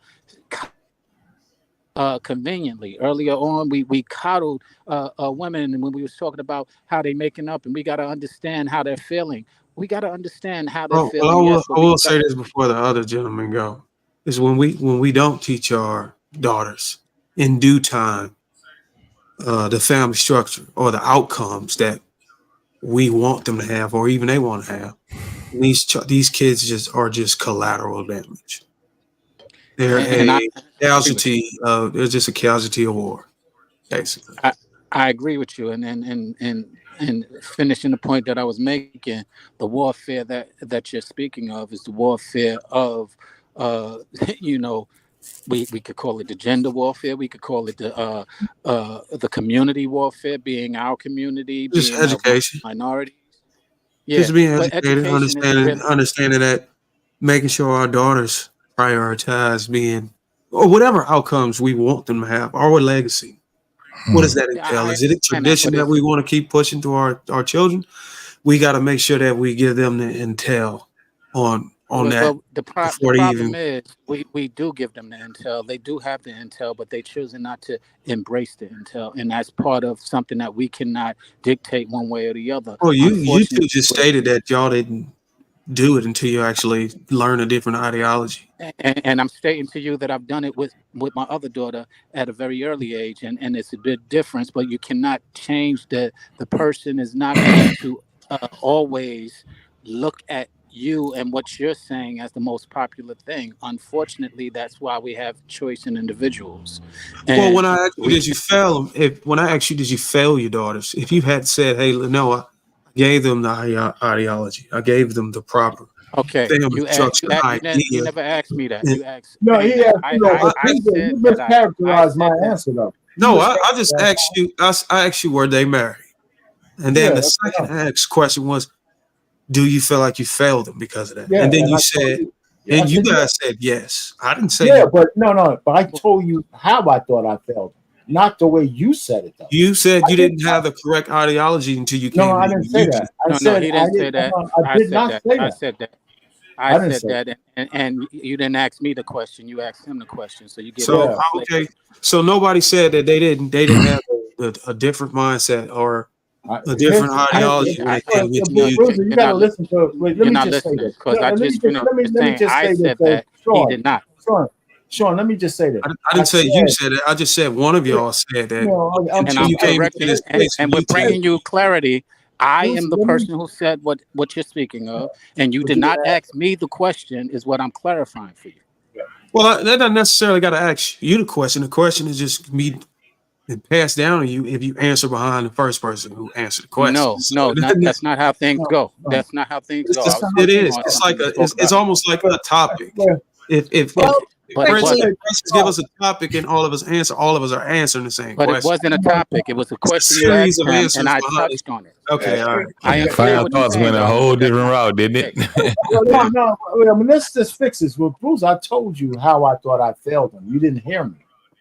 I I did heard tell you. my daughter. Wait a minute. Let me say something, brother. I did tell my daughters about marriage before they went to college. I even told them that the best network of men they could meet was in school when they're in college. That's where you got the guys who are the future, right? I told them both that before they went. What I didn't do was set up my own personal network that I could have them meet my contemporaries who have sons their age. So I could maybe arrange some things for it. That's where I think I failed. Not the Well, fact well, that what I spotted in your statement was in both of y'all statement. One of y'all said y'all taught y'all women to be y'all daughters to be self sufficient, and I think yes. the other guy stated that he taught his daughter to be independent. Now It you're means moving the goalposts, though, man. I, You when we're talking about I didn't move it. I didn't make these statements. This is what yeah, but brother, you trying to act like you don't hear what I said. Of course, you have to teach your kids how to be self-sufficient, or else if they that's don't not get my married, argument. how they gonna survive? I never made an argument on whether you should or So it should has not. nothing to My do with the argument was failure part, though. I haven't even made an argument on here. All I was just doing was repeating what But you stated. yeah, and I'm telling you, but then you asked me, did you think I failed them? And I'm telling you how I did, but you don't want to accept that I answer. did. I listened to you, but you never let me give my response because he went right after you. All I did was point out the fact that y'all both said that y'all made y'all daughters independent and self-sufficient, and therefore, in my opinion, me looking from observing from the outside, and that is the reason why these women are not married now. That's not true at all. It could be not true. I'm not going to argue on So that. Precious. I'm not going to argue on that. There's another That's true at all. show that you need to have because that's the whole thing. That's a Men good with show. daughters. What are we teaching them? That's a great. Thank you for That'll pointing be a that out, dope sir. show. That's a good show. Yeah, that'll be a I dope show. thought somebody else was going to be able to see that because that's exactly where I was going to go and say this could be a different show because there could be the case that men are actually leading their daughters into become single moms or old and alone. Dope show. That'll be a dope show. That'd be a good show. You better invite me to it too, girl. We done conquered this week. We have 2 more weeks. My job is going to be changing. Moving into a management position, so I have to just let you guys know what my schedule is going to be. So, so what do we say? So the 22nd is going to be the scheduled last show on a Monday, and we'll see if we can keep them on Mondays or if I have to change it, different time, different day. But I'll definitely let you guys know. JC, are you in the group chat on Instagram? You're in the group chat. I think I'm. Yeah. I am because you send me everything. I get everything that you send me. Yes. So, I'll definitely let you guys know. Yeah. In there what we're going to be doing. But yeah, I think a daddy and daughter show would definitely be good because there's just a disconnect, and that's okay, because it happens with everyone. There's a disconnect until someone comes along and says, hey, maybe you should try this, or hey, I have a buddy who's doing this. But I think if we continue to keep the conversation going and able to again hold that space, that understanding one another, we can definitely get a lot further. So I definitely appreciate everyone. Did everyone give their final thoughts for? I know we don't went into about 2 more topics in the final. It's all Bruce's fault, man. Listen, tell you, there's a whole bunch of self-sufficient women who are married. I'd make the distinction between that and independent. I do that on purpose because if you're an adult, you have to be self-sufficient. Right. You have to. I don't see how you can do that, but there's a whole lot of self-sufficient married women. Just a lot of them. Yeah. Their marriages might not be successful, but they're there. Yeah. All right, so for the Cash App, I appreciate you.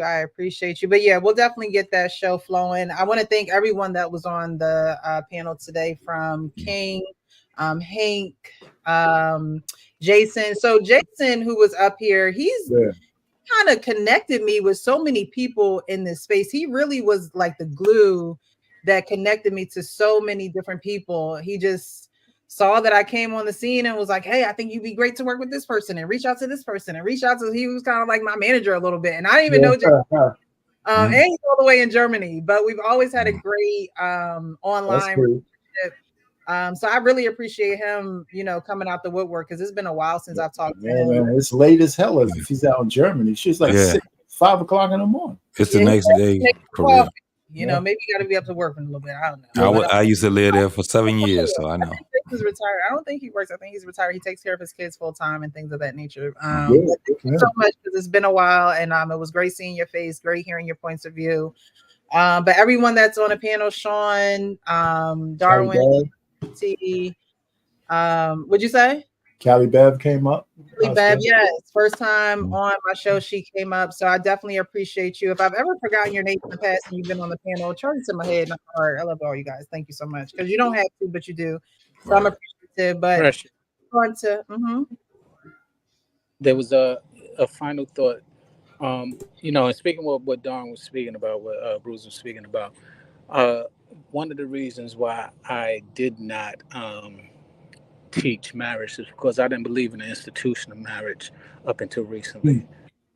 The failed marriages and that I've seen coming up were really why I didn't believe. I believed in having strong monogamous relationships, and all that marriage is supposed to define itself and supposed to look like. I believed in that, but so many people did not live up to their word or their vows that I had seen, and still to this day still do not see that the institution is what I felt was a failure. And so I didn't promote that within to my family, etc. Now, what I've matured into and learned is the value of that structure and that institution, which that institution helps to structure the family unit, which is what I promote and advocate at this point. So it's not specifically marriage that I promote honesty. I promote living up to what you stand by and what you speak on. And that's what a few of us do, some of us who are married and some of us who aren't, that I respect and can understand. And that's what I have always taught my children. And society teaches otherwise, unfortunately. And that's our unfortunate reality. So with that being said, we're up against really societal and some of these beliefs, and marriage is the reason why I never advocated it, because they fail because people are full of it. People don't live up to what they speak. And I'm talking people, men, women, etc. And I'm not talking in any specific place, because on these panels, there are people who don't live up to what it is that they speak. For those who do, is what I promote and what I advocate. And that's why I have a lot of respect for all of you who are on this panel specifically, because that's what you come across. You come across very hot, as Precious will say, which is honest, open, and transparent. And that is more valuable to me than the word marriage. But that those core and that foundation is what we build some of this family structure that I also am advocating for as well. I got one more thing to say, and I'm done. I apologize to anybody I may have mischaracterized. But for me specifically, if I can't replicate what was passed down to me traditionally through legacy, I always lean on the Bible because I know society is forever changing. So anything that I teach my children is going to come from the scriptures that I believe.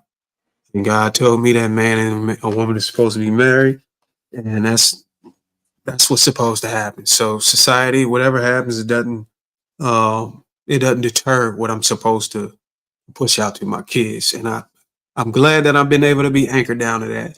And I just hope that many men watching this would also do so. We've seen how if you do allow societal changes affect your teachings to your children, you can lead your children astray, or your children can end up in situations where they become a part of the statistic that you've feared. So apologize to anybody. Just stay grounded in your principles and ideology, and you don't ever have to worry about these things. Got it. Thank you, thank you, thank you. Well, this has been a great show this evening. I've enjoyed it. I think we've gotten somewhere. We've unlocked some disconnects, and so when we connect the next time, we'll try to just be better. I think that's just. I think a lot of people are looking for perfection, and we're just looking just to be better. Perfection doesn't exist. And so we have to work together as a team. Wife School, I believe she had said it in the comments. It's great to be self-sufficient, but we definitely need more team building skills. And this is how we do it. Maybe next week, what's next week's date? The 15th? Invite a friend. We always tell people to share the live or whatever, but invite somebody to actually watch the show. And get their suggestions and I'm not above suggestions. Someone talked about open up the panel for more people to be on it. I'm not opposed to that. I dropped the link, I pin it. Whoever wants to join the conversation can definitely do so. And I appreciate all point of views. Now, if you're out of line, you're gonna have to leave. But as long as we can be civil and cordial, we can definitely have the conversation. So I enjoy these conversations, and I thank everyone who was here. I think anyone who sent a super chat, anyone who sent a cash app, a like. You don't have to, but you do. So I appreciate you. Thank you, thank you, thank you. And as I say in closing, in all my shows, be real with yourself so you can be real with others. You guys have a great Tuesday. Thank you. Bye bye.